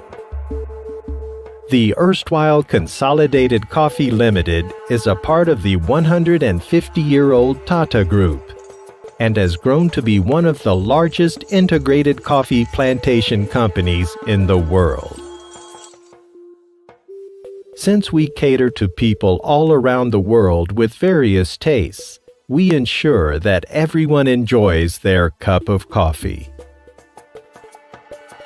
With businesses including plantations in tea and coffee, we entice the taste buds of our cherished patrons all over the world with the highest quality roast and ground, spray, agglomerated, and freeze-dried instant coffees.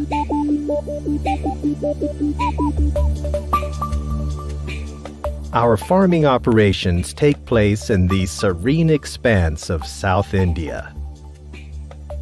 Our plantations comprise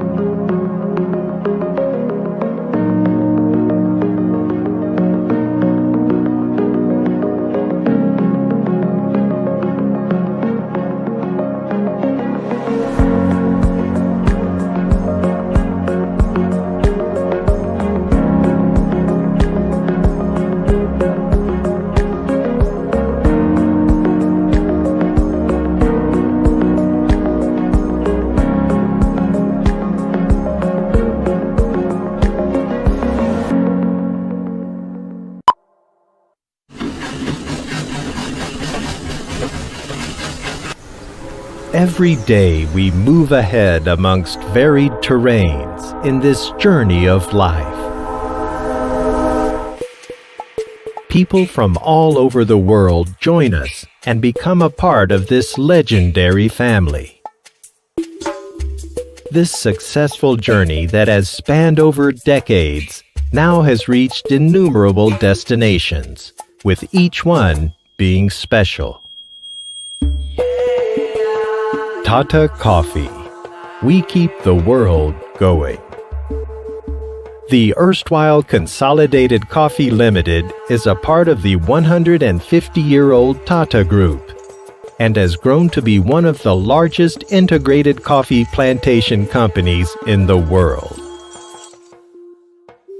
Since we cater to people all around the world with various tastes, we ensure that everyone enjoys their cup of coffee. With businesses including plantations in tea and coffee, we entice the taste buds of our cherished patrons all over the world with the highest quality roast and ground, spray, agglomerated, and freeze-dried instant coffees.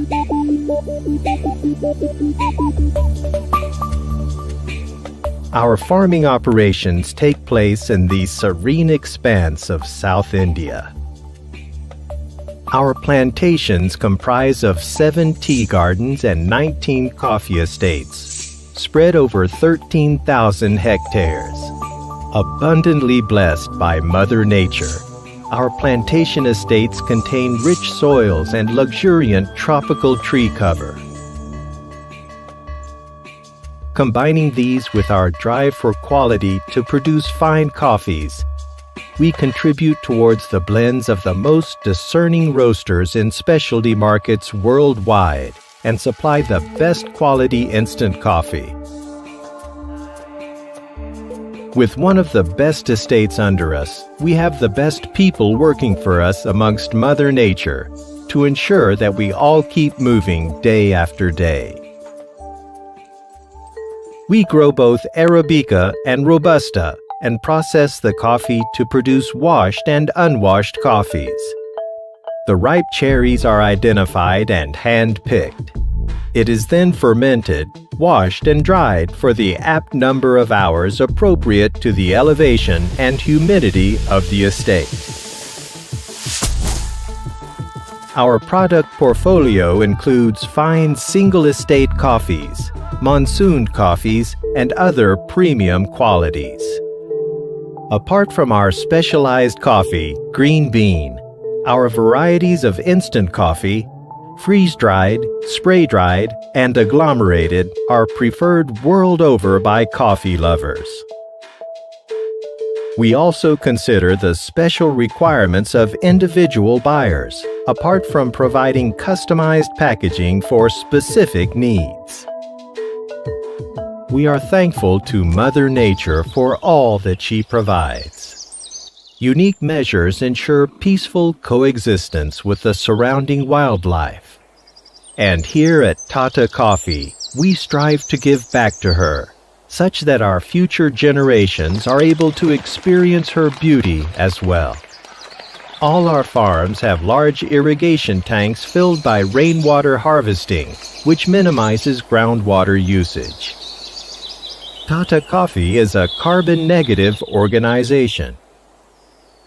Across the world, when people wake up in the morning, they first reach out for a cup of coffee.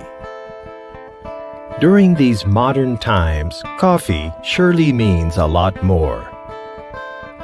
Diverse people have diverse tastes. Our multiple offerings speak of the diverse range that we have. Our instant coffee is just the perfect choice for those who don't wish to wait, but want that quality coffee.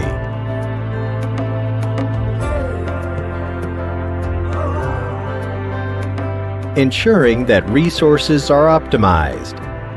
Even the quality of our pepper and tea is just the best. Of course, it doesn't stop here. Tata Coffee has always looked towards the future and performed at all levels, delivering the best. We constantly move ahead in this journey and keep the world going.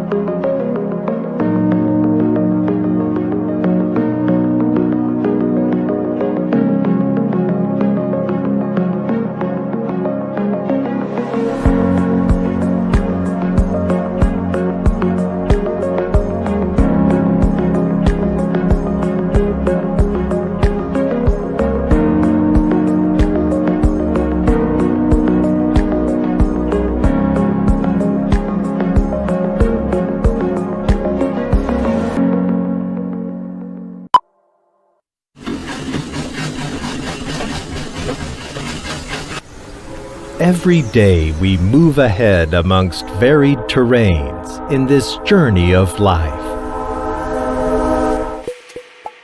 People from all over the world join us and become a part of this legendary family.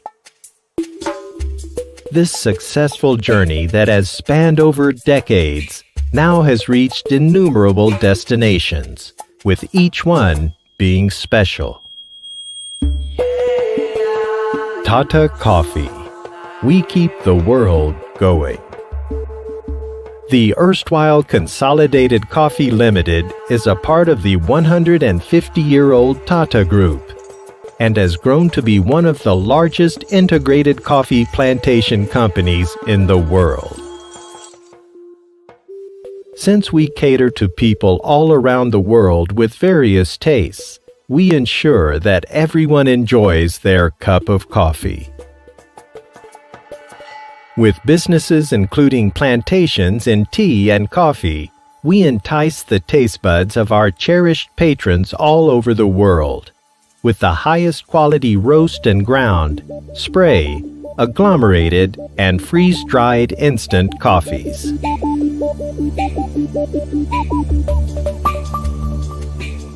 Our farming operations take place in the serene expanse of South India. Our plantations comprise of 7 tea gardens and 19 coffee estates, spread over 13,000 hectares. Abundantly blessed by Mother Nature, our plantation estates contain rich soils and luxuriant tropical tree cover. Combining these with our drive for quality to produce fine coffees, we contribute towards the blends of the most discerning roasters in specialty markets worldwide and supply the best quality instant coffee. With one of the best estates under us, we have the best people working for us amongst Mother Nature to ensure that we all keep moving day after day. We grow both Arabica and Robusta and process the coffee to produce washed and unwashed coffees. The ripe cherries are identified and hand-picked. It is then fermented, washed, and dried for the apt number of hours appropriate to the elevation and humidity of the estate. Our product portfolio includes fine single-estate coffees, monsoon coffees, and other premium qualities. Apart from our specialized coffee, Green Bean, our varieties of instant coffee, freeze-dried, spray-dried, and agglomerated are preferred world over by coffee lovers.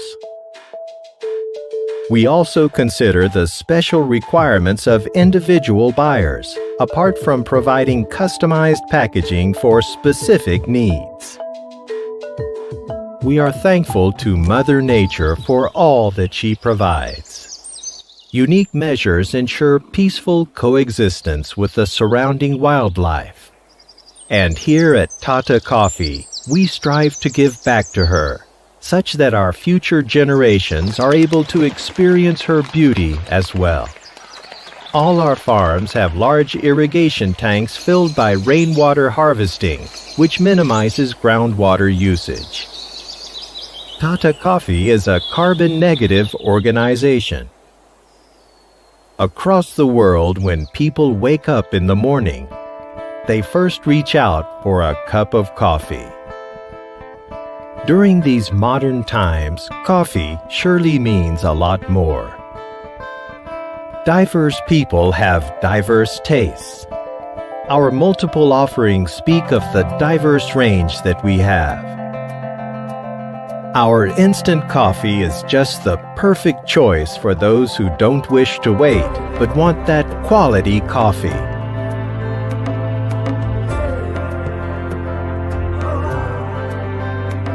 Ensuring that resources are optimized.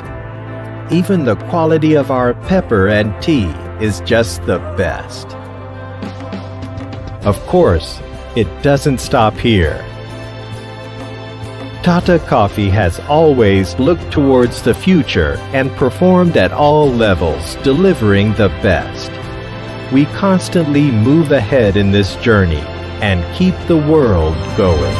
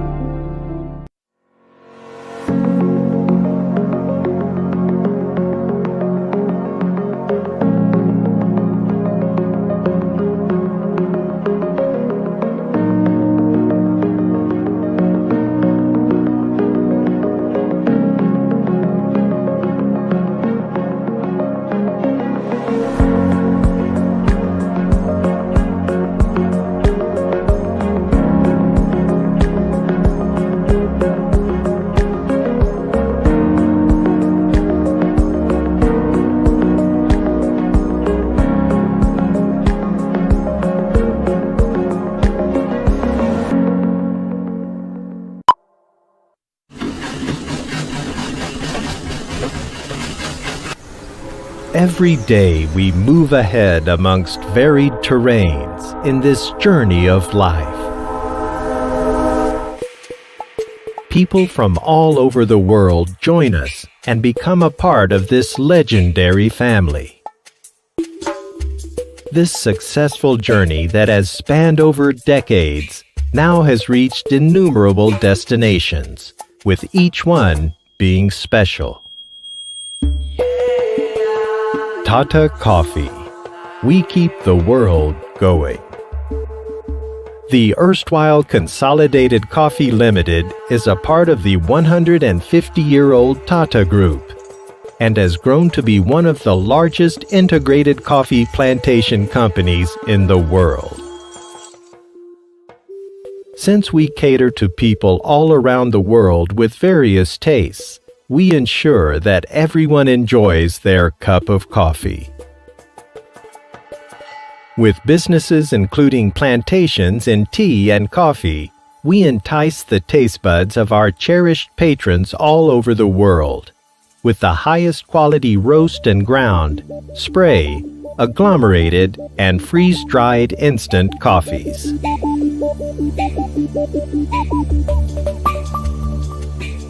Our farming operations take place in the serene expanse of South India. Our plantations comprise of 7 tea gardens and 19 coffee estates, spread over 13,000 hectares. Abundantly blessed by Mother Nature, our plantation estates contain rich soils and luxuriant tropical tree cover. Combining these with our drive for quality to produce fine coffees, we contribute towards the blends of the most discerning roasters in specialty markets worldwide and supply the best quality instant coffee. With one of the best estates under us, we have the best people working for us amongst Mother Nature to ensure that we all keep moving day after day. We grow both Arabica and Robusta and process the coffee to produce washed and unwashed coffees. The ripe cherries are identified and hand-picked. It is then fermented, washed, and dried for the apt number of hours appropriate to the elevation and humidity of the estate. Our product portfolio includes fine single estate coffees, monsooned coffees, and other premium qualities. Apart from our specialized coffee, Green Bean, our varieties of instant coffee, freeze-dried, spray-dried, and agglomerated are preferred world over by coffee lovers. We also consider the special requirements of individual buyers, apart from providing customized packaging for specific needs. We are thankful to Mother Nature for all that she provides. Unique measures ensure peaceful coexistence with the surrounding wildlife. And here at Tata Coffee, we strive to give back to her, such that our future generations are able to experience her beauty as well. All our farms have large irrigation tanks filled by rainwater harvesting, which minimizes groundwater usage. Tata Coffee is a carbon-negative organization. Across the world, when people wake up in the morning, they first reach out for a cup of coffee. During these modern times, coffee surely means a lot more. Diverse people have diverse tastes. Our multiple offerings speak of the diverse range that we have. Our instant coffee is just the perfect choice for those who don't wish to wait, but want that quality coffee.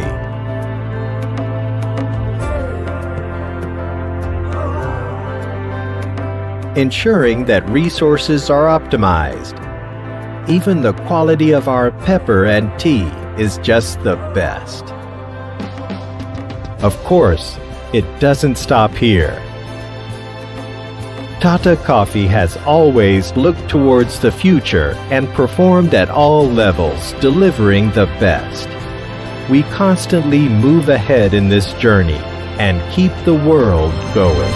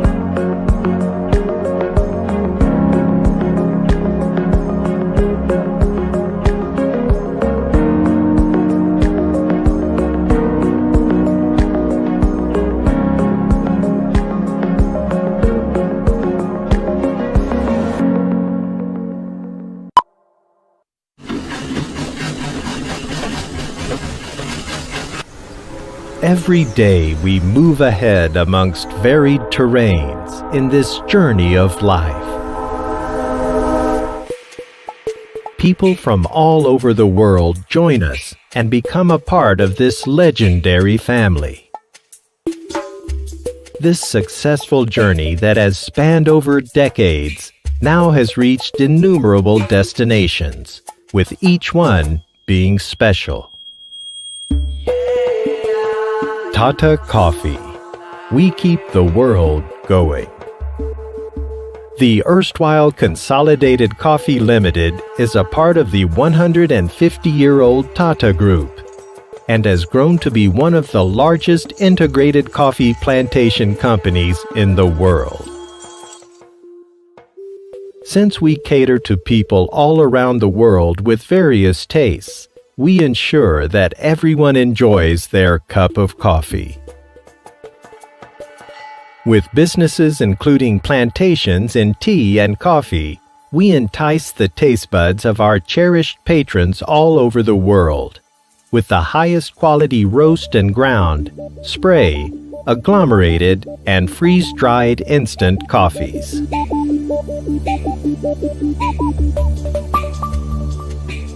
Our farming operations take place in the serene expanse of South India. Our plantations comprise of 7 tea gardens and 19 coffee estates, spread over 13,000 hectares. Abundantly blessed by Mother Nature, our plantation estates contain rich soils and luxuriant tropical tree cover. Combining these with our drive for quality to produce fine coffees, we contribute towards the blends of the most discerning roasters in specialty markets worldwide and supply the best quality instant coffee. With one of the best estates under us, we have the best people working for us amongst Mother Nature to ensure that we all keep moving day after day. We grow both Arabica and Robusta and process the coffee to produce washed and unwashed coffees. The ripe cherries are identified and hand-picked. It is then fermented, washed, and dried for the apt number of hours appropriate to the elevation and humidity of the estate. Our product portfolio includes fine single-estate coffees, monsoon coffees, and other premium qualities. Apart from our specialized coffee, Green Bean, our varieties of instant coffee, freeze-dried, spray-dried, and agglomerated are preferred world over by coffee lovers. We also consider the special requirements of individual buyers, apart from providing customized packaging for specific needs. We are thankful to Mother Nature for all that she provides. unique measures ensure peaceful coexistence with the surrounding wildlife. And here at Tata Coffee, we strive to give back to her, such that our future generations are able to experience her beauty as well. All our farms have large irrigation tanks filled by rainwater harvesting, which minimizes groundwater usage. Tata Coffee is a carbon-negative organization. Across the world, when people wake up in the morning, they first reach out for a cup of coffee.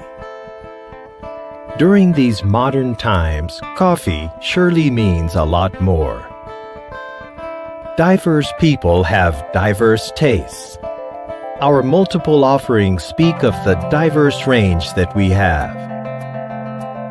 Our instant coffee is just the perfect choice for those who don't wish to wait, but want that quality coffee.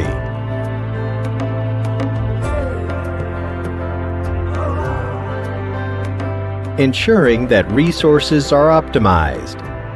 Even the quality of our pepper and tea is just the best. Of course, it doesn't stop here. Tata Coffee has always looked towards the future and performed at all levels, delivering the best. We constantly move ahead in this journey and keep the world going.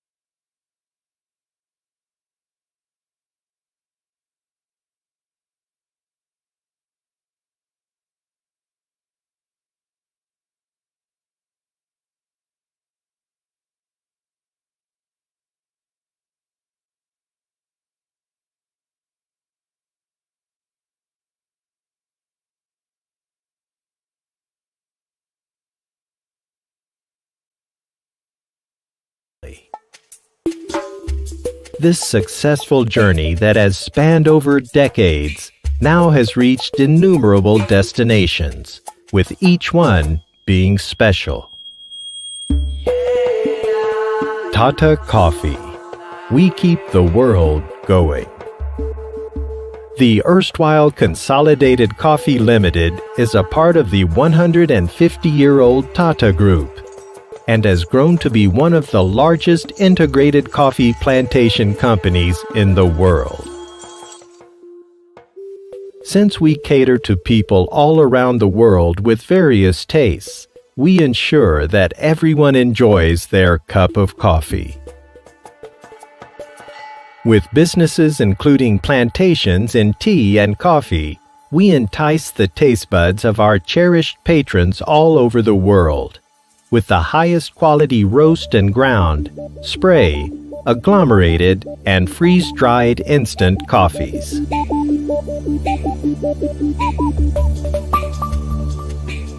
Our farming operations take place in the serene expanse of South India.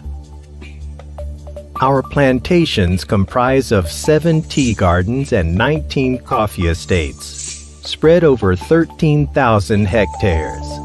Abundantly blessed by Mother Nature, our plantation estates contain rich soils and luxuriant tropical tree cover. Combining these with our drive for quality to produce fine coffees, we contribute towards the blends of the most discerning roasters in specialty markets worldwide and supply the best quality instant coffee. With one of the best estates under us, we have the best people working for us amongst Mother Nature to ensure that we all keep moving day after day. We grow both Arabica and Robusta and process the coffee to produce washed and unwashed coffees. The ripe cherries are identified and hand-picked. It is then fermented, washed, and dried for the apt number of hours appropriate to the elevation and humidity of the estate. Our product portfolio includes fine single-estate coffees, monsoon coffees, and other premium qualities. Apart from our specialized coffee, Green Bean, our varieties of instant coffee, freeze-dried, spray-dried, and agglomerated are preferred world over by coffee lovers. We also consider the special requirements of individual buyers, apart from providing customized packaging for specific needs. We are thankful to Mother Nature for all that she provides. Unique measures ensure peaceful coexistence with the surrounding wildlife. And here at Tata Coffee, we strive to give back to her, such that our future generations are able to experience her beauty as well. All our farms have large irrigation tanks filled by rainwater harvesting, which minimizes groundwater usage. Tata Coffee is a carbon-negative organization. Across the world, when people wake up in the morning, they first reach out for a cup of coffee. During these modern times, coffee surely means a lot more. Diverse people have diverse tastes. Our multiple offerings speak of the diverse range that we have. Our instant coffee is just the perfect choice for those who don't wish to wait, but want that quality coffee.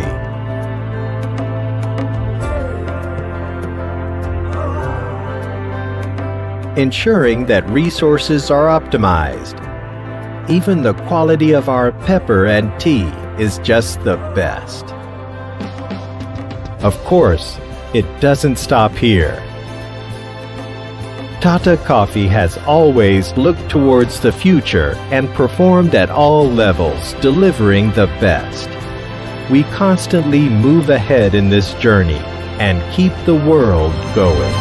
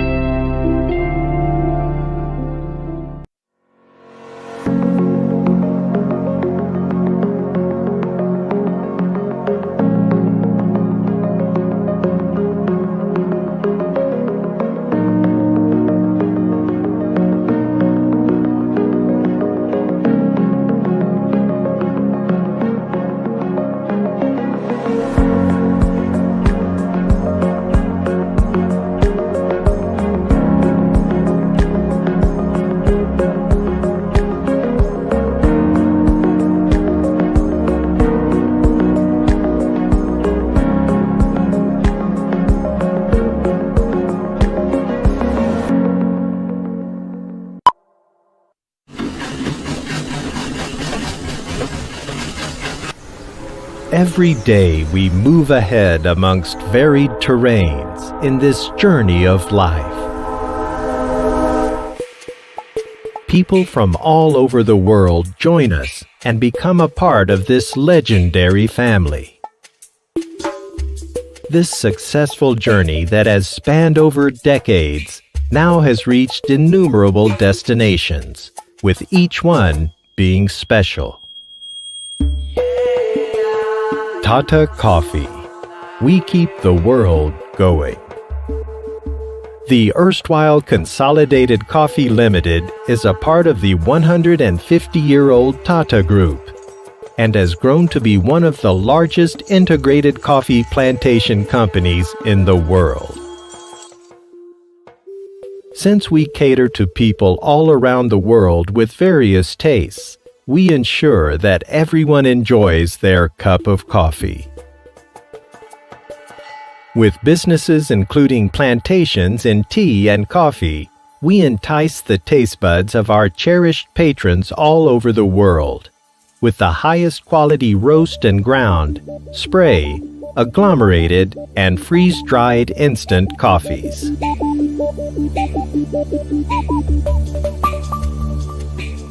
Our farming operations take place in the serene expanse of South India.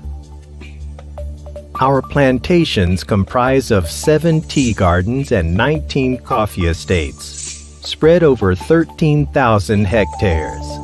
Abundantly blessed by Mother Nature, our plantation estates contain rich soils and luxuriant tropical tree cover. Combining these with our drive for quality to produce fine coffees, we contribute towards the blends of the most discerning roasters in specialty markets worldwide and supply the best quality instant coffee. With one of the best estates under us, we have the best people working for us amongst Mother Nature to ensure that we all keep moving day after day. We grow both Arabica and Robusta and process the coffee to produce washed and unwashed coffees. The ripe cherries are identified and hand-picked. It is then fermented, washed, and dried for the apt number of hours appropriate to the elevation and humidity of the estate. Our product portfolio includes fine single estate coffees, monsooned coffees, and other premium qualities. Apart from our specialized coffee, Green Bean, our varieties of instant coffee, freeze-dried, spray-dried, and agglomerated are preferred world over by coffee lovers. We also consider the special requirements of individual buyers, apart from providing customized packaging for specific needs. We are thankful to Mother Nature for all that she provides. Unique measures ensure peaceful coexistence with the surrounding wildlife. And here at Tata Coffee, we strive to give back to her, such that our future generations are able to experience her beauty as well. All our farms have large irrigation tanks filled by rainwater harvesting, which minimizes groundwater usage. Tata Coffee is a carbon-negative organization. Across the world, when people wake up in the morning, they first reach out for a cup of coffee. During these modern times, coffee surely means a lot more. Diverse people have diverse tastes. Our multiple offerings speak of the diverse range that we have. Our instant coffee is just the perfect choice for those who don't wish to wait, but want that quality coffee.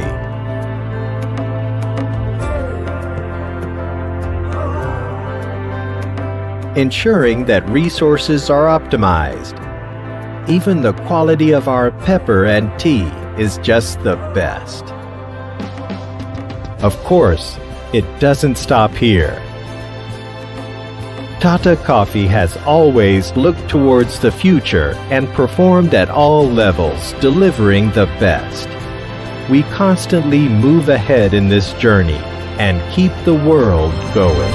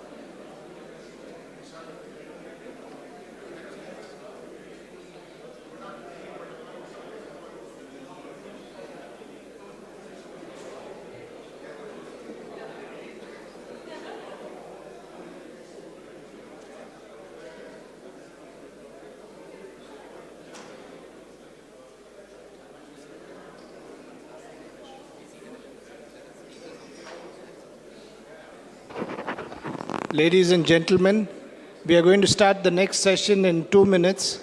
So I request all of you to please come and be seated.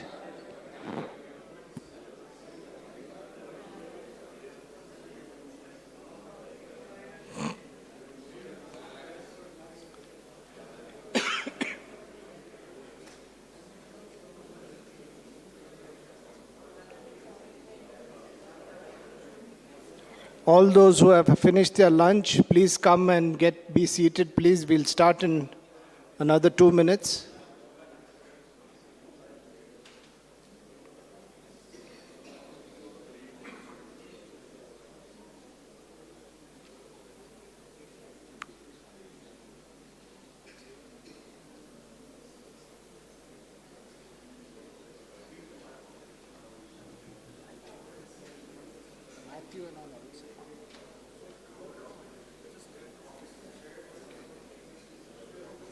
No, I think it's okay. I think Sanjit is gone.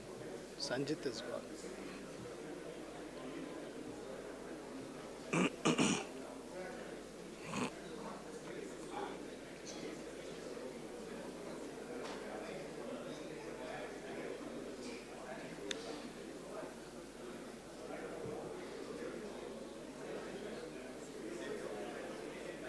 So we'll begin now.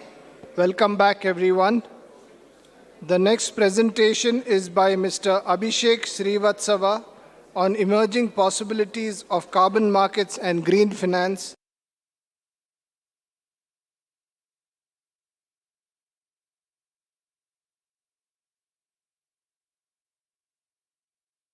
Implementation and management at Amrut Nature Solutions Private Limited, a joint venture of EKI and Shell. He is responsible for developing, implementing, and overseeing strategies and projects that harness the power of nature to address environmental challenges and promote sustainable practices. Abhishek has been associated with this carbon market for the last 4 years with EKI Energy Services. His core areas of expertise include carbon market intelligence and environmental expertise, strategic development for NBS projects like afforestation, reforestation, reducing carbon emissions from deforestation and degradation, sustainable agriculture and land management.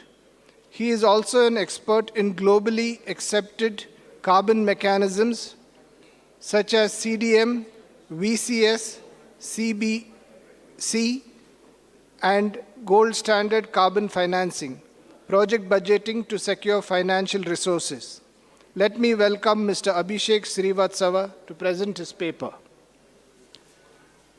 Gentlemen, if we can have some silence, please.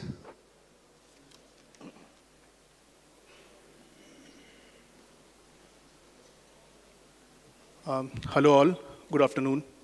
And thank you so much, UPASI, for inviting me here. And congratulations on your 130th Annual Conference here. So my name is Abhishek Srivastava, and I'm associated with Amrit Nature Solutions Private Limited.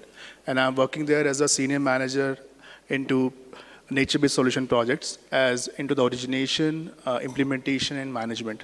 So today's topic is what are the emerging possibilities of carbon market and green financing based on nature-based solutions, as all of us are somehow related with the interventions which is based on nature-based solutions. So I would like to start with it. So a brief introduction about Amrit Nature Solutions Private Limited. It's a joint venture between EKI Energy Services Limited and Shell Overseas. I would like to give a brief information about EKI. So EKI Energy Services Limited is one of the world's largest carbon credit developer and supplier. It is the only listed company into carbon management domain. And till now, we have nearby 3,500 clients, and we have traded more than 200 million carbon offsets. We are dealing with all different kind of projects, starting with the technologies like renewable energy projects, solar, wind and hydro, nature-based solution projects, and waste management projects. The main aim to engage the whole criteria is into the carbon sequestration projects within India and into the neighboring nations to understand that how we can do the best thing out of it. And with a focus onto the quality standards, specifically onto the different kind of projects like agriculture, forestry, and the other land usage. A brief about team and expertise, that we are having a team of leading experts from the climate change industry, which is having 100+ man years experience. And we are dealing with the large scale projects into the forestry, into the agriculture. Agriculture, you can take up different projects like sustainable agriculture, land management, also methane reduction from rice cultivation, and along with the agroforestry model. We are having the experience into the different MRV sections and having a different methodologies knowledge with us, and also capable of designing, executing, and managing projects of more than 1 lakh hectares as of now. It is not a single project, it's a combination of different projects. And we have experience of more than different registries into the carbon market, including the CDM, VCS, and gold standard. This is our scope of work. Start with project origination and designing. So whatever the interventions the people are doing, the only need is to aligning them with the methodologies, to understand the interventions from the carbon perspective, that the things which you are doing, the sustainable practices you are doing, you are directly or indirectly supporting towards a sustainable environment. For example, if you are avoiding the chemical fertilizers, and in case of you are using replacing them with the organic fertilizers, somehow you are contributing towards the enrichment of soil organic carbon. So this is you are doing. The only thing you need to understand and you need to implement as per the carbon methodologies. There's nothing new science or a kind of a rocket science into that.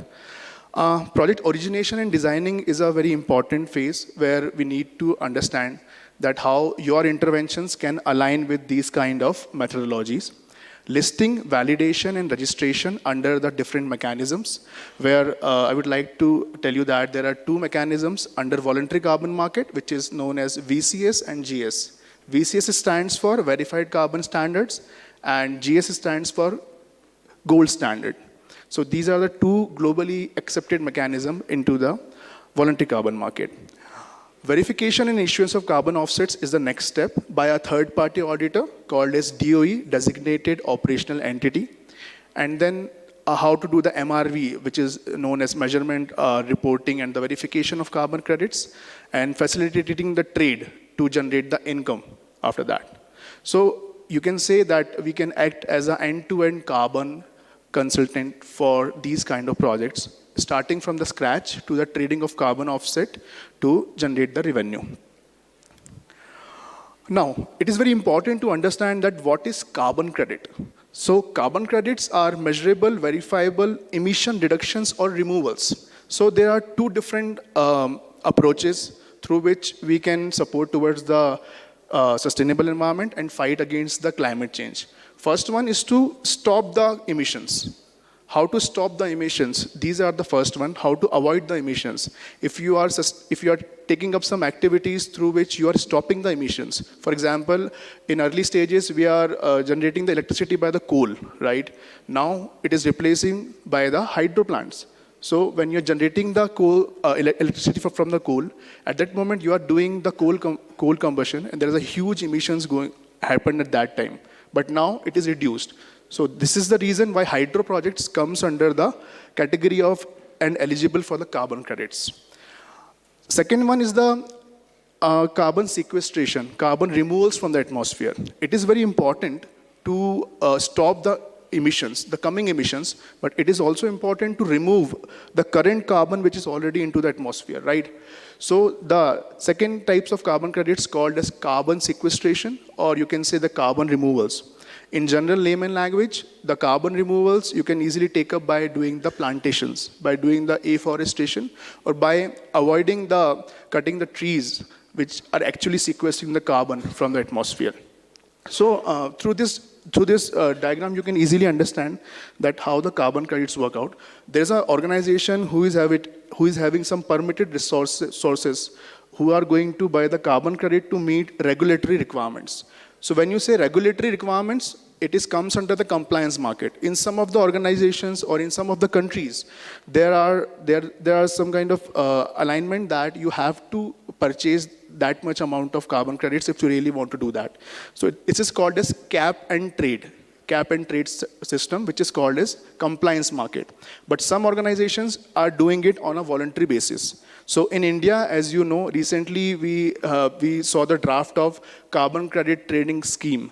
Here, it is a very good effort and very good initiative taken by the government that now we are also entering into these kind of initiatives.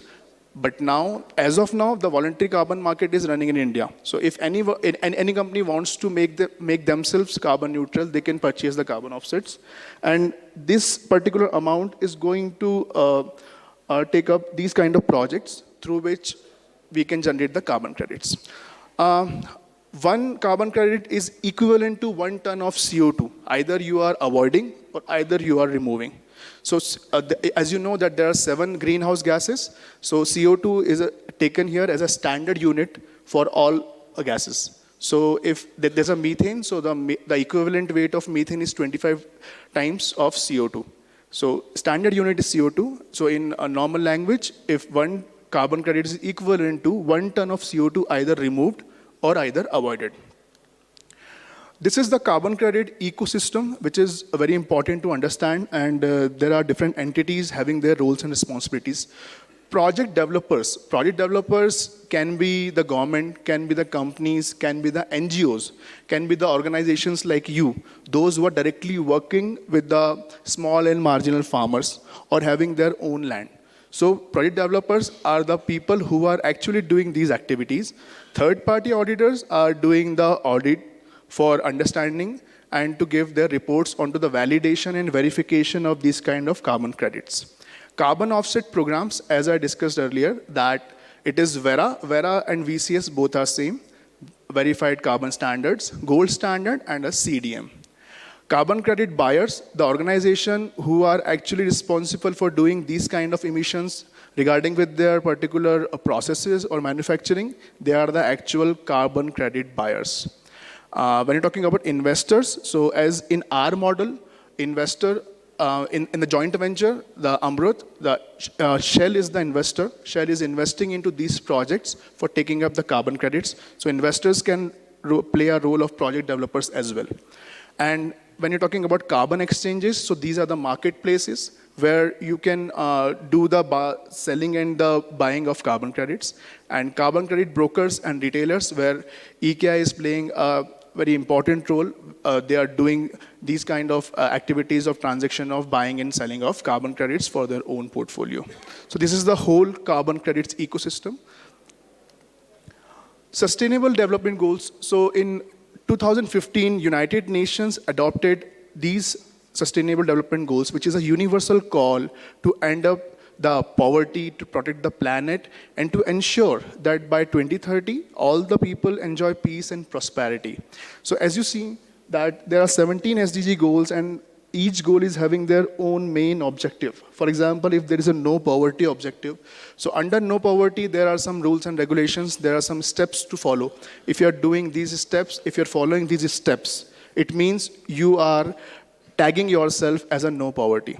So in gold standard, there are 17 SDG goals. So whatever the projects we are going to register, we have to align them with these 17 SDG goals. The more SDG goals are aligning with your project, the more impact you are creating and the more price you are getting for your carbon credits.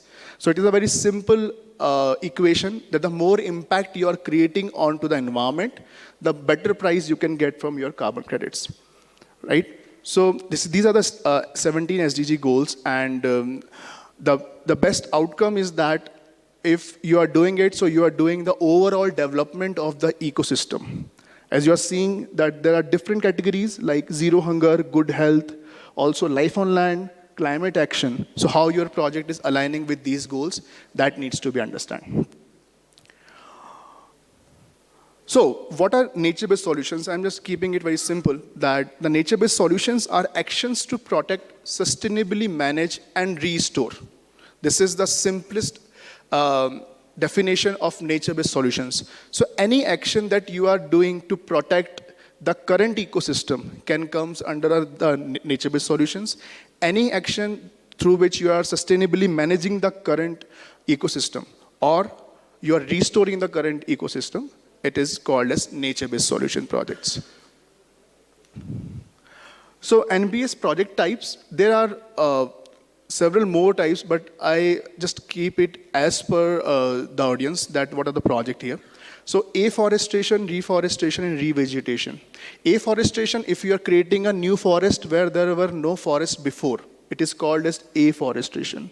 Reforestation, where there were forests earlier, but due to some human interventions, they cut down the forest, and now again we are reforesting them. So as per the name, reforestation.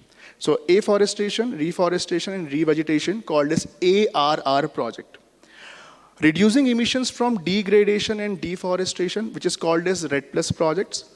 So the native forest which we are having, they are having a lot of issues and a lot of drivers, those who are actually responsible for degrading and deforesting them. Especially when you're talking about zoom cultivation. So the communities, those who are associated with these forests, they are actually clearing the land to do the agriculture.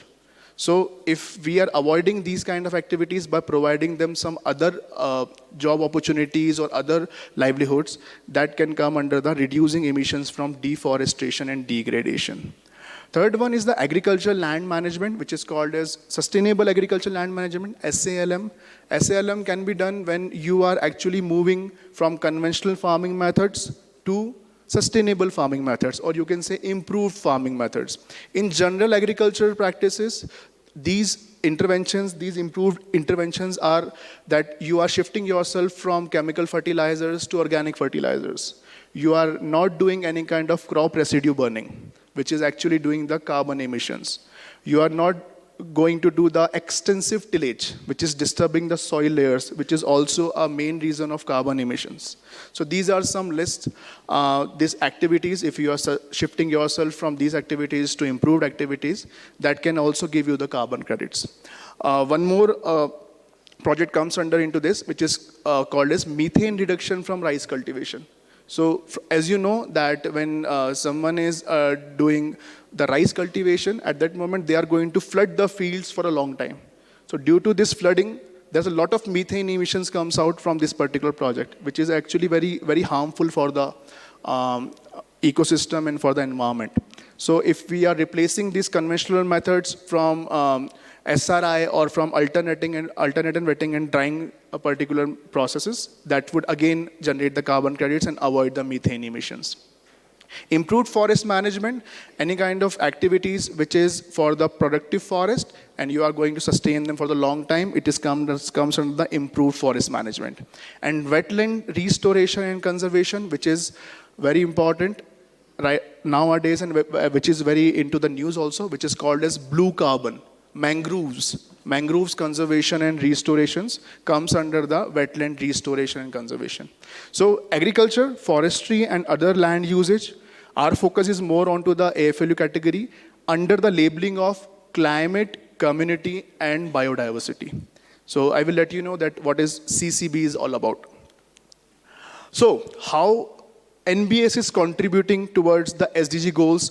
By this picture you can easily connect that NBS activity, climate benefits, it is of two types as we discussed, that emission reductions or carbon sequestration into biomass and soil, and how it is going to be like that. For example, if they are generating the livelihood, then they are somewhere doing contributions towards the no poverty, also into the decent work, into the economic growth also. So this is how we are actually connecting the projects with the 17 SDG goals. So, and again you see that if you are improving the biodiversity, then again you are contributing towards the 15th goal of SDG, which is the life on land. So this is the way how you can aligning your interventions with the sustainable development goals which are here. Now moving towards why NBS are gaining prominence. Let me tell you very clearly that by doing the monoculture plantations, if you are thinking that you are saving the environment, it is not right. Monoculture plantations is actually destroying the biodiversity. So whenever you are going to do, having a mindset that you need to do an overall development of the ecosystem, then only you can gain some kind of prominence and some kind of good contributions towards the environment. So combating climate change and minimizing its impact. So here I am more focusing onto the climate, that we are doing the projects like afforestation, reforestation and wetlands restoration, and where the carbon sequestration has been taken place, which supports in sequestering the already existing carbon from the atmosphere. Secondly, economic benefits to community. Community is very important. Community is the actual people, those who are running the projects. For example, in the tea association and the tea gardens, the people, those who are having their lands, they are the actual people. Those who are sustaining this industry for a long, they are the actual person who are doing the things onto the ground, right? So it is very important to understand that what are their requirements, what are the community is actually looking forward for. Until and unless you are not supporting their livelihood, until and unless you are not generating better opportunities for them, it is not an overall development of the ecosystem. So communities are very important. So through this CCB model, we can provide the economic benefits to the local communities also. Whenever these carbon credits are going to be sell out into the market and when they generate the revenue, there is a mechanism called benefit sharing with the communities. By default, the carbon credits belongs to the land ownership. So through this particular section, we can provide the benefit to the communities also, which can uplift their livelihoods. Third one is the biodiversity benefits, which is very important. Biodiversity conservation and biodiversity improvement is very important nowadays. And Through the multicultural plantations, through the understanding of all interventions, we can actually improve and conserve the biodiversity into both the areas, into the flora also, into the fauna also. So it is very important to understand this climate, community, and biodiversity, which is called as CCB standard. So as per our quality policy, we are developing the projects only in CCB standards, which is actually giving us the clarity that we are developing the high quality carbon credits, not the phantom credits. This is the rising demand of nature-based credits within last 5 years and 6 years. As I said, that now the whole market is shifting from renewable energy projects to nature-based solution projects. So this is how the whole thing's going to be changed. And this is the actual thing which we need to do if we really want to save our particular planet. So nature-based solution projects, as we saw into the last slides, are the best options for doing these kind of things. And in upcoming time, the basic understanding and the basic focus is onto the carbon removals, not onto the carbon avoidance. And if you really want to generate the carbon removal credit, NBS is the only option, which we have. So this is the standardized method that how we are understanding the project, how the project has been started. So first is identify environmental and societal challenges, which is also called to understand the baseline. Baseline is nothing, what is the current situation of a particular cropland or a particular land. For example, if a farmer is using right now chemical fertilizers, it means the current baseline is 100% chemical fertilizers, right? Now, with our interventions, if we are reducing it up to 50%, and the 50% which we add up is the organic fertilizers, it means we reduced the chemical fertilizer usage up to 50%. And this delta which we created is the carbon credit, right? So it is very important to understand that what is the current baseline by doing the feasibility study. Secondly, as per the current baseline, what are the interventions required to develop the particular nature-based solution projects? Nowadays, agroforestry is into the news, right? Everyone is looking forward for the agroforestry model where they can generate the revenue from the crops also, and they're putting up the plantations on their barns, which can generate some more income for them. So like this, you need to understand that if it is possible, then we can also go with these kind of models over here. Then third step is to identify and undertake the activities that improves natural processes. So whatever the interventions we decide, we need to replicate them onto the ground as usual, with following the rules and regulations, with following the SOPs for a particular intervention. And according to that, we will develop these projects onto the ground and implement these projects onto the ground to do the proper MRV. And then once the whole project has been established, then as per the carbon market, we'll go with all the different steps like listing, validation, verification, and then we will move to the trade-offs. So as you've seen, this is whole the design phase of NBS. The implementation phase is the last two, step 3 and step 4. Identify and engage the stakeholders and beneficiaries is very important. We are following up one process called as FPIC process, FPIC, Free Prior Informed Consent. So whatever the stakeholders, whomever the stakeholders are, we need to do a meeting with them to make them understand that what the project is all about and how this project is going to be run and what are the benefits comes out from this particular project. So this is the process where we are going to identify and engage stakeholders, and the collection of data will go all through the project baseline. Carbon financing. Carbon financing, as I said, it is an instrument through which financing can come up to support these kind of activities. So in our model, we are having an international investor, Shell, who is investing into the project from the scratch. For example, that if you are an implementation partner and you have all the capabilities to develop these projects and to run them for a long time, then you need to submit as the proposal. And if this proposal goes with all the quality policy, then the investors are going to invest into these projects from the scratch in exchange of carbon credits. So as with the diagram, that your operations, you're investing into the carbon projects, project investment is there. Example of carbon projects like renewable, we are talking about forestry right now. So afforestation project, sustainable agriculture project, whatever the projects you are looking forward for. And then the carbon credit comes for your own climate neutrality. So this is the model of particular, you can say, the carbon financing.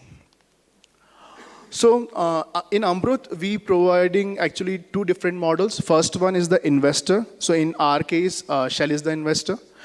As a carbon consultant, Amrut Nature Solutions Private Limited is acting as a carbon consultant and acting as an intermediary between the implementation partner or project proponent or the investor. And the implementation partner and the project proponent can be the person, can be the organization, can be the NGO, can be the farmer aggregator association, can be a tea association, anyone who can actually aggregating that number of farmers, right? So this is the whole model. Implementation partners having their own responsibilities to collect the data, carbon consultant having their own responsibilities to supporting the whole project from the end-to-end carbon perspective, and investor to invest into these projects in exchange of carbon credits. So this is the model where you are having the expertise but don't have the investments in place. So in this case, investor is there who can invest into these kind of projects in exchange of carbon credits. Second model is between only carbon consultant and the implementation partner. So here, if you are capable for doing these kind of projects, we are here to help you out in analyzing and designing the project. And in this case, carbon credits revenue will go to the implementation partners only, right? So this is the basic difference between the investor model and the carbon consultant model. So the criteria of high quality carbon credits, it is very important because after the criticism of Guardian, each and everything is become very stringent, and now the focus is only and only onto the high quality carbon credits. When you're talking about high quality carbon credits, these are the four major criteria which we need to follow. First one is the additionality. Additionality means that there should be something else. It should not be business as usual case.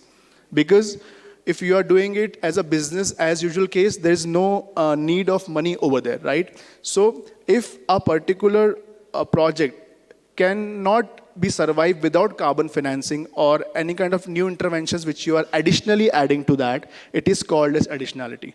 So in project, we need to prove that why this project needs carbon financing. This is why additionality is very important into this. Permanence.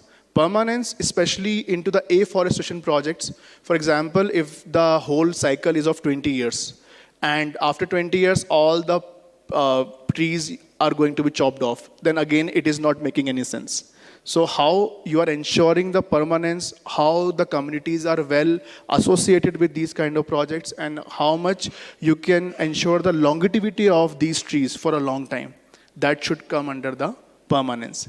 Leakage is a kind of activities which can be happened within the particular part. We need to calculate these activities also. And for example, if we are doing the agricultural practices, in these agricultural practices, we are also using some kind of fossil fuels. So you need to check these kind of activities also to reduce it from it. So these are called as leakage. Co-benefit, as we discussed, that co-benefit is very important. Co-benefit in terms of climate, co-benefit in terms of communities, co-benefit in terms of biodiversity. So these all co-benefits can assure the proper contribution and can support the overall development of the ecosystem. I'm going to end this by putting up some points. I write it down on the basis of the earlier sessions where few people asked some questions.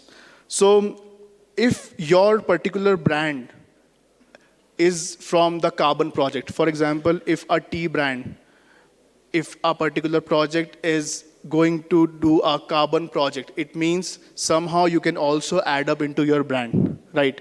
For example, if a tea if a tea industry is doing these kind of projects, it means you are somehow eligible for doing these kind of projects. That can also add up some more brand value to your particular brand. Second one, sustainability can be achieved by the NBS. Third one, climate change can be addressed by these kind of activities. If you're talking about the global agricultural practices, as we more focused about the value addition into the first sessions, I've listened that more focus is onto the value addition. So value addition can be achieved by doing these kind of practices, and somehow they are incentivize you from the carbon credits also. We are also seeing the monsoon deficit. So it is again one of the reason of the climate change. Formations of FPCs are very important because it is helpful into the supply chain and also into the aggregation of the farmers. And the small and marginal farmers can take the benefit out of it. So thank you so much for your time. Thank you so much. Thanks.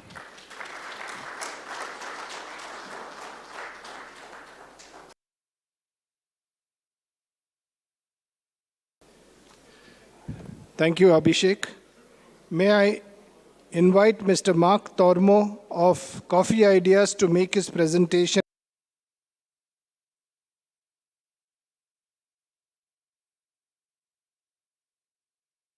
Coffee Ideas. He is a passionate entrepreneur and a coffee roaster, seeking to leverage extensive experience in the specialty coffee industry. His goal is to utilize his knowledge and skills to empower coffee professionals and enhance the coffee community's overall product quality. Apart from being a specialty coffee shop owner, he is a good brewer.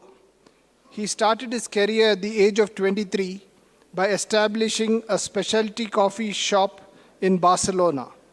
He traveled around the world and gained expertise in brewing specialty coffees from diverse regions across the world. He acquired knowledge in coffee culture and successfully managed the coffee shop business. He relocated to South India at the age of 27. He has conducted extensive research in coffee cultivation, post-harvesting and processing, and has developed a brand reputation as one of India's top specialty cafes and roasteries. He has attended many coffee courses, namely Coffee Shastra for Coffee Board, Espresso Evaluation Program from 3th Coffee Cluster, Program by Coffee Quality Institute USA, and many others. He has also attended Robusta Q Grader programs and passed 18 exams in that program and gained knowledge in Robusta coffee cultivation. Let me welcome Mr. Mark Tormo to make his presentation.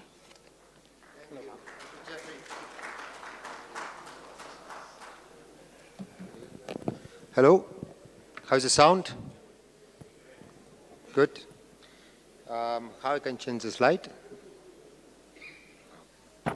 Thank you, everybody. Thank you for coming to UPASI conference. I know that after lunch, we're all feeling a little sleepy. I hope my presentation can keep you awake. I'm going to talk about my favorite subject. Thanks for the introduction. I'm into coffee since more than 25 years. I'm still not got enough about this amazing product. We launched our brand with a very clear purpose and aim that was to promote and craft Indian specialty coffees back in 2018 when hardly anybody understood what we were doing. Now I think the scenario is changing, and I'm very glad that now things are getting ready for the Indian specialty coffee to really take off. We are very much in the renaissance of Indian coffee, and so we're very privileged professionals to witness the firsthand how this coffee that has been traded as a commodity has been brewed, blended in a very anonymous manner. And nobody knew that most of the best espressos done in Italy are actually from Indian origin. Nobody knew that India could match the quality of any Kenyan coffee, any Ethiopian coffee, or any Colombian coffee. So I think now is the time for us to unlock this potential, and together embarking on a journey of Cup of Excellence of India. So how we can unlock India's potential, we have defined 3 main points. One is to, for sure, to co-create coffees with the planters. I think this is a very creative process. It's not about, show me your sample, how much it is, I buy it, see you next year. It doesn't work like that. For us, it's first to establish a contact with the planters and see what they want to do with that. And if they're excited with us to create something together, this is how we started. And I think that is the only way for us to really unlock the full potential, because it requires a lot of details, a lot of energy, and a lot of passion. Secondly, of course, the coffee grows well. Here we are in perfect conditions for coffee cultivation, but then it comes to the point of post-harvesting. And also we are witnessing a renaissance in the plantations, because the machinery that were used in the past were not actually fulfilling the requirements we require now to produce high-quality coffees. So I can see very gladly that many planters are renewing their pulpers. They are bringing in fermentation tanks. They are bringing in poly houses, raised beds, and so on. They understood that it's not about experimenting. It's about implementing something that has well proven that if you have your own protocols, you can repeat the same results every year. Even you can improve them upon. So that is what we do. We do a lot of post-harvesting with the planters, and we will talk about a bit more in detail later on. And the third big block on how to unlock this potential is by roasting coffees in very small batches. We need to understand the nature of the coffee, the density, the composition, as well as the best curve that brings that potential forward. That we do it very diligently. Of course, roasted coffee is a semi-finished product. We can't do much unless we brew it, unless we enjoy it. And for that, I think the brewing is a very huge part of unlocking that potential. We cannot pretend to give you an extraordinary cup of coffee beans, give you coffee beans, and I expect you to brew it to perfection. I think it's too much of an assumption here. We need to know how to brew it well, because it doesn't come by chance, it comes by choice and knowledge. Then serving this exceptional cup of coffee is very much part of the adventure of a specialty coffee. How you are going to present your coffee, which cup are you going to choose, which ambience you want to create, to which audience you are talking, how you want to bring the hospitality to the top level at the level of the coffee you are serving. So I think it's a lot of work from seed to cup, and then the way you sell it, because at the end of the day, these coffees are not cheap, they are rather costly. So unless you don't know how to sell it well, I think people not understand exactly what you are offering them. So I think marketing also requires a different approach than what we call commercial marketing of coffee. We look at the coffee culture system in 3 main domains, because this is it's very wide and very complex. We don't want to get lost into that. Throughout the years, we understood that there are 3 main domains for us to be aware all the time when we do a specialty coffee. The first domain is what we call the soil, what our former presenter spoke about it, how important it is to look at the soil where the coffee grows. We want a healthy soil. We want a healthy environment. We have climate change. We need to produce, and we need to take care of the soil, the water resources, the way we deal with the resources is extremely important. So all what is related to soil is actually important for us to select the coffees we want to work with. The second is the soul. Soul is the purpose of the planter. What is the purpose of the planter? What you want to achieve by planting coffee? What is your ultimate objective? You want just to produce more bags? You want to have, your aim is just maximum yield? Or you want to really make your coffee taste the best you can? And how you want to achieve that target? For us, this is very important too. It needs to be an alignment between us and the planter. Both of us, we are in the same path of coffee excellence, and we are not going to compromise anything along the line. So on this is also aligned. We move into society, because coffee is a very social beverage. It is also a social plant. Doesn't like to live alone. As you know, in India, we are grateful to have shade-grown practices. Where you go to another countries and see that it's a monocrop, makes me cry. We have here an amazing ecosystem. Coffee may be the guardian of our forest. So let's work together with that and bring that to the table where the people enjoy that cup of coffee. How to explain the journey, how to create an atmosphere, how to create a memorable experience. That is the culture we believe we want to grow in. This is a very simple graph, but this is the way it reflects how we look at the ecosystem. Customer is always at the center. Without customer, we are nothing. But we start first with the planters. The planters talk to the roasters. We call that the fourth wave. There's a lot of interaction with the roasters and the planters, a lot of interesting exchanges of knowledge, always focus on how to achieve the maximum quality. Roasters talks to cafes. We do a lot of B2B business. We have lovely people with beautiful dreams to set up specialty cafes. They don't want to scale up much. They just want to have their own cafe and bring the best they can. And I think that is the type of customers we like to work with. And with that, the cafes can pass on the message about the coffee, and the customer gets the final product. The same way we can reverse back. The customer, through us, can know what they drink, can know more about the origin of the coffee they drink, the impact that it has in the environment, as well as in society, and fulfillment of all the people who are being involved.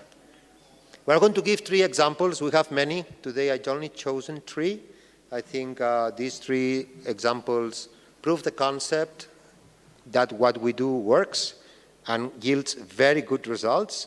So I invite any coffee planter present today who's willing to take the route of a specialty coffee, or the one really interested, a small part of their production to bring it to the highest level.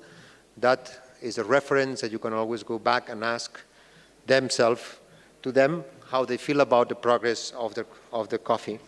So Bee Forest is a small plantation, 125 acres in Kakabe, Kurk. It's a very interesting project. It's a rewilding project. Their concept is very clear.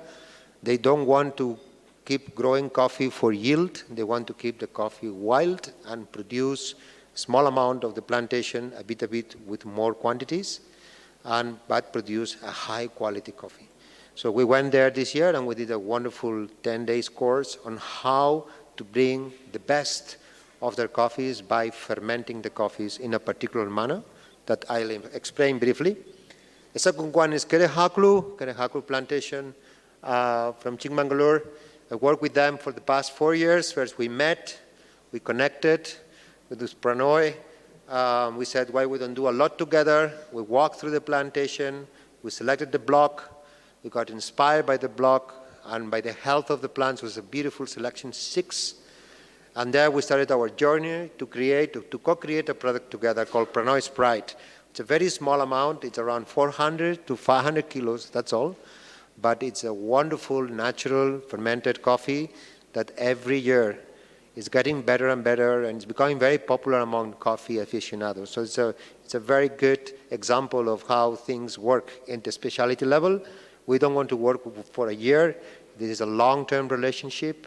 Again, is a path of excellence that you cannot achieve it just 1 year. So that's the second example. The third example is also a small plantation. It's organic plantation in Bababudan. It's around 25 acres by a creek, very slopey terrain, very difficult terrain to grow coffee, a lot of rain, heavy slopes. But this farmer is determined to produce outstanding coffees regardless the obstacles. There's also an organic coffee, and I think you can try this coffee if you feel we have a small stall outside. We'll very gladly brew a cup of coffee for you. Here you have a Pumali state. So basically the fermentation process that we do, we don't believe that we want to bring other substances in our fermentation coffee. The specialty coffee, yes, it's a very trendy movement. There is a lot of trendy new things that people want to try. I'm quite skeptical about that unless I have a very scientific reason why to use something that doesn't belong to the plantation.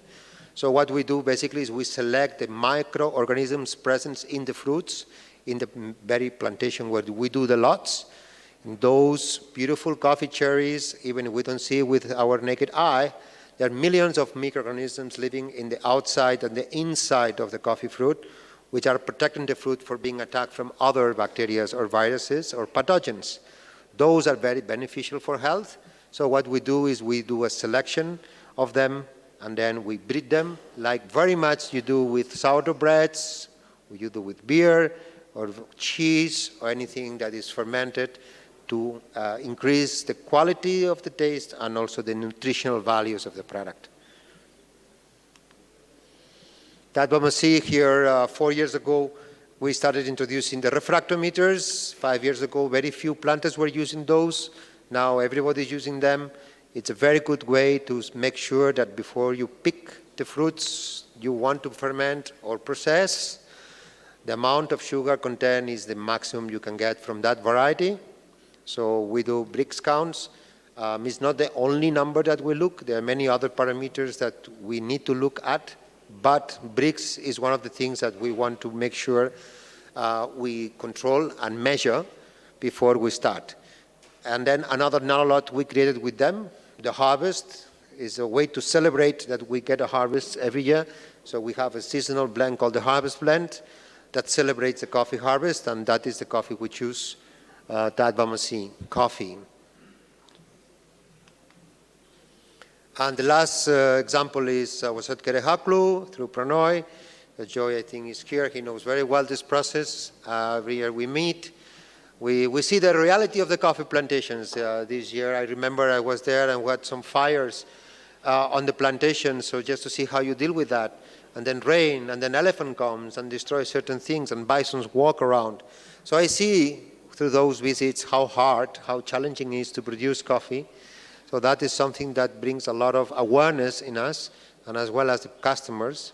This coffee is just, doesn't come from heaven, it's hard work. And so Pranoy Pride has become an icon of single estate coffee, nanolot, every year the same block, same variety, same process, but better and better, because this year they have built an amazing poly house which allows them to dry the coffee very slowly. We don't need to bother about if it has some erratic rains. We don't need to bother about the high humidity in the evenings or in the nights. The coffee really dries in a very controlled manner. And slow drying, it's well proven that it's going to increase the quality of the cup. So drying, it becomes very, very important for us to achieve excellence in coffee. So thank you. Pranoy, I think we Kerehaklu for investing in better coffee and every year getting better cups. We come to Green Coffee Quality Assessment in our Center of Excellence, CLC. What we do is we take 1 kilo of the parchment, 1 kilo of your fruits, cherries, and we go through strict checks. We hull and peel and grade all the coffees in-house. And from there, we start understanding what happened with that coffee, how many defects you get. And so we already realize that Indian coffee is so diverse. And when you are a creative person and you have so much availability of different coffees in front of you, you have a great advantage because you can create so many new products, either blends, new roasts, single estates, new methods. India grows a lot of different varieties, both Arabica, Canephora. They also grow wild coffee that belongs to India. I mean, everybody says coffee comes from Africa. Yes. Arabica comes from Africa. Yes. Canephora comes from Africa. Yes. But there are coffee varieties, coffee species that they are from India.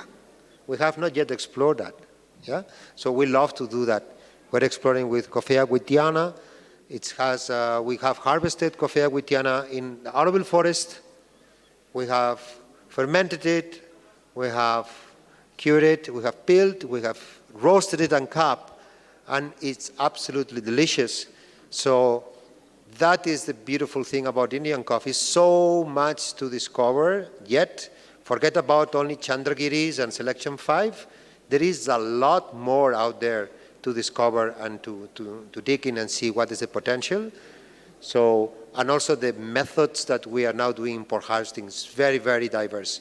You have aerobic, anaerobic fermentations, you have naturals, pulps and drieds. You have a lot of different ways of processing coffee and different species as well. So that is what we love, and this is our starting point for our work. We do a lot of the defects. Defects are actually pictures of what happens with this coffee. It's actually very interesting to see the origin of the defect, what caused that defect. It's a very interesting conversation with the planters because every defect is a loss that you make. So if you want to have more profits and to be your coffee more profitable, the lesser amount of defects you have, the better profits you will. So why not to learn and try to minimize them by studying the nature of the cause of the defects. So UV light is one way, but we have other methods to see and to categorize them. So our students go through a very interesting module, which is green coffee assessment, where they will need to segregate, discard, sort out all the defects by categories, primary defects, secondary defects, and give an explanation why this coffee got defected and what will be the corrective actions that the planter should do in terms to avoid it. If his problem is come from the planter or from the curer, miller, or from the storage or from the logistics, so many other aspects. Okay, come to roasting coffee. So roasting coffee, of course, is an art that we also discovering new ways to roast. Roasting 50 years ago was simply put green coffee in a drum, make it dark, and take it out. That's it. That was how roasting was understood. Today, roasting is understood in a very different way. We're playing with time, we're playing with temperatures, we're playing with rate of rises. I'm going to explain you what is the 4 to 5 critical points. Every coffee opens up at different profiles. Some coffees, they do prefer to be roasted a bit more. Other coffees, they prefer to be roasted a bit less. So that is what we do. We try to understand which is the optimal roasting profile for each coffee. One, we have found it. Then we have a very good software that help us to monitor the roasts. Although it's all manual, it's not automatic. But we know the roadmap, we know exactly what is the profile of this coffee, and the roaster should match that profile, which later on will check the color and will check the densities and all that. There are 5 critical points in roasting. I know that some of you are just planters, but I wanted just to that you get out of this conference at least knowing a bit more about what roasting is about. So that's why I wanted to explain that the first part is very important, is the drying part. It is just to remove the moisture content of coffee, that's around 10 to 12. Then we start having the Maillard reactions, which is very important reactions in food. We have Maillard reactions when we do barbecue. We have Maillard reactions when you bake a cake. So we have Maillard reactions when we roast coffee. And that is an extremely important process when the carbohydrates contained in the coffee are turned into sugars. Also, the color of the coffee changes from green to yellow, and to yellow to brown, where the coffee cracks once or twice, and after crack, we call development time ratios. That's a very important number we should know among roasters or clients, how much time we're investing in the roasting process in developing this coffee. Cooling is very important in roasting. We need to cool as fast as possible. If you don't do that, the roasting process continues in your cooling tray, and that will give you notes that are not desirable. Neither you can be very consistent with it. And the last one is degassing. Degassing is very important. As you know, coffee releases CO2. There's a lot of CO2 there, and it's not good to have a lot of CO2 in your coffee. So we have a degas process, and we have also one-way valve that we put in coffee pouches to make sure the CO2 excess is released out, but oxygen is not coming in, preserving the coffee freshness. We do a lot of years of roasting. We like to roast with a fresh look. We don't want to encapsulate ourselves into one way of roasting. I think roasting is a very dynamic science. We like to roast always with a learner's eye. Since, okay, let's experiment, let's change this, let's assume that, don't assume anything, try and fail and gain and repeat, and all along the line. That's, I think, is our approach. Otherwise, this becomes absolutely boring. So we want to keep that roasting very creative, very exciting process. So we allow ourselves, I think, because we can afford to have that playground in our company to play and see how coffees taste differently by roasting them very differently. We have a lot of customers' requests. As you know, coffee taste is subject to culture. Culture is shaping the way we like or dislike products. And as you know, taste is a very subjective matter. So what is best for you, it is not for me. So how we're going to match the taste of your customers? If you are located in North India and South India, the customer's profile will differ. So that is actually very interesting process of co-creation as well with our B2B customers.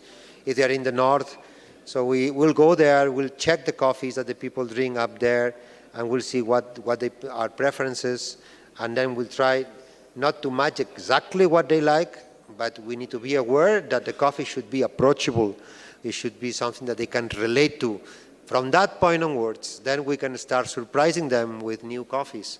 But we cannot change the culture of taste in one day. It needs to be progressive. So what we do is we roast different styles for different customers, for different locations.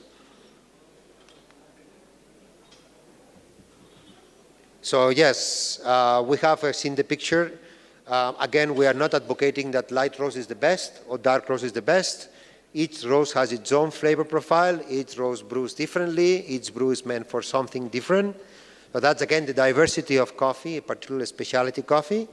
So we have from very dark roast Vienna. I'm not saying burnt coffee. From burnt to dark roast is there's a big difference because to roast a coffee dark, well, it's not easy because you don't want to burn it. At the same time, light roasted coffees are coffees that at the beginning were not well accepted here because of very sour taste. But now I think the palate of the Indian connoisseurs and the specialty coffee movement is changing.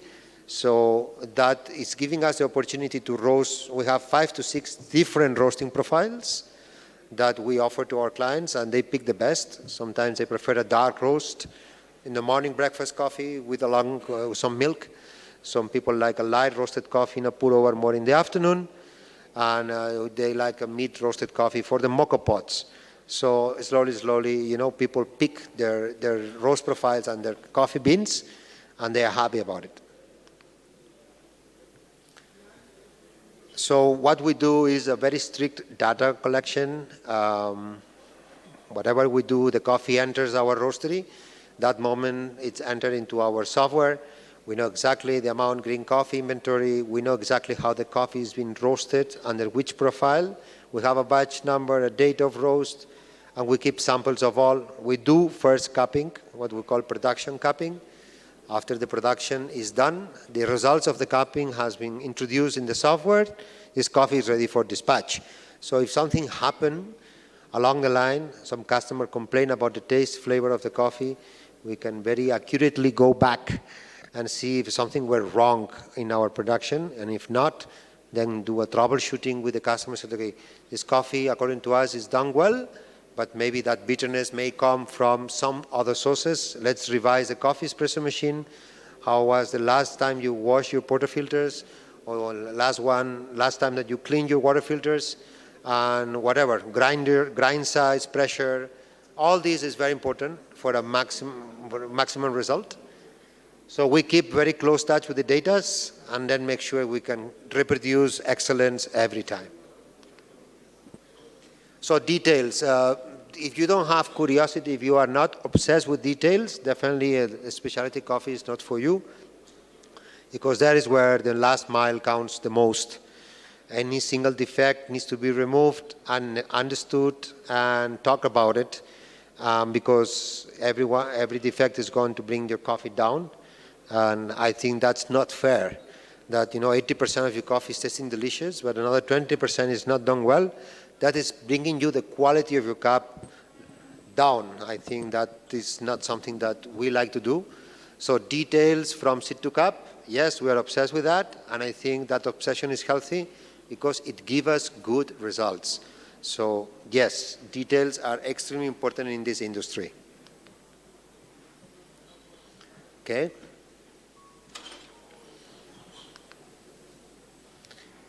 Here you see a picture of a grinder, and I think also grinder has been a little bit on the oversight.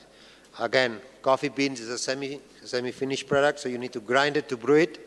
And grinding, and so far, has been also understood. Yeah, you need to crush the beans if you want to brew, but we don't actually crush anything. We are just shaving them into small particles. It's very much like the sushi chef. We do the same with coffee. When you grind coffee, you need to use extremely sharp burrs, very, very high precision burrs, so to allow that the particles you're grinding are as homogeneous as possible. If you have a lot of different in size in a grind, when you grind your coffee is not going to taste good, because the small, fine particles, they will brew very fast, and the bigger particles will brew at a slower pace. So you get a lot of confusion in the cup. So we take one day in our courses to look at the grinding as a science as well, how a good grinder can change so much the taste of your coffee. So again, this is something that at home it's not easy to do, because people usually don't have grinders at home. But I think the specialty coffee movement is calling for the ultimate. So if you really want to enjoy at home the excellence of one of these coffees, the best thing you could do is to grind it yourself to the right size. And I think using a very good quality grinder will help you to even produce a better cup. So grinding is extremely important to deliver a good product. So here is the grinding that we use. This is the most advanced hand grinder in the world. It has a lot of positions. It's up to the micron. So our clients, our students, they kind of blown away by the impact that grinding can have in your coffee. So I think it's very important that today you retain that information, that grinding is really very important if you want to achieve excellence in coffee. So we went through the training of Q grading, thanks to Red Sirocco in Bangalore to organize Q grading programs. Before, those were not available in India, so you need to go another country to do so.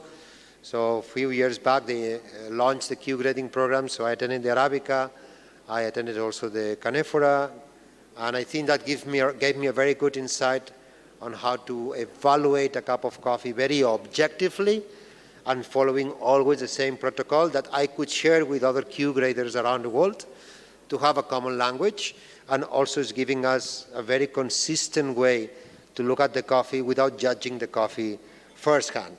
Usually we don't want to know the origin, or we don't want to know the planter behind the coffee. We want the coffee to talk to us, to open to us, and after that we'll score it and describe it, and then we understand from where it comes from, and then we can decide what to do with it. So, as you know, specialty coffee, there are many definitions of a specialty coffee. Some of them, they said, is very good tasting coffee, zero defect coffee. So basically, if you know the scale from 0 to 100, so above 80 or 80 and above, you can technically classify this coffee as a specialty, but from 80 to 100, we got 20 points to go, and that is the difficulty that we all encounter. The more you want your coffee to score, the more work you need to do, the more meticulous the process will be, and maybe the amount that you end up is lesser, but definitely that is going to bring the very best of your coffee to the cup. So we differentiate 80 coffees, 85 coffees, then we go into 90 coffees, 90 plus coffees, up to 95. Coffees that they cross the 90 score are very rare. They're extremely expensive. But when you try one of these 90 plus coffees, then you understand why. It's like, it's really powerful. The aroma, the fragrance, everything stays with you. It's a coffee that stays with you for a long time. And I know that to achieve that, you need to have a great amount of knowledge and some really deep passion to be able to go up to the last mile. In India, I think there are maybe few. I didn't cross yet to a 90 plus coffee in this country. Maybe 88, yes. Up to 89, I would say. But 90 still is a kind of a barrier that we need to cross. And I think we are going to cross it soon because the mindset of the planters now is in the right place. So I think the next years we'll see 90 plus coffees to India and for the rest of the world. So when we analyze the coffee, we always take the fragrance first without adding any water. It's the first touch that we have with the coffee. In there we can really experience the intensity of the coffee, and if the coffee is going to be complex or is going to be semi-complex, so it's a coffee that has, very normal attributes. So in there we already understand a little bit how the coffee is going to be. Then we add the water and we assess the aroma. It's about the olfactory senses. After we are going to assess the flavor when we try the coffee. The flavor is the combination of aroma and taste. And then after the aroma, we look at the flavors and then acidities, aftertaste, mouthfeel, body, sweetness, uniformity, balance, and overall. And that it's scored at every single attribute until you have the final score with a good description of the coffee. When you do that, then you understand what the coffee stands out, where the coffee can be marketed, how you're going to roast it, how you're going to market. And so that is extremely important exercise that we love to do. It's one of the best things we enjoy is by cupping coffees. So this is one of the parts. As I said, when you roast coffee, you need to brew it, and brewing becomes also complicated. With tea, somehow we manage, put the tea, 3 minutes, done. With wine, you open the bottle, it's done. Whiskey, you open the bottle, it's done. But in coffee, you open your packet with coffee beans, and it's not done. You need to do the job. You need to grind it, you need to brew it, and that is when it comes the fun of it, or maybe it's a nightmare. But that is what we love to do. So in our training courses, what we do is we explain the ratio between coffee, water and coffee. We introduce a ratio concept into brewing. Like what is ratio? So how much coffee you are going to use for how much water you're going to use. So for instance, espresso coffee, which is the most intense and short, is 1 to 2. So it's 1 part of coffee for 2 parts of water. And then you move on into other different brewing methods, like mocha pots, South Indian filter coffee, Chemex, filters, and so on. So we explain the concept of ratio, then temperature and time. How much time you're going to invest in brewing and how much temperature you would like the water to be. The combination of the two are also going to impact greatly the quality of your coffee. So teaching that becomes very important. And as I said earlier, the grind size is also paramount to achieve a very good quality cup. So these aspects are discussed, we do a lot of exercises, theory and practice, and people actually enjoy so much brewing coffees now. Even I must tell you that people are setting up the small cafe corners in their homes. They are just next to the bar, they just put a little brewing station, and it really is, it's a very kind of, ceremonial way of start the day. Pick up your beans, grind the beans by hand, heat up your water, choose your brewing method, you have your favorite cup. It's a philosophy of life as well. I think that is just the opposite that what we call the instant coffee, where people have no time for that, that's fine. But the people who like to really have the time to enjoy a cup of coffee, then it becomes the real thing, right? So that is what we love to promote, and we like our customers to engage. Our coffee is, qualitatively speaking, very aspirational, but also affordable. Of course, you cannot, most of the customers cannot afford to buy an espresso machine and own a cafe, but they have the chance to come and visit us. They have the chance to sit with us, to enjoy our ambience, atmosphere, our coffees, and I think it's an affordable luxury. I don't think if you're really truly a coffee lover, paying 400 rupees for a cup of coffee is not going to hurt that much. It's a very emotional drink. When we do a specialty coffee, it brings a very special emotion in our customers and as well as us. There is a connection that is made as the customers more and more, they want to know more about the product they consume. Coffee being only one product, and water is very easy to trace back. Traceability is very easy. So when a coffee, like a customer, like in the person in the middle, I just give her that day one coffee. I said, you need to try this coffee. I think this coffee is made for you. And we captured that picture, said, yeah, you got it right. No, that is exactly the cup of coffee I would like to enjoy every day. So said we had a conversation over from where this coffee comes from and how this coffee is being made. So I think I'm very much on time. This is my last slide. Thank you for that. So I hope I didn't bother you much and bore you so much. If there is any questions or you want to visit our stall, we have a small stall there with some coffee. We have a small French press and we have a kettle. So please, you are most welcome to come over and enjoy a cup of coffee. Thank you so much.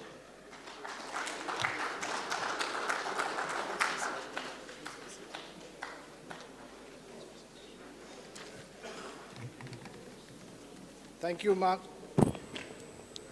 Thank you, Mark, for your nice presentation, which explained the whole process of creating special and specialty coffees. The final presentation of the day is by Mr. Sanjeev Chatterjee on emerging trends and innovations in tea. Mr. Sanjeev Chatterjee is the head of supply chain, Africa, Middle East, and Turkey in Lipton Tea Infusions. Mr. Sanjeev Chatterjee has had a career spanning 35 years in supply chain and tea.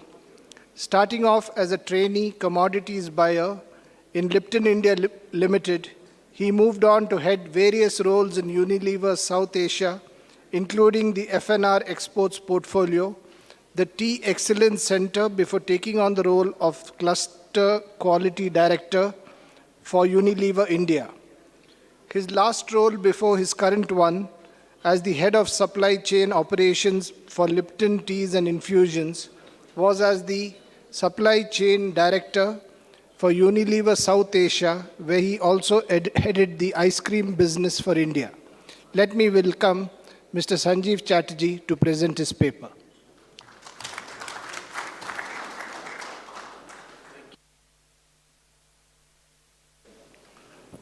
Right. So this is a bit of a homecoming for me because when Sanjit, a lot of you perhaps may not know, but I started my career in this specific room. This room I think was the auction center for Coonoor, right? So I can see Lakshman there. So we used to travel all the way from Coimbatore, which was an auction center opposite a hotel which was in a school. And then I used to do Cochin auctions as well. So when Sanjit gave me a call and said, can you speak? I said I was very happy to do so. So it's a bit of like a homecoming for me. And therefore, and of course, now I realize that I'm the last speaker between you and dinner or drinks, depending on what you prefer. So I hope you will give me enough of your attention for me to go through this presentation for you. What I wanted to talk to you about was the emerging trends in global teas.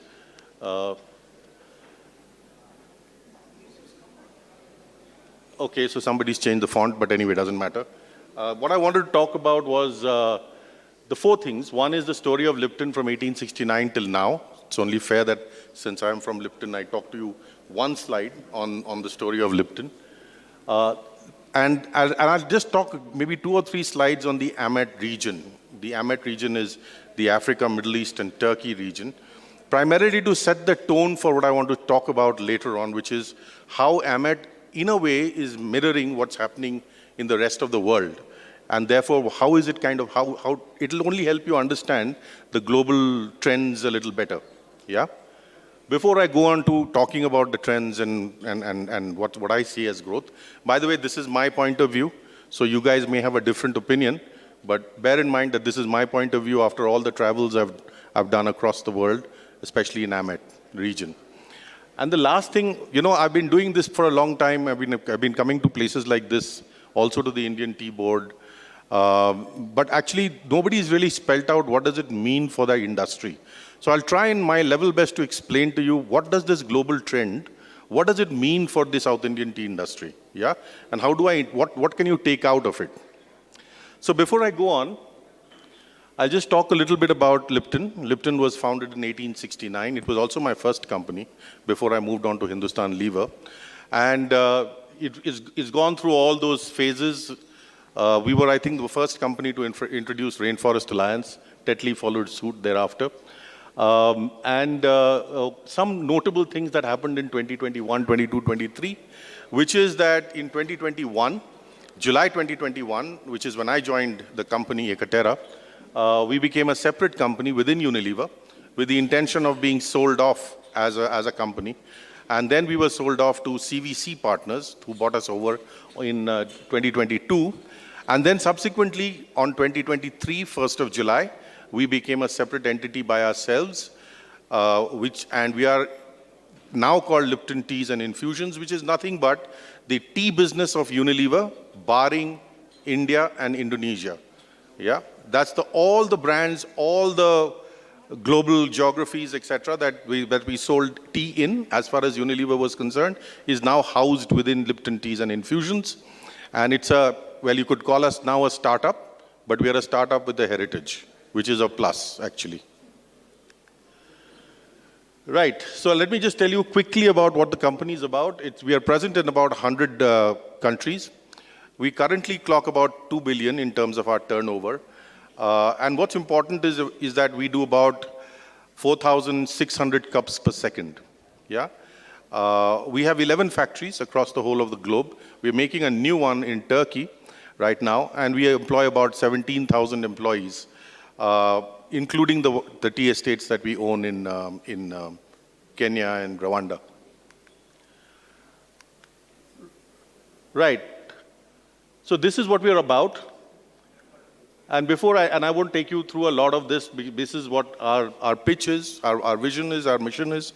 We believe that while we sell tea, we also have a role to play in building entrepreneurships, families, looking after families, and looking after all the people who work within our ecosphere. These are our local jewels. Now, you don't see Lipton much in India. That's because there is a very strong brand in India called Taj Mahal. But Lipton globally is the world's largest tea brand. And while we have that, we have very strong archetype brands, which we call local jewels. Some of them are, for example, you've heard of PG Tips in the UK. Tazo is one. There's one in South Africa called Glen. Then there is another one called Joko in South Africa. And then there is Three Roses or Red Roses in Canada, and so on and so forth. But the global brand, Lipton, is the single largest global brand for tea. And of course, very recently, we've acquired Pakka as well. So Pakka is also now part of us. So I'll now take you maybe 2 slides on what's happening in the AMET region, yeah, and set you up for what I'm trying to explain to you. It's very much like India. It's a household product in every family. Tea is something that the whole of AMET loves. Turkey consumes the most amount of tea in the world. I think it's about 3.6 kilograms or more than 4 kilograms per day. per person, per annum. And you just have to be in Turkey to realize how much they love their tea. They've even coined a tea preparation protocol which they follow across the whole of Turkey for the quality of tea that they make, which is by their standards very good, but by tea taster standards may not be very, very good. But they have somehow overcome that by creating their own tea preparation protocol, and they have canisters and all kinds of stuff to kind of contribute to that particular taste. There's the Arabia area, of course, where again tea is almost part of life. And of course now there are other regions like Nigeria and South Africa where penetration is low, but you've also got teas like Rooibos, which is also a big deal in that market, by that part of the market.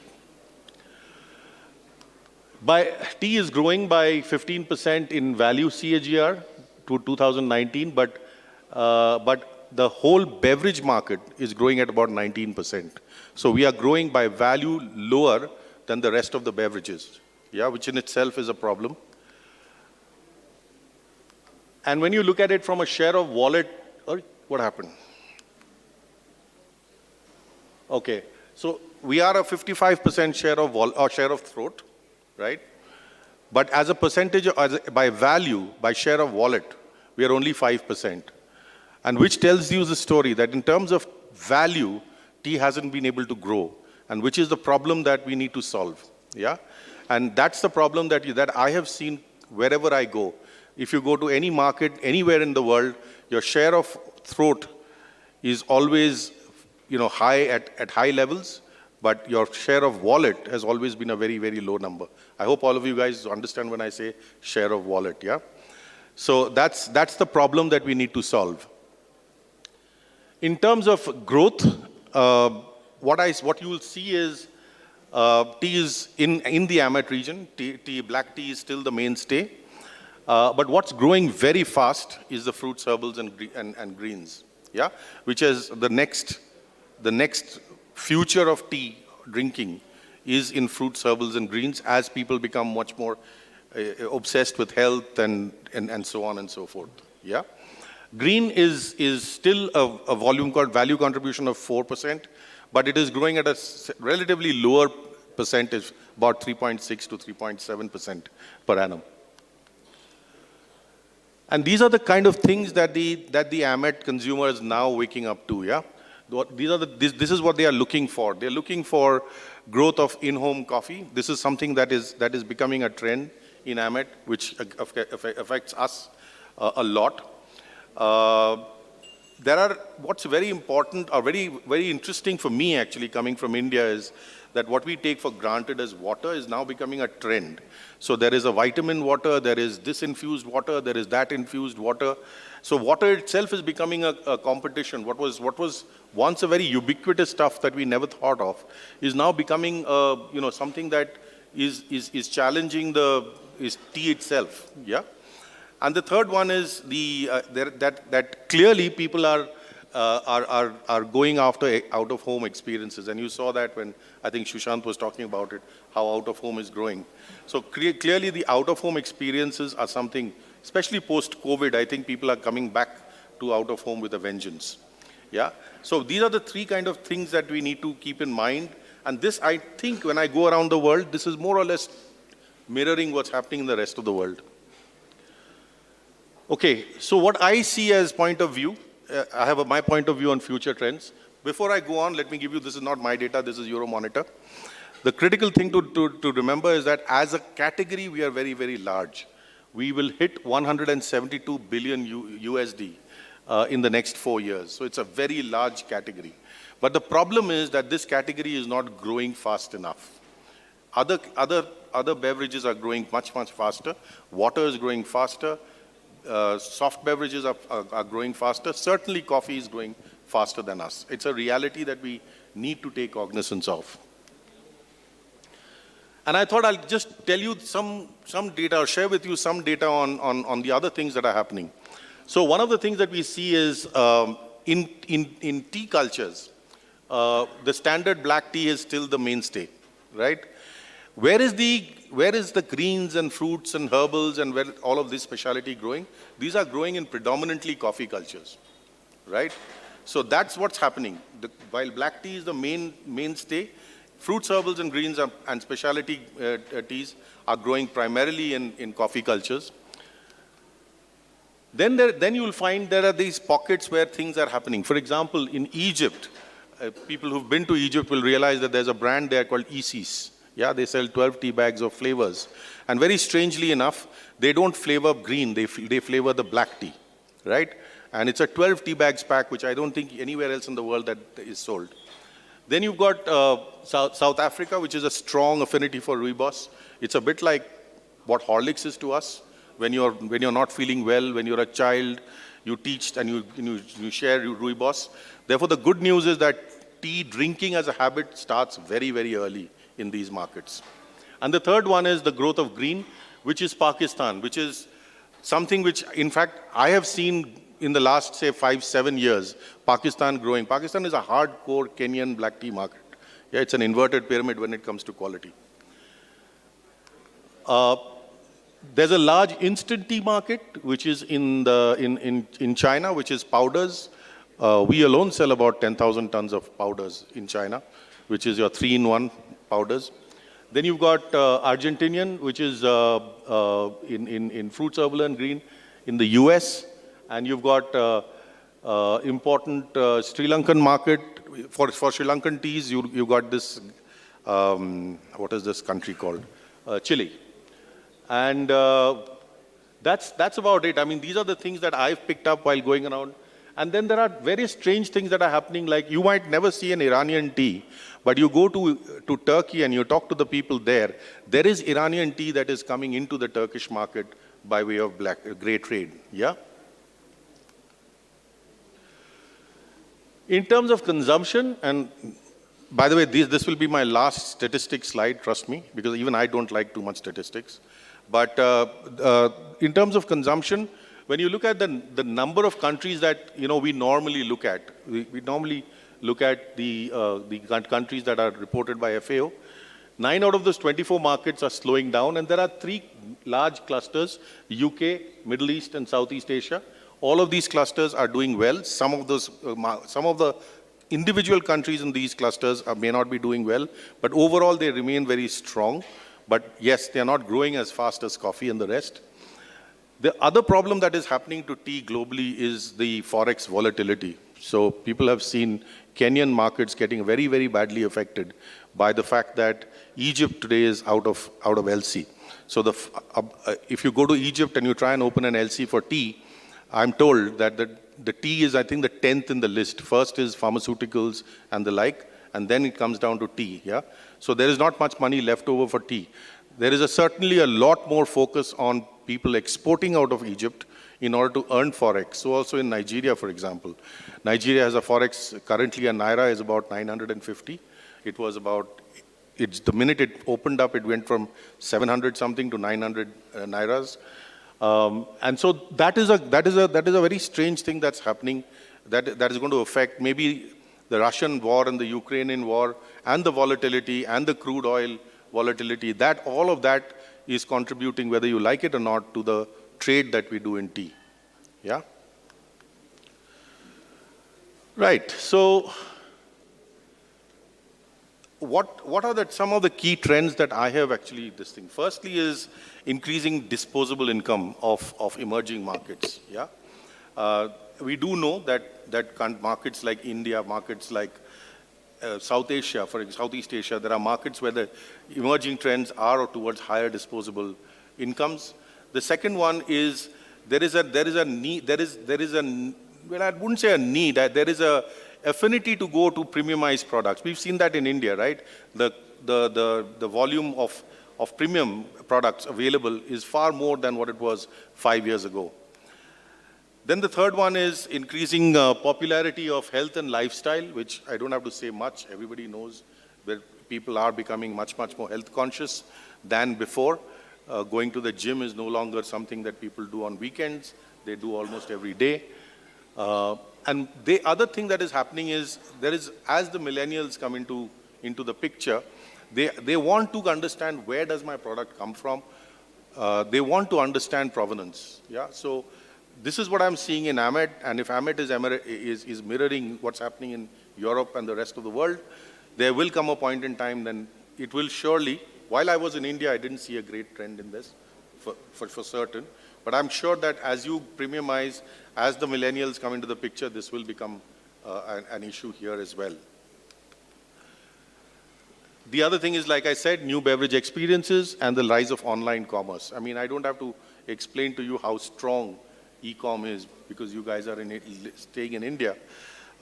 It is by far the most important channel that we must have answers to.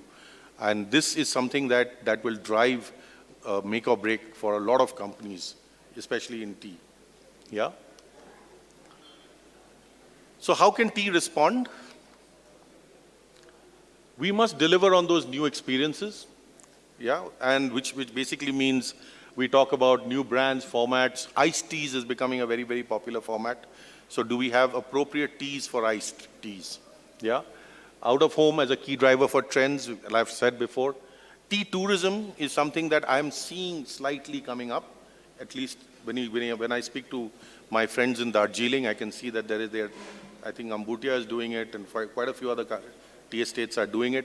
That helps not so much as tourism, but also the fact that they grow the knowledge or an affinity for tea as a category. Yeah, and that helps. Deliver healthier choices, especially post-COVID, which is wellness teas for body, heart, and mind. So wellness teas, functional teas, these are teas that are growing in terms of intent. We in India had launched Three Roses, what was it called? It was a clinically tested product against immunity, and it took a lot of time before it I think it took us about 7 years before it really took off. But we stayed with that brand for 7 years. And the last one is how to reframe quality, which is, and when I say quality, it's just not, and that's why I said the word accessible quality. It's just not, quality doesn't mean that it has to come at a premium, it has to be, certain kind and so on and so forth. What needs to do is that you have to define what your quality is, and you need to make that accessible. If your quality is about, for example, that my teas come from estates which are, let's say, CO2 positive, I don't know. Well, that's a quality standpoint that you can talk about, right? And that's your niche. So, and you can make it accessible if you want, right? And of course, provenance and sustainability, this is something that is an emerging trend that has always been there. So then I asked the question, so what does it mean for you guys? Yeah? Okay, this is what's happening across the whole world. But as a planter, what does it mean for you guys? I put my thoughts through. I know some of you may differ with it, but I've done about 35 years in tea now. I suspect I know a bit about what to do in this place. The first one, let me remind you of that, which is the 55 and 5%. We have to now take it for granted that safety is now increasingly par for the course. Nobody is going to pay us a premium for proving or talking about our teas being safe. Yeah, we have to find ways to overcome the fact that this is par for the course and drive value. Now, if you want to drive value up, this is something that we need to recognize. And I know that this is a bit of a problem for all planters, because when I was in India, everybody used to complain, saying, this is going to cost me so much and so forth. But the problem is you're competing with other countries where this is already par for the course. A Sri Lankan tea, for example, this is already par for the course. So why would somebody go for something that is unsafe if you're not then going in for it yourself? Yeah? Think about it in your own homes. If you know that a spice, for example, is not rightly produced, any spice, you take any spice, would you buy it for your family, right? So that's the thinking that's gone inside. And why is it so? These are the 4 trends that I've noticed across the whole world. One is there's a reduction in MRLs across the whole globe. Now we can complain that, this is becoming unreasonable and so on and so forth, but this is going to stay. Reduction in MRLs is there, right? As the people get more and more aware of health risks, right? And this is social media at work for you, right? The second one is there's going to be increased monitoring from the government. As the social media gets more active, as people get more health aware, there's going to be more pressure on the government to put in all these monitoring mechanisms. Yeah? Now you can complain saying you're being unreasonable, but then again, keep in mind that you are just one country producing tea versus other countries that are already up the ladder. The third one is what, for example, a lot of the European countries are doing is that they're harmonizing the MRLs, right? Now what happens is some countries may be very good in some pesticide residues, some countries may struggle with some kind of pesticide residue. What the Europeans are trying to do, or the Americans are trying to do, is to harmonize it. Why? Because then they don't have to worry about, you know, if this tea is from this place, then this is my problem. If this tea is from this place, then this is my problem. If they have a harmonized MRLs across, now this is not going to sound very happy for individual countries. So I'm sure Kenya has similar problems on some of those pesticides as we do. And the other one that is happening is that there's development of new analytical methods. As science progresses, there are newer and newer analytical methods, which are going to then mean that very, very faint traces of pesticides or MRLs are going to be picked up, which were not picked up maybe 20 years ago. But these are the real trends that are happening. Right. So the first part was par for the course, get real. This is what it is. The second one is, I think one of the things that we need to do as an industry is basically understand what does your market want, yeah? And it's more from the difference between what I call the observation versus insights. The fact that you're doing it repeatedly is an observation. The reason why you're doing it is the insight, which is actionable, right? So if I can figure out why you're doing what you're doing, then that's an insight which is actionable, which I can trace back, right? So I'll give you two examples from my life. Number one, I had some people, although I don't taste or buy tea anymore, but there are these friends who come over to Dubai, and he brought some samples across, and some of those teas, and I looked at it and I said, look, this tea could work for Egypt, but you'll need to put it, you'll need to test this out. So we took some water, we put the tea in it, and we had floating fibers. Yeah? The minute you see floating fibers to an Egyptian, that's a no-no. Because why? Because their preparation protocol is they boil the tea, they boil the water, and they put the tea in it. They don't throw the tea away, right? So they drink straight off the cup where the tea settles at the bottom. Now imagine if you're drinking a cup of tea and your floating fibers are going up, it's coming in the way of your taste, right? So if you are able to calculate that insight, then you will know how to clean your tea. Right? And that's how I explained to that guy. So embedded fiber is fine, floating fiber is not something that we do. And by the way, when I used to buy tea a long time ago, we used to look at floating fiber versus embedded fiber. We had Saraf, who was Mr. Saraf, I don't know whether he's still buying tea, for the Russians who, yeah. So he was a master at buying, and he would know if there's a floating fiber, and he would kill that tea immediately in the auctions. I'm sorry to use the word kill, but yeah. And the second one is doodh patti. Yeah, doodh patti. If you've gone to Punjab or the other side of the border in Pakistan, they use something called doodh patti chai. Doodh patti chai is essentially it's a milk-rich region, right? And you don't want to you're throwing Assam, a full-bodied Assam, at somebody like a Punjabi or a Sardar whose whole trip in tea is to drink that milk. It's just a waste of money, right? You're throwing a full-bodied Assam at that guy, and he's tasting the tea and he's saying it's bitter.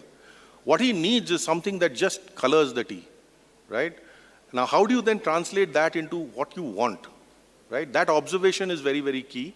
That action is something that will hopefully drive. So the other one, like I said, it's a no-brainer. You have to drive up value. Some of the ways to do that is specialties and herbals. I know a lot of you will ask me questions on, this is not Camellia sinensis, but please believe me, that horse has bolted, right? Anywhere in the world, tea is anything that you steep in hot water, right? Whether we like it or not, that is what tea is. We'll have to find our ways. Luckily enough, there is a global trend towards specialty black teas, which will help us. right? But there is a move towards specialties and herbals, and of course, controls and certifications. The third one, I believe, is drive up tech automation and analytics. I don't know how much of our estates are currently using digital automation and so on and so forth. I know I've been to one or two about 10 years ago where these guys had really brought in some amount of automation and some amount of digital controls. This ensures that your product is more or less consistent and the quality remains deliverable. In otherwise, let's say, variable weather, variable, all of these kind of things, how do you ensure that your product remains stable? And lastly is advocacy and capability building. One is, which is about talking to the right consumers, and this is not just about going to trade fairs. I think Sushant mentioned it when he spoke. This is about going to where the people are to talk about your teas, yeah? And this is about, let's say, tying up with, let's say, bodies like DMCC or bodies like anywhere else, and then using their expertise to talk to potential customers and consumers, yeah? And how do you then kind of bring that to life? And of course, lastly is to have a future fit organization, which is about the ability to absorb automation and digitization into your processes. With that, that's my last slide, so I hope it was interesting enough for you guys.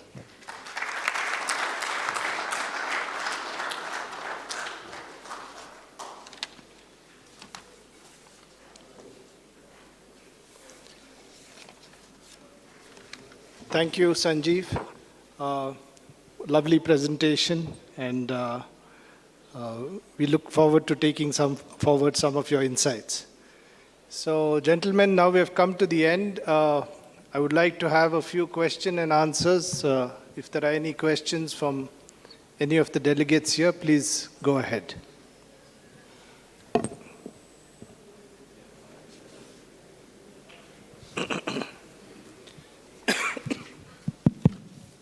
I have three questions. First to Sanjeev. You said that the trend is toward the herbal infusions and the value-added specialty teas. And for that, do you look at full-bodied, denser teas, or is it that you're looking for something lighter, which is different? So is there a difference in the quality of the black tea, what we produce in South India? You know it very well. So is there a perception which we need to shift if that is a trend which is going forward? Secondly, the unfortunate thing is that what you have shown very, very clearly here is the floating fiber tea, and that exactly probably is going and relating to the current market price of 85 rupees. So I think it is also equally responsible at the buyer's end, like the producer should not produce it. The buyer also should desist from such things so that, you encourage people to buy more. So what are your thoughts on those? So the first one, I think you said about how does South India teas fit into the overall? Infusions, for the herbal infusions and other things. So bodied, denser tea, is that what you are looking for? Is it So look, when it comes to South Indian teas, and this is my personal point of view, so don't get me wrong. So I would not use South Indian teas to give body, right? Where I would use South Indian teas would be for teas where I will require a black, a red color, with clarity, yeah? Which is, for example, for iced teas. Iced teas, the problem with getting teas from Assam is that it tends to cloud a lot, right? So, and therefore when you put ice in it, it just tends to, that's why Argentinian teas do so well in America, because I think they're I forget the term right now, but the content, the tea soluble solid content is about 12 or 13 or 14%, whereas for Assam's it's about 27%. So in my experience, if you want to do iced teas, you would use teas that are thinner, more colory. That's where I would look at it.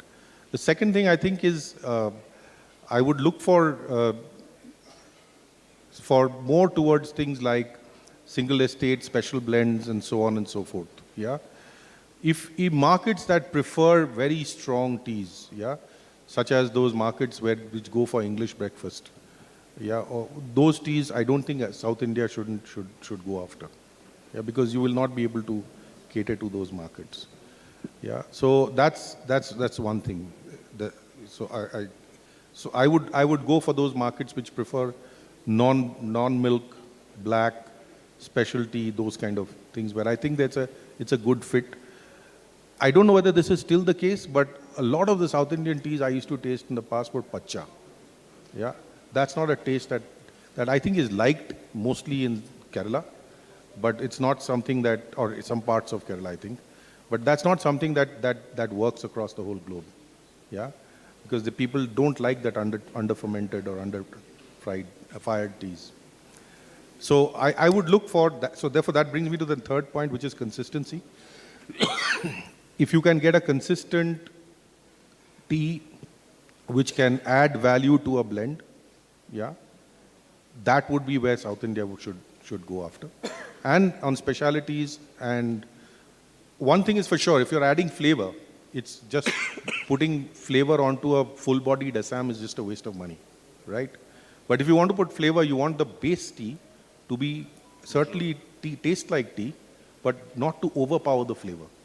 I think that is where South Indian teas play a... So it gives you the teeness without taking away the cardamom, without taking away the vanilla, whatever else that you put it there. So that's a space where I see South Indians do well. On floating fiber, I think the auction levels, I mean, when I was a buyer, I'm sorry, I'm talking about 25 years ago or 20 years ago, I think as a matter of rule, floating fibers or any badly produced teas will get its own price. Yeah, and I don't think any buyer will pay the same price for a floating fiber tea, and I'm using floating fiber in a large thing, as it would for a nice black, good bloom tea. Yeah, so I think that should speak for itself. I mean, if you're asking what role should the buyer play, I think the role the buyers should play, I think there's a larger role for the brokers, if you ask me. One of the things that I talked about, which is about observation versus insights, I just find that a lot of the planters don't get to understand those insights. Yeah, because you don't go to the end consumer. So you are driven by what the buyer in the auction is doing, and the buyer in the auction is representing somebody else. Yeah, oftentimes. So that understanding of the markets is something which is to me a very strong, because then that you will develop a knowledge of this. Yeah. Right. Thank you. I have one more question for Abhishek.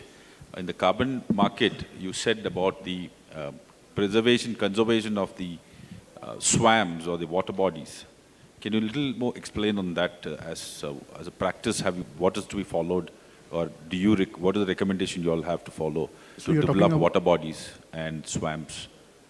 You're talking about mangroves? Mangroves, you were saying? Wetlands restorations, right? Wetland. So when you're talking about wetlands restoration, so it is more into the mangroves conservation and restoration. So as we know that mangroves is not good for the carbon sequestration, but actually it is very good for the livelihood as well. It is actually protecting the seashores with a lot of cyclones and the storms as well, right?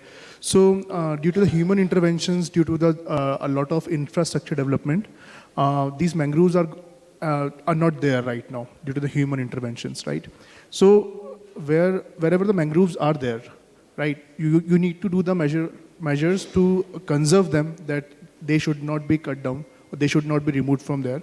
Also, where there were no mangroves right now, we have to replant them. So I'm taking an example of Indonesia. There's an organization called Yakopi. So in Indonesia, they are doing a very good job where they are covering all their coastal areas with the mangroves. So this conservation plus restoration and the replantation of mangroves can play a crucial role, not only from the perspective of climate, but also from the perspective of generating the tourism over there. Especially you can take up the example of Sundarbans, right? So if these kind of mangrove forests are there in the coastal areas of India, that will be really great for this. Thank you. Arun? I have a question. Just to add on to that, what sir was asking. We actually have a separate biodiversity credits. So, are you also dealing with the trading of that biodiversity? How are you assessing it? And whether it will be clubbed with the carbon credits in future? How is the future going to be for that? So as I said, there's one labeling called CCB, Climate, Community and Biodiversity. So here we need to see the particular project from the three lenses, and biodiversity is one of them. So in biodiversity, we need to understand and we need to do the baseline that on the basis of both flora and fauna. And on the basis of that, we are going there. We are understanding that in early time, what were the flora and fauna were there. But due to some human interventions, they are not now. There are a lot of extinct species over there, right? So we need to do that kind of data collection. And with the replantation of these kind of plantations, will surely brings the animals and species again back to there. So the assessment of the current baseline, what was into the past, and what were the steps which we need to take up, through which we can take up them back. So this is a part of biodiversity assessment under the CCB concept. So along with the plantations, along with the sustainability of the community, these are the things which we need to do for that. Yeah. And will this be factored into the carbon price? Exactly. So when we talk about CCB, so in B, as I said that there's 17 SDG goals, right? Yes. And in CCB labeling, if you really want to take up the gold labeling of CCB in terms of biodiversity, so we have some criteria that you have to bring up 2 or 3 plants which were not there, which was into the past, and the species through which they are coming back. So yes, there's a whole assessment, and the crediting period of these projects are 20 years, which can be extended up to 100 years. So in 100 years, you can do the assessment for that, and once they are coming back, so they are surely counting into that. In normal projects, VCS, they are not having that kind of impact as compared to the CCB, where we are taking up the biodiversity as well.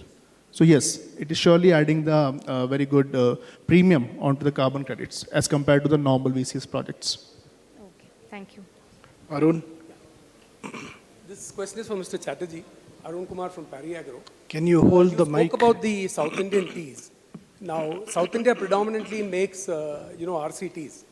Now, what would be the future of these RCTs in a blender's basket? Because as you see today, most of the teas seem to have this label called Assam blend. It seems to be the flavor of the season. You go into Karnataka, you go into Andhra. Even the local packetiers today are adding this name called Assam blend. Everybody in South, most of them. In fact, today, recently, another person has added on this Assam logo to one of the South Indian blends. So what would be the future of a South Indian RCT going forward? Because a lot of the Duas teas are coming in, the Siliguri teas are coming in, the Assam teas are coming in. And obviously, those teas are much better, as you say. And those could replace the South Indian teas. Because if you see the price levels, you could get a good Duas tea or a Siliguri tea at 120 or 140 rupees. So what would be the future of an RCT, say 5 years from now or 3 years from now? Are you talking about India or are you talking about global? India. I can't really answer that because India is a different business, and there is a clearly they know what to do. What they will be better to be able to answer that. I wouldn't answer it for them. But for the global thing, I think I can give you an answer, but you might not like it. Okay. The answer is that you will always be a very good filler, right? You will never see a blend or a product unless you are a single estate, unless you are Nilgiris, yeah? Unless you have those specific jasmine type clones that you can sell. I know I wouldn't take names, but there are estates that make those, because I used to buy them and sell them to, Takano and Mitsui and Mitsubishi. Unless those kind of products you can then sell and market as single estate Nilgiris, a run-of-the-mill product, right, will always be bought for a filler, right? So the question is, how do you add value to that run-of-the-mill? I know that attempts have been made here to make Darjeeling type manufacture and so on and so forth. And if you can take that and talk more about them, I think overall the value should start going up. Yeah. Mr. Abhishek, you mentioned that monoculture is a problem somewhere. I think somewhere you're going by the very classical understanding of monoculture, because today you look at all the latest studies being done. Monoculture plantations in the world, many monoculture plantations have a much better carbon index, better conservation of soil. They are rating far higher than many of the heterogeneous plantations and forests we are talking about. So just branding monoculture and saying monoculture is a specialized approach in thing. But when we talk about carbon sequestration, we take the plantation ecosystem completely, which may include swamps, it can include forest inside, it can include the planted area. So when you take the entire plantation ecosystem as such, where monoculture is an important constituent, you look at calculate that diversity along, whether it is biodiversity or whether you use carbon index, it is far more than even heterogeneous plantations. So the concept that monoculture itself is wrong, which is driven very hard into all of people everywhere. Whenever you talk to anybody, they say monoculture is a sin. It is not. It is a specialized agriculture. But inside monoculture also there is a lot of heterogeneity. There is a lot of good things that are happening there, which need to be quantified and understood. Just an observation.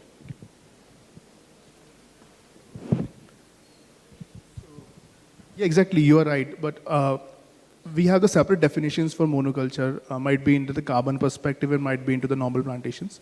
So what we are trying to do that, we don't support the monoculture. So when you're talking about multiculture, it doesn't mean that you have a number of species into a single farm, right? If there is a species of, for example, if there are 100 trees and you are putting up 90 trees of your monoculture as per your commercialization, as per your projects, and the 10 trees with some other species, that can also be called as a multiculture. Secondly, when you're talking about monoculture, and if we are, first of all, in carbon terms, it is not allowed that you need to clear the existing ecosystem and then you can do the any kind of plantations. So when you are clearing up any kind of ecosystem, existing ecosystem, it is somehow disturbing the habitats for as per the flora and the fauna also, right? So in terms of biodiversity, when we're talking about climate, community, and biodiversity, so in biodiversity, it is somehow we are more emphasizing on the multiculture plantations, along even when you're talking about the agroforestry. So in agroforestry, we are doing n number of interventions. So it is again a kind of in multiculture activities, right? So in monoculture, yes, it is good, but in terms of biodiversity, somehow it is done. When you're talking about carbon sequestration, so it is not mandatory that every monoculture plantations is having a good carbon sequestration. Carbon sequestrations has been taken place mostly, and the best carbon sequestration trees are the furniture trees, because they are sequestering more carbon and they're having the high carbon sequestration value. The trees like neem, the trees like bargad, right? So they are having the more carbon sequestration value as compared to the some monoculture species, which is normally using for the low harvesting cycle of the commercialization. So this is the reason why we are putting up the multicultural plantations into this. Hello. Yeah, we'll have the last question. My question is to Abhishek. I'd like to clarify one point that you made about business as usual. If I understand it right, are you saying that in year zero, whatever efforts you made in terms of investing in projects which add to carbon credits will be treated as null and void, and it is from that point in time that you're eligible for carbon credits, or? No, business as usual means if an organization is doing some activities through which they are having some specific processes, that I am doing this particular activity, I am going to procure it and I am going to do the market linkages. This is a business as usual activity. But with that particular activity, if you are doing something else, which is actually increasing or some kind of uplifting the livelihood of the communities, or you are putting up some other interventions through which is a little bit different from your business as usual activity, that can be an additionality into the project. So, for instance, if a company has invested in renewable energy projects previously and wants to go in for a certification currently, would that project be eligible for carbon credits, or? yes, it is eligible for the carbon credits, because apart from generating the electricity for that particular project, you're actually avoiding the carbon emissions. Thank you. Yeah. This is to Mr. Chatterjee.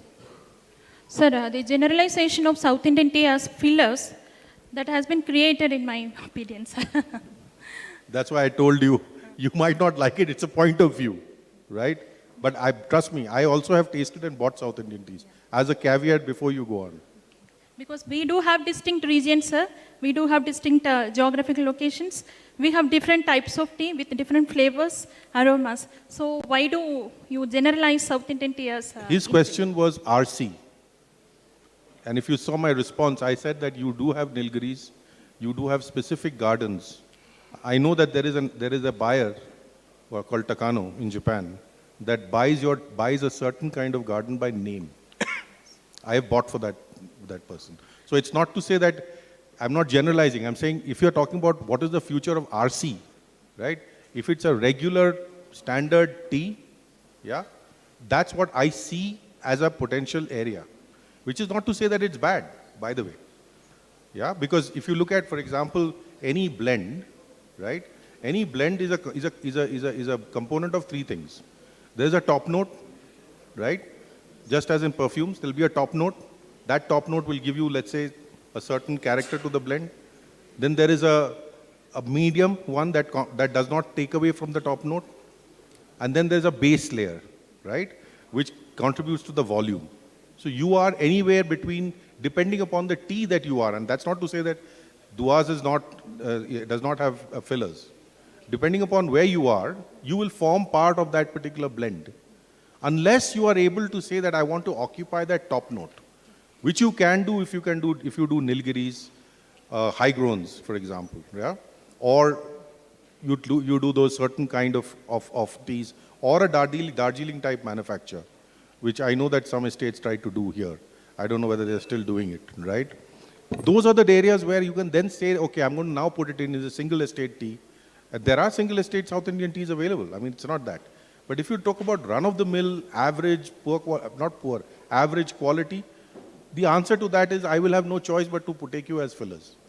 So again, the point that I was making in the, if you don't drive up value for your products, right, you will be treated like that by any global blender, right? Thank you, sir. Thank you. Okay. We have come to the end of this program. So let me request Mr. Santosh to present a memento to Mr. Abhishek Srivatsava.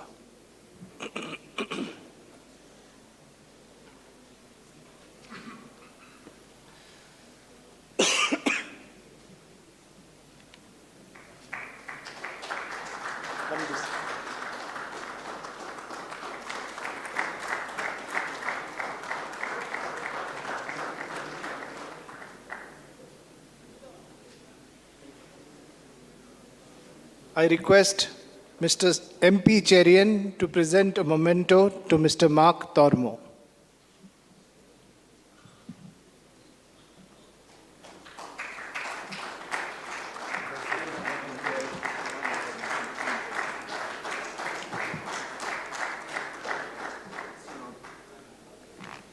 I request Mr. Cherian to present a memento to Mr. Sanjeev Chatterjee.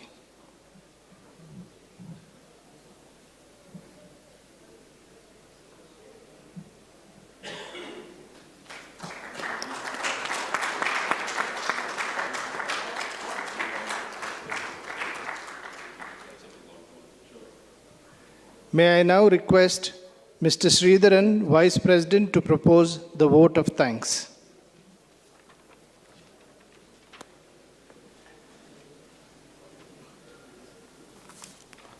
Ladies and gentlemen, I would like to extend my heartful thanks to each and every one of you for gracing this occasion with your presence. Your participation and support and contribution have made this event a success. Let me first thank Mr. Amandeep Singh Bhatia, IAS, Additional Secretary, Ministry of Commerce and Industry, for agreeing to chair the session and conduct the proceedings and panel discussion on commodities. We've had a very interesting session. He's a great listener, and he was looking for solutions from the industry. Some good takeaways from that session are that he would like to form a core group of both industry, government, tea board officials to do a brainstorming session and address the challenges of price, exports, and value addition. We at UPASI are looking forward to working with him and the tea board, coffee board, rubber board, etc., to address these challenges. I thank Dr. Jagdisha for his presence, for his perspective on the coffee sector and his efforts in organizing the World Coffee Conference that's coming up.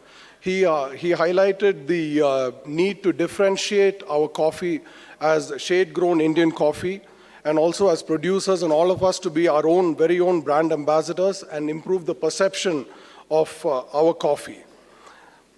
We had an insightful assessment of issues and challenges by Dr. M. Muthukumar on the tea sector. We are truly grateful to you for being with us, and thank you for your interesting presentation on tea. He highlighted the price difference between the organized sector and INCO-served bought leaf sector and the need to improve the quality.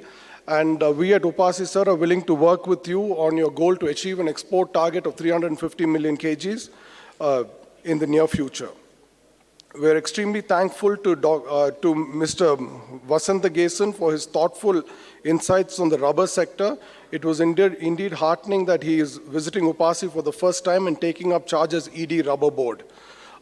He highlighted the difference between rubber, coffee, and the tea industry. Rubber has a shortage of production compared to the consumption, and the efforts being taken by tea board to improve the tapping quality, increasing yields, and also expanding in other non-traditional areas like the Northeast.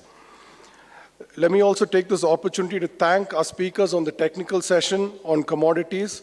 Mr. Saeed Al-Suwaidi from the DMCC. He had given us some very interesting statistics of global trade. It was interesting to know that more green coffee comes from Europe than other coffee producing countries to Dubai. And the access that DMCC has to the various markets. So it is to today's need, I think it's a good takeaway for producer exporters who would like to look at the strengths and try to store their own product, control the chain, and use DMCC to start exporting teas. I'd also thank Mr. Sushant Dash, who gave us a very interesting perspective of how the market is heading in India, how young consumers are changing the entire landscape. So there's a lot of takeaway for all of us here from his presentation, and how we should be repositioning our product and to the younger consumer. Mr. Abhishek Srivatsava highlighted the details on carbon and how we, the plantation industry especially, can take advantage of these nature-based solutions. And it was interesting to note that nature-based solutions seem to be having a higher market share than renewable energy. So there is a lot of potential here for all of us to take advantage of that. Mr. Mark Thomo had given us an insight into specialty coffee. So this producers, this is very much in our hands, you know. So what we can do, how we can drive up value using expertise from experts like Mr. Mark Thomo. This is definitely in the right direction. So it was very insightful listening to his presentation. And Mr. Sanjeev Chatterjee has given us the global perspective of tea. He's been very candid in his views. Having had experience in South India and having known our landscape, it was insightful. It's given us a lot to think about, and how we can position our tea, how we can take advantage of the neutrality in our tea to be part of certain blends, to be part of flavoring, and also how to drive up value by concentrating more on single estate teas, etc. So it was a very good presentation.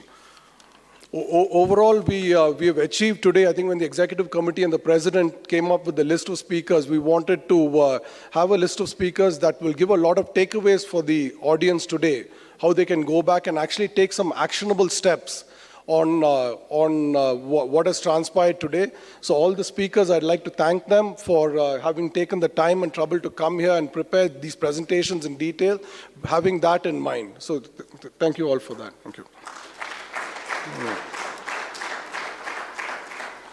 I would like to thank Messrs. A.V. Thomas, Harrison Malayalam, Kannan Devan, Parry Agro, and Tata Coffee for sponsoring the lunches for the 2 days.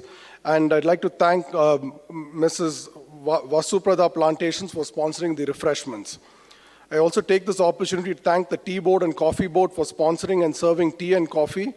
Thanks goes to KK Consultant and Engineers for sponsoring the folders. We are greatly indebted to all our planter members for making it convenient to attend this session. My special thanks to each of you for your presence and wholehearted participation for making this session a success. Thank you all.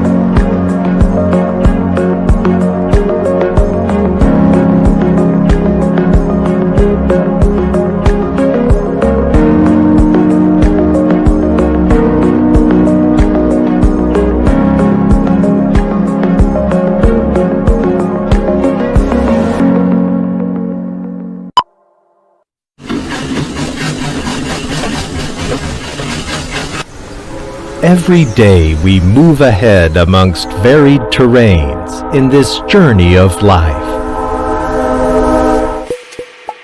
People from all over the world join us and become a part of this legendary family. This successful journey that has spanned over decades now has reached innumerable destinations, with each one being special. Tata Coffee. We keep the world going. The erstwhile Consolidated Coffee Limited is a part of the 150-year-old Tata Group and has grown to be one of the largest integrated coffee plantation companies in the world. Since we cater to people all around the world with various tastes, we ensure that everyone enjoys their cup of coffee. With businesses including plantations in tea and coffee, we entice the taste buds of our cherished patrons all over the world with the highest quality roast and ground, spray, agglomerated, and freeze-dried instant coffees.